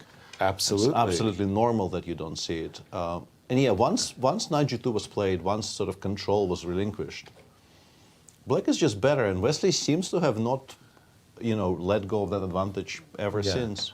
Yeah, if you look at this position, Black has put his knight on h5, put the pawn back on b2 for just a moment. Your queen b3 instantly comes to your mind because the knight is offside.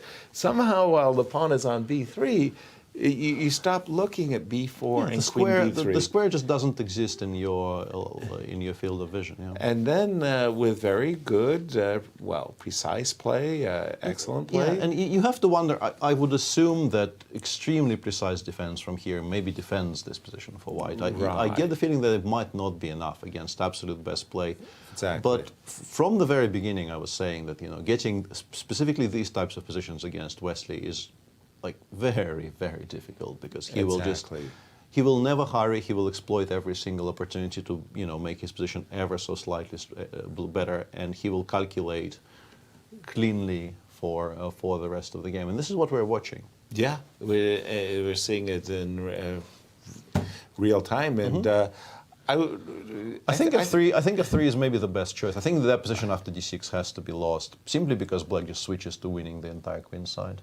How did it go, by the way? King takes, knight f4. Does force us to play g5. Now, very importantly, after g5, h5 is unplayable because we can actually take. We get bishop d4 and then f5 just in time. Otherwise, I was about to say, yes, otherwise it would have been maybe an interesting try for white to attempt. Exactly. But it's not quick enough. You protect the h8 square. Yeah, so you have to play hg, fg. And then the knight doesn't really have particularly good squares. You can play knight h3, force me to play g4. But you lack an opportunity to attack that pawn straight away. Like you probably maybe actually go knight g5 here. Right. But I will play king d5. And once you play something like knight f7, I'm just not even going to address the idea of knight h6. I think I'm just kind of going forward. I mean, knight d6 kind of bothers me though. Knight h6 doesn't bother me at all, but knight d6 does bother me a little bit. So let's play bishop c5 maybe. Okay. Wait for you to play knight h6. Which I'll oblige. Which you will have to. And then I go king d4. And this is how you take over the queenside pawns. And I think this pretty much always ends up being lost. Even though, the one we're currently discussing, it definitely gets played out because the f-pawn is about to start running. Yeah, like bishop f8, I guess. I suspect it's still winning, honestly, because you will not be able to trade the a4 pawn for any of mine. No. And then they start running, and yes, the pawn can get to f7, but it shouldn't be quick enough. But this is clearly, something that needs to be, debated. Yeah. It feels like it should be a win. And this is a draw, apparently. Only 2 moves, but this is a draw. F4 draws and king c4 draws. Okay. My intention when I put the pawn on a5 was to try to get my king to b3, something like this. Interesting. It's in the. It's in the table base now, and it says draw. Yeah. Wow, I wouldn't have guessed that actually. Neither would I. I would expect this to not be quick enough, but apparently this is just quick enough. Yeah. Okay. Which means that I've already misplayed it somewhere along the way, and we can't really figure out exactly where. Yeah. No. You again, from the current position, we're very close to the current position. I tried the move d6, and the other one you wanted to try was actually f3. f3 is also sort of an attempt, yeah. But as long as we don't take on f3, which I think would be a large mistake, allowing the knight to get to f4. I like this. I continue liking bishop b8. I think bishop b8 is a clever move here. And this is where you're kind of debating with bishop c5, Fabi. yeah. Same ideas. Just you're shouldering, and white's pieces Actually, are terrible. having looked at this, bishop c5 is just stronger because white has just no reply. It appears to be at Zugzwang, yeah, because we've denied even the e3 square. We've denied everything. Yes, we have. We've denied absolutely everything here. Yeah, Fabi just knows this stuff. Yeah, I'll defer to Fabi very, very happily here. He's not here to defend himself. We can. Well, I'm promoting him. Okay. Because he appears to be unwilling to promote himself there. For a second there, I was a bit surprised because he was given a very, a gilded opportunity to do some self-promotion, and I don't know. Said no to it. Once he got defeated in tennis, I mean, it was kind of a depressed. I mean, depends who you lose to, but yeah, losing to me clearly has put a very, very serious dampener on his mood. Yeah. Bring grandfather to work day. Yeah. I mean, but Fabi made a rookie mistake yesterday. Absolutely rookie mistake by Fabi yesterday. Rookie? Yeah, he played Peter first. Yeah. You got to let the old guy wear himself out. Yeah, I agree with that. This is well known. Come on. Yeah, that's elementary. You got to go. Yeah, really, come on. That is on point, actually. On point. Is this as bad as Peter and I are making it out to be? -5. -5. There's no hope. Wow, I was thinking it was like maybe -2, -5. I'm going to give it a rest. This is terrible.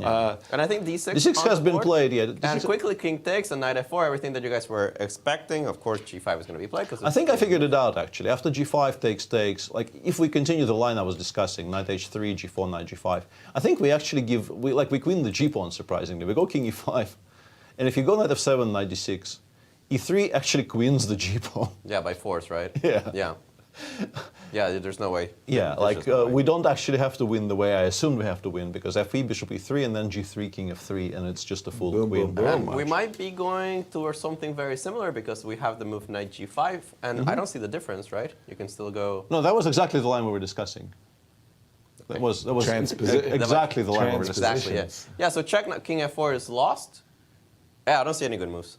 I just don't see any good moves. Yeah, and if you start pushing on the queen side, I will maybe first improve the position of my bishop, and then I will choose whether I want to start picking up something on the queen side. It also makes your older plan so much stronger, right? Yeah, like if you go B4 as the engine is trying to play, I mean, all right, thank you for all those variations we just looked at, except I'm up like 3 tempi, because instead of going this way, I just go directly and take your pawns. Exactly. Yeah, Wesley in excellent position, pole position in the tournament, winning a great game with black. He's just going to be in a massive advantage going into the last few rounds of the tournament to win this event. And remember that the only hope for the other players is to try to catch up with him tomorrow, because tomorrow is Wesley's rest day. Absolutely, yeah. And interestingly, Wesley is... Can we see the Grand Chess Tour? Maybe we can see the graphics. I think Alireza is 3 points above him. It was 26.5, 25.5, 22.5. I think Alireza is exactly 3 points above him. So if Wesley wins, Levon Aronian, by the way. But Levon is back to 50%, but MVL is sort of out of the running a little bit because he's on -2. My point is, if Wesley wins this tournament, he gets to 35.5. That's a lot. Yeah, but if Alireza takes clear second, that's a tie. We do get a tie break on Tuesday. On Monday, but yes. Yeah. That's why you've been talking about playoffs whenever we go through our schedule. That's very clever of you that you perceived there was a potential tie. A potential tie there, yeah. So it's very much possible. I mean, there's still 3 rounds to go and plenty of permutations available there, but. With precisely a 3-point difference between them, and 13 for first and 10 for second. Exactly. This does look like it's not even that far-fetched. And for Levon, by the way, again, he pulled himself back to the 50% mark, but he has the same number of points as Wesley. He's just going to have to win a lot of the remaining games, if you will. Yeah, he is giving Wesley a full point head start in this particular tournament. They are tied for third in the Grand Chess Tour standings, but Wesley is on +2 and Levon has just gotten back to 50%. So. Exactly. Knight G5 played in the meantime. Yes. We're assuming King E5. King D5 probably also wins, but I think King E5 is cleaner. King E5, and again, I like this suggestion that you made here with this King move F1 here. I think that was something I was trying to calculate. If instead of Knight D6 you go King F1. King F1. Yeah. My question is, should I pause to start? Yeah, we can go Bishop C5, but then there's Knight D8. We can even go King F3, right, and then Bishop takes F2. So we can go Bishop C5 here, or perhaps we can maybe even allow ourselves to play E3. I was trying to figure that out. We play E3, white obviously has to take, it cannot be ignored. Yep. I take with the bishop. Okay. You cannot attack my B7 pawn, because then King F3 will come, and then G3 will come, and this is once again really horrible. And now I go Bishop C5. Ah no, Knight D8. I'm not actually restricting that knight well enough. Well, I mean, even here... Maybe even this is A5 though. White gets to trade some stuff. I'm not sure how happy I am with this, with black. We might still be winning, but I think I'm cutting the margins a little bit too close. That's okay. So maybe Knight F7, King F1 is a way to at least inquire politely. We'll see. And King D5, Peter? Should still be okay. I don't see anything wrong with King D5. But then after Knight F7, you have to calculate, right? Knight F7, Knight H6, that kind of stuff that we were discussing a bit earlier. Right. And I didn't quite follow one thing. I thought you could just trade the G pawn for the F2 pawn. Oh, just you? bishop b8 here, yeah. Yes. Yeah, maybe this is actually the cleanest. Just bishop b8, go g3. Right. I mean, you're still... And then like knight f5, bishop f4, everything is still entirely under control. The knight very, very dominated by that bishop. Exactly. And we still go king c5, king b4 next couple What's of the moves. expression? Beating a dead horse? Yeah, it's that bad. We're just flogging. Just choose a way to win. Right. Even in the one that you almost made into a draw, yeah, it's winning.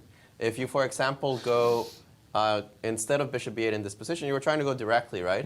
King d4, knight h6 here. You just have to be a little bit careful not to allow. Bishop d4. Just bishop d4. Dominate the knight. It's not a difficult move to see even from afar. And then you just collect everybody else without losing the e4 pawn. Or at least losing it much, much slower. Yeah. Yes. Yeah. I mean, I like that. It does feel like it's going to be difficult to misplay this position badly. Absolutely. But where there's a will, absolutely, there is a way. Yes, absolutely. Trust me on that one. Oh boy. Wow. As the joke goes, difficult does not mean impossible. For Wesley So, I mean, again, as we've been saying, this will bring him to +2, put him in pole position, hit the trampoline if he can get that extra bonus point of the Grand Chess Tour. And he's no stranger to winning this Grand Chess Tour. He does very, very well in these events. Sorry. No, I suddenly remembered that I think it was Anastasiya specifically, I think when we started covering the... was it before? I think it was before this tournament. I think Anastasiya specifically said that she wants Wesley to win because everybody else who won it twice. And he's only won the Sinquefield Cup specifically once, I think. So there's some symmetry, geometry. Sorry, Alejandro. Yeah, of course. The only other person that's only won it once is Ding. Is not here. Yeah, is not here. Yeah, but Wesley would be tying things up, right? It's sometimes you see a dominant performance by one player. It's like their tournament. They win it over and over again. Not the Sinquefield Cup. It gets bounced around by some of the top players a lot. The fact that a lot of these players have won it twice, of course, with the caveat that 3 of them tied for first place in 2018, of course, adds to that number. But it's still funny. Nobody has a dominance over this event, despite the fact that the world champion has been playing here pretty consistently. Not every single year, but pretty consistently. True that. Dominance, Fabiano's, +7. The streak will go down for a long, long time. Do we have a move, by the way? No, King e5, knight f7 on the board, and Wesley is thinking. King f4 is stronger than everything else, but even kind of really strange decisions, such as playing King d4, actually it's not that strange. Like, I would be kind of loath to play that because knight d8 exists and knight d6 exists, but the engine doesn't really mind. He's collecting. Yeah, but I assume we just go, you go in, you collect. Yeah, you go King c3, knight b7, King b3. Maybe you go bishop b6. Or bishop b6 as well, yeah. To my eyes, though, Peter. But yeah, King f4 looks very, very logical. And King f4 played. Yeah. Wesley doesn't miss these things. Yeah. King f4 is a very logical way. And now you have to spend tempi just making sure you don't allow a queen. And then Wesley will switch to winning the entire queen side. Exactly. Safely removing all the counterplay on the other side of the board. So what's cleanest after King f1 here, Alejandro? Just e3. You can pre-move e3 pretty much. E3 in this position, you can play a5, it doesn't matter, but e3 I like. Takes, b4. And yes, it's true that I don't have King f3 because of these checks, but I can just hide here. The knight is too far away. No, yeah, the threat of King h3 and g3 is just winning. What if he play King g2? Instead of b4? Yeah. Then I just, first it wants to paralyze this position, put the pawns on dark squares so the bishop can defend them. And then the king just moves over, yeah. And then you just run. And you take everybody. Yeah, that makes a lot of sense. Yeah, just play a5, b6, put the bishop on c5, and then we just waltz over. That's very good technique. I must say, that's very nice. This one I think is safely resignable. I think there's no way. At this point, it looks like it's not going to be. And once again, let me just remind our viewers that Hans Neiman will be joining our show after this game, and we are soliciting any of your questions that you might have. Anastasiya will be very probably she's got a collection she must of have them by that this she point, will be yes. feeding Alejandro.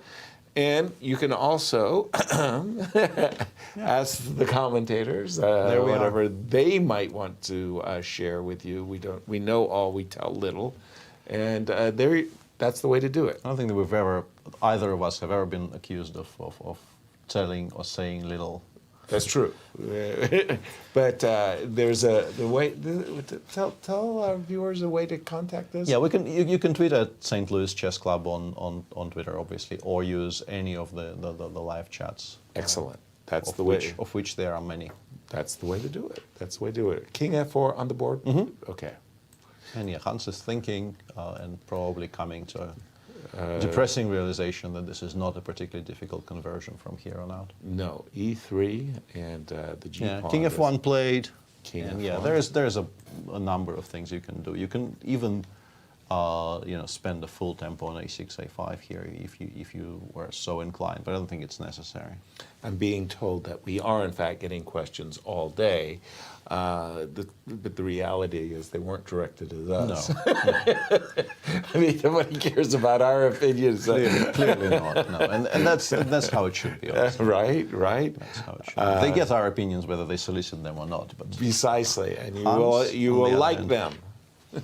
Yeah, you will listen to them and you will like them. And you will like them. And yes. you'll be happy. Yes. King F1. Yeah, no, I really liked what Alejandro was saying.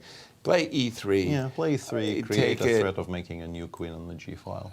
Force this King G2 pretty much force and King G2. Really just freeze the queen side with A5, B6. That means that those pawns are never traded in, and then you the just king go after just them. goes after them the other way. Yeah. Very, very, very, very straightforward. And as a kind of a final insult here, A1 is the correct color as well. So there's really nothing for you to look forward to. Yeah, just even if we rub can it in. envisage some kind of a situation where you can sacrifice, give up everything for everything else but the A pawn, you're still losing. You're still losing. That's harsh. That is harsh. And as you say, what's the time situation? They both have plenty. Wesley, somewhat surprisingly, unless it's still his first time control time, which probably it isn't. I think it is.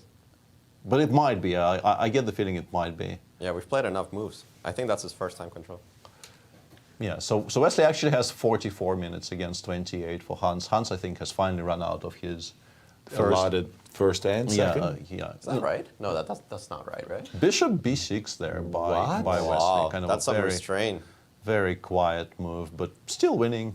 Doesn't really spoil anything. But Bishop B6, is that a way of saying the knight gets trapped if the knight goes to D6? No, I think it's saying that King the of knight, 3, yeah. if you move the knight from F7, you actually queen the pawn. Yeah, he's played. Yeah, and now we go King of 3 and we take on F2 simply. Yeah. And we've won an additional pawn, and then we have 2 runners. Gotcha. Yeah. So knight D6 on the board after this. King of 3. King of 3. I think he won something like knight C4, knight E5 check, but then King of 4 just wins very, very comfortably for Wesley. Yeah, it's not a difficult calculation. Yeah. You run out of far enough Knight E5, checks. King of 4, knight G6, King G5, and you no longer really have anything sensible, and then the bishop will just go back to D4 That and will be an extra control pawn, why the entire board again. Yeah. And knight C2, knight C4, knight G2 maybe would be a slightly better try. I'm sorry, knight C4, bishop F2, knight G2. But unfortunately, with the knight on D2, we don't even have to control the bishop anymore. King F4 just wins on this board, right? Because there's an E3 check there. That is a nice way of finishing things, to be sure. So this one is not really far away from being concluded. Yeah, after King of 3, you don't really have very much choice as white.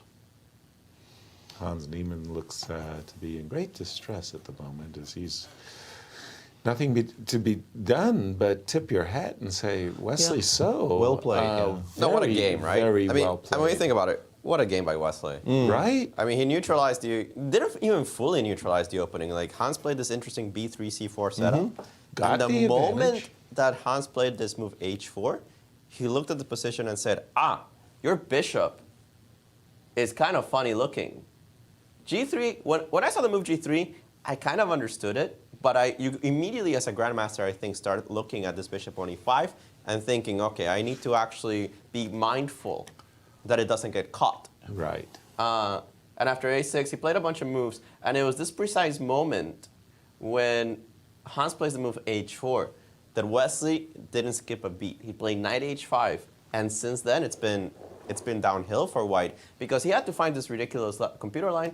He didn't find it, and after knight h5, c takes d5, c takes d5, knight g2, f6, bishop b8, saving the bishop. This excellent move, king f7. I mean, there were other options. There was queen d7. You could have moved the knight. You could have moved the bishop to b4. But king f7 is the most accurate, understanding that white's idea is to play g4, take on h5, and the king is actually very useful in defending that square on g6. And I think that is the resignation. Yes, well, we do. No, we had the handshake. Oh, we had the handshake. Okay. And a done deal as they're talking about this ending. Wesley So, our new... Well, I actually he came into the round as our tournament leader, mathematically speaking. But now he actually is leading the tournament on +2, and nobody else is on +2. Exactly. Jan Nepomniachtchi is on +1, and Ali Reza is on +1 right now. So he is now sort of a not really a half a point, but a one victory ahead of his two nearest pursuers. Yeah. There's our official photographer, Leonard Otis, with the pink buzz cut. Yeah, I did not see Leonard yesterday, and that is a big change. And there's our international arbiter, Chris Bird, with no color in his hair. Well, he's going for, It's a different look. It's a different look.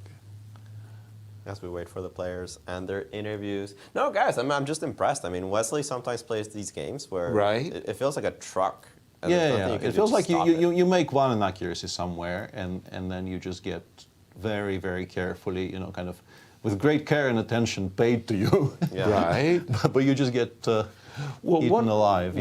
One of the things about this victory and about what we're saying about Wesley in particular is it's so hard to keep control of these guys. Like somehow you slip here, you slip there, you allow them to climb back into it. Fabi, MVL, Nepo, you give them an opportunity and they'll find a way to escape. But Wesley keeps the control as he did in this game. He just never relinquished control. Very well. And the moment he was given an opportunity to kind of really pounce, like that perhaps slight inaccuracy, maybe not even slight inaccuracy by Hans, which allowed this very nice maneuver of bishop h2, provoking knight f3 back and then bishop f4. From that moment onwards, you kind of knew how that movie ended. Right. And Wesley did indeed convert very convincingly. 3 victories as we get ready for our interviews. Once again, round 6. Incredible round of results.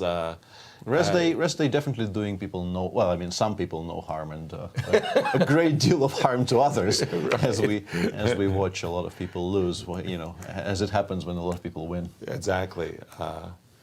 But wow, I must say that I didn't expect such a decisive number of games. But also one of the other things, Peter, I just wanted to say about this tournament, wonderful variety of openings and defenses. We get to talk about a lot of different positions, exploring. Yeah. Especially the Petrov. Except for see, that's why he's off my Christmas wish list. How many Petrovs? I think it's the most popular defense this tournament, right?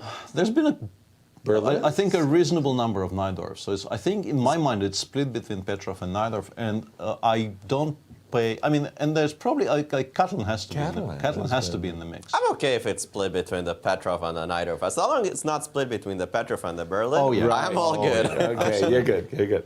And we have some Englishes. I mean, again, the English today was the roller coaster. Oh, yeah. Very shocking that Shaq, by the way, again, he took what was a clearly very advantageous and just turned it into a mess.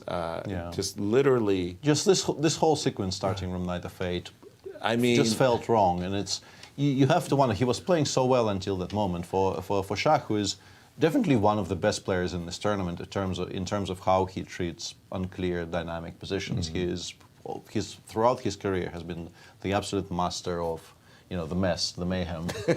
And today he clearly won the first phase, and then just. Well, it really is 7 moves? Well, here we are. Yeah, Bishop, first 5 moves maybe. As Ali Reza, he came in and he freely confessed. Bishop f2, blunder. Oh, he must feeling terrible. Like, now I'm in a terrible Yeah, shape. so this is move 22, and the game ended on move 28 from white. So Shah actually managed to make 6 moves out of here. To go from a position which I think calling it a winning position for black is a bit strong, considering how messy it is, but definitely a much better position for black. So he made 6 moves and resigned.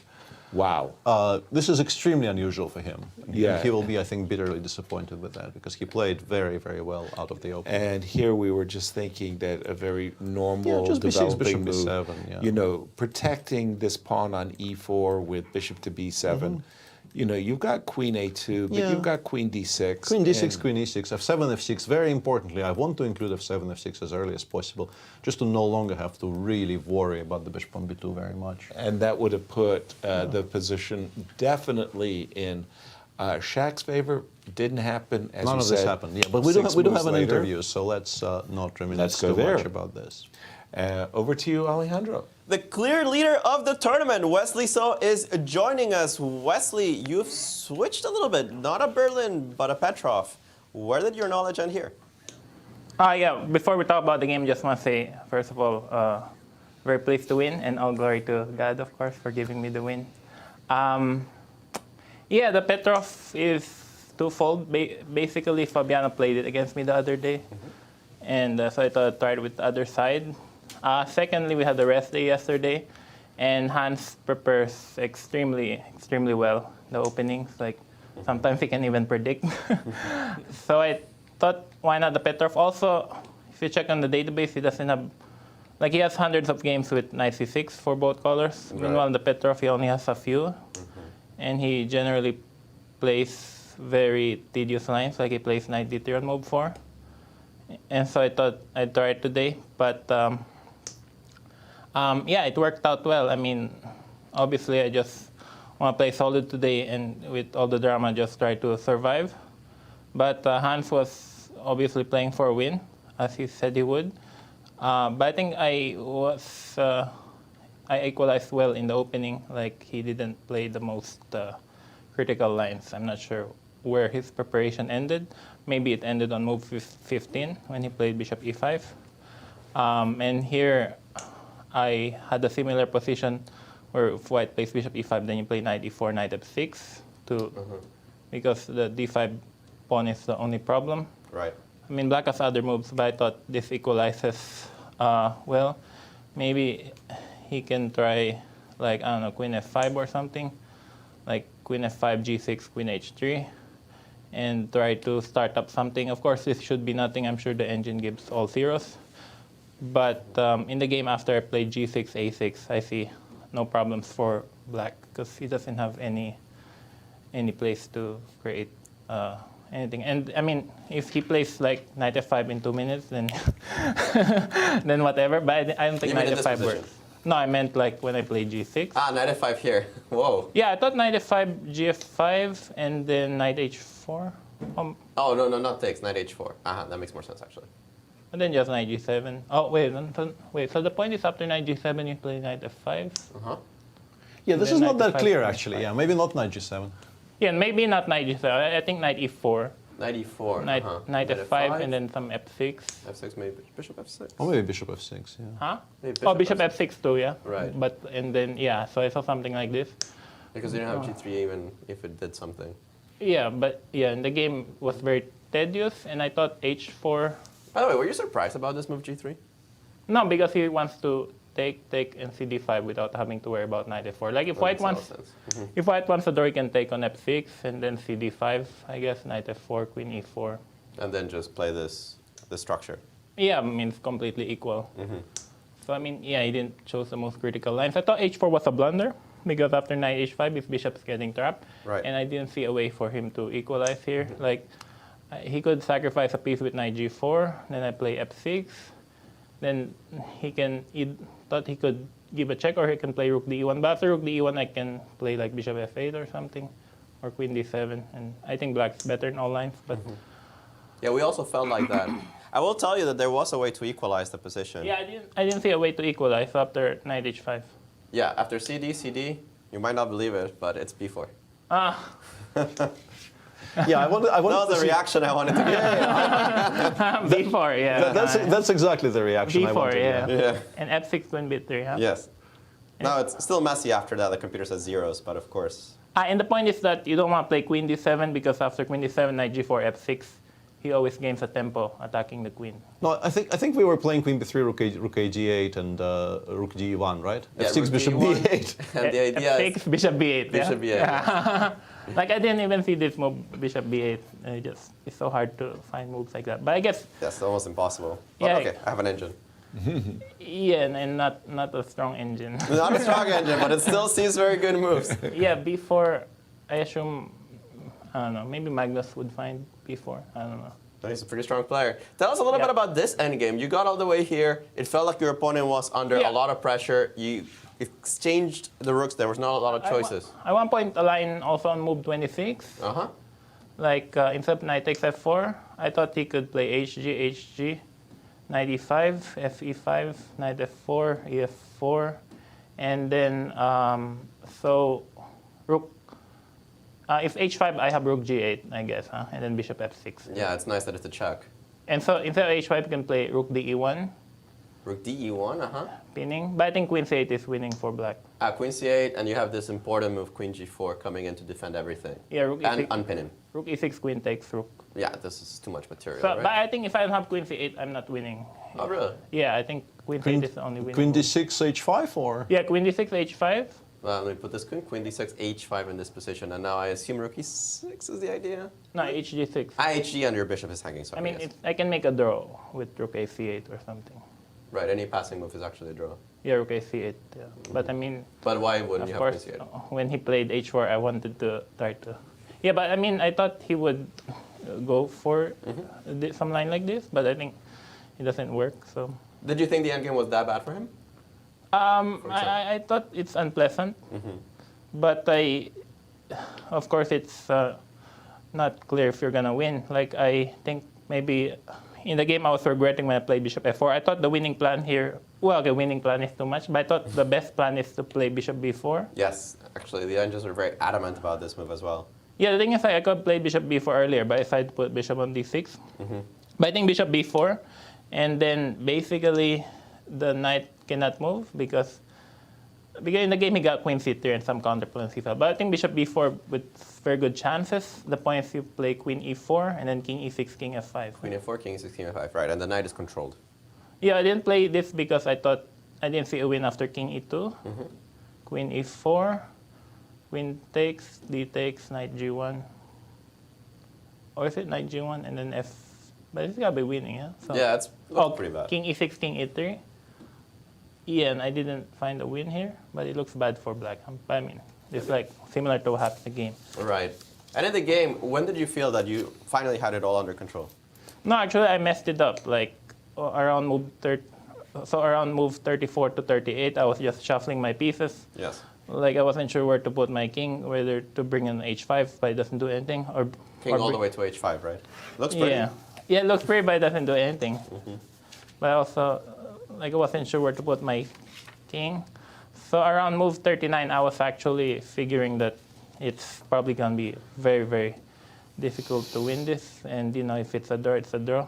That's fine, because I would have been happy with the draw anyway before the game. But I thought king e2 on move 42 was a serious blunder. Right, and you capitalized on it. Yeah, he probably missed bishop h2. After which I didn't see a draw anymore. Yeah, and you were absolutely correct in that assessment. Knight f3, bishop f4. It seems the endgame is just lost. Yeah, I'm very shocked he played king e2 because he's got 50 minutes on the clock. And any move is very solid for white.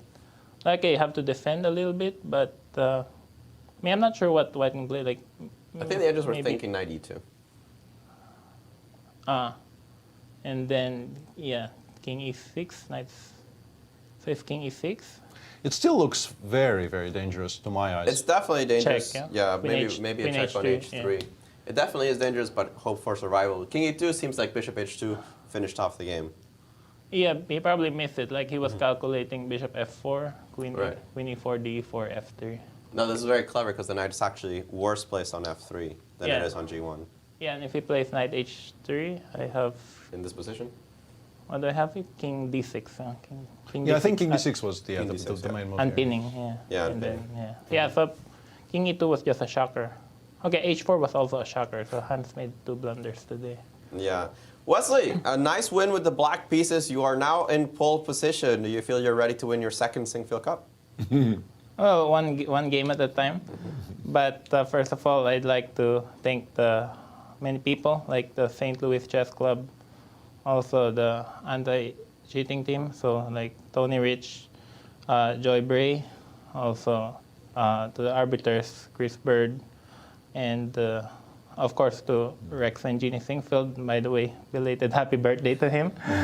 And yeah, to you guys also, to you Alejandro and Peter and Yasser for all the considerate things that you do every day. I mean, obviously this tournament is a bit messed up with Magnus withdrawing, but hey, he's the best player, so I'm fine with that. But I'm really grateful for the things that people did to secure this tournament. I mean, of course, I feel sorry for Hans. He's only 19, and there's a tremendous amount of pressure coming from everybody, and we still don't know 100% what really happened or anything. But my mother had a talk with Tony Rich on the day before, and he said the security here is even better than in the White House. So after he said that, I was very pleased with.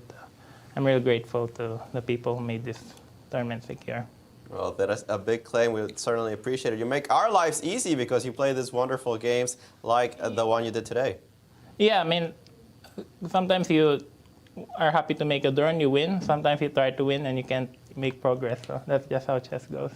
Indeed. Well, Wesley, thank you for this, and good luck in the rest of your tournament. Yeah, I have a rest day tomorrow. That's also very nice. That's also not bad, yeah. It's nice to go watch the movies, have a nice meal, try to get 12 hours of sleep, and that will be preparation. Of course, Firouzja is probably in the must-win against. What is that sorcery that you're I don't referring understand. to? He said 12 hours of sleep. Yeah. Sleep might be possible. I haven't done that in ages. Well, if you want to sleep for 12 hours, you have to lie in bed for 14 hours. Well, there's a secret to success, guys. 12 hours of sleep, 14 hours of bed rest. Yeah, that's why it's called rest day, not prep day.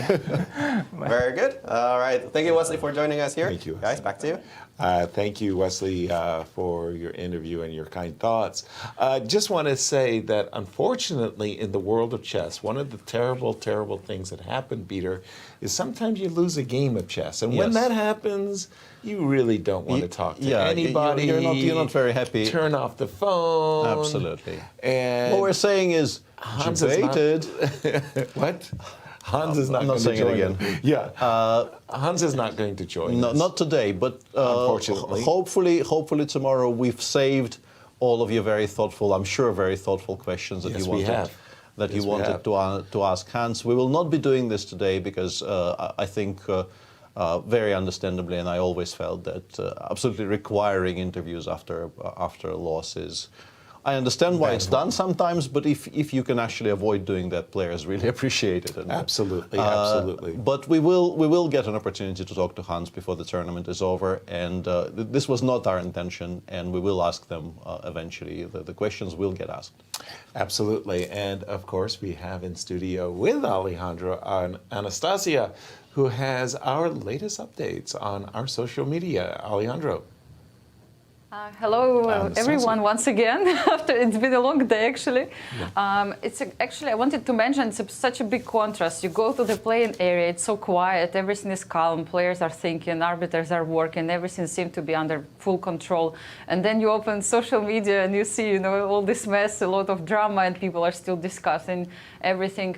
Hikaru Nakamura just 1 hour ago came out with a new video, like an answer for Hans' interview, and of course everybody now is checking what his thoughts, and basically I would just point out one thing what he said, mentioning that he never accused Hans directly in cheating over the board. So this is what he wanted to mention, and of course everybody will check now this interview. I'm sure all players went to check their social media, and I would like to show some numbers. Our team prepared really interesting numbers and statistics. So you can see the first days when hashtag Grand Chess Tour started, and it was like 28K views.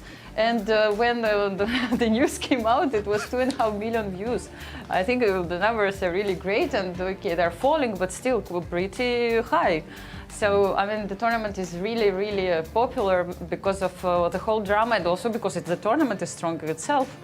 And I would like also to show a few more tweets which came out during the round.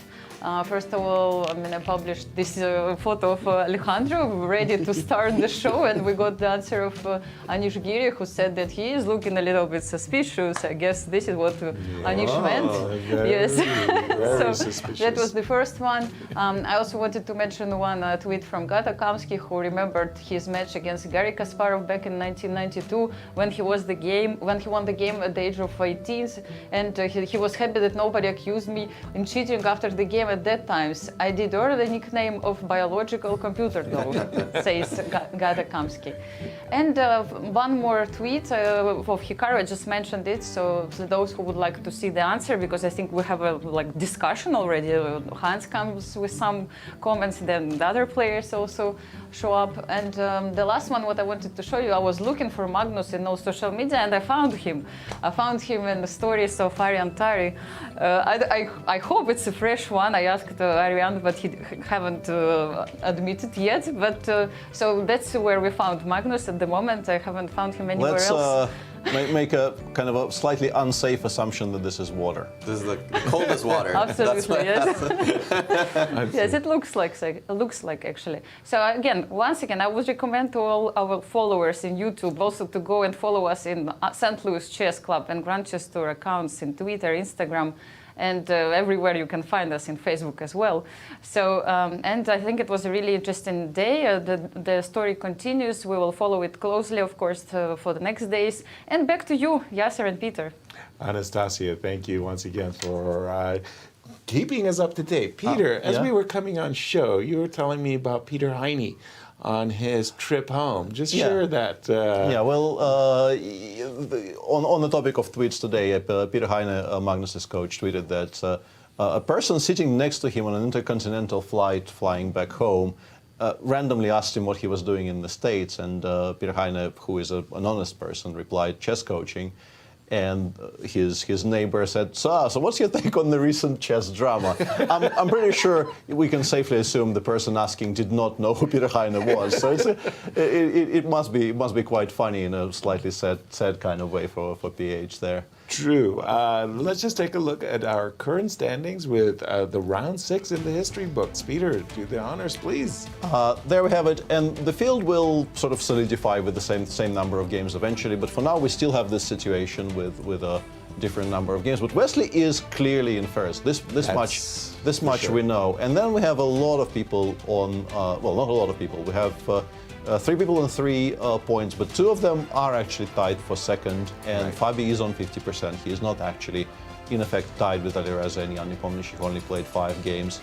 Lev and Hans are now on 50%, as is Linier Dominguez. Maxim is on -2, and as is Shahriar Mamedyarov. So we only have 2 people in the minus, but both of them are, both of them lost today, so they're very much underwater. All right. Well, I think that really sums up, once again, another amazing edition of the Sinquefield Cup, round 6. Tomorrow, of course, round 7. We hope you enjoyed our coverage. We kept all of your questions for Hans, and we will be asking them. And in the meanwhile, we're going to wish you all a very good night. Thank you for staying us. Yes.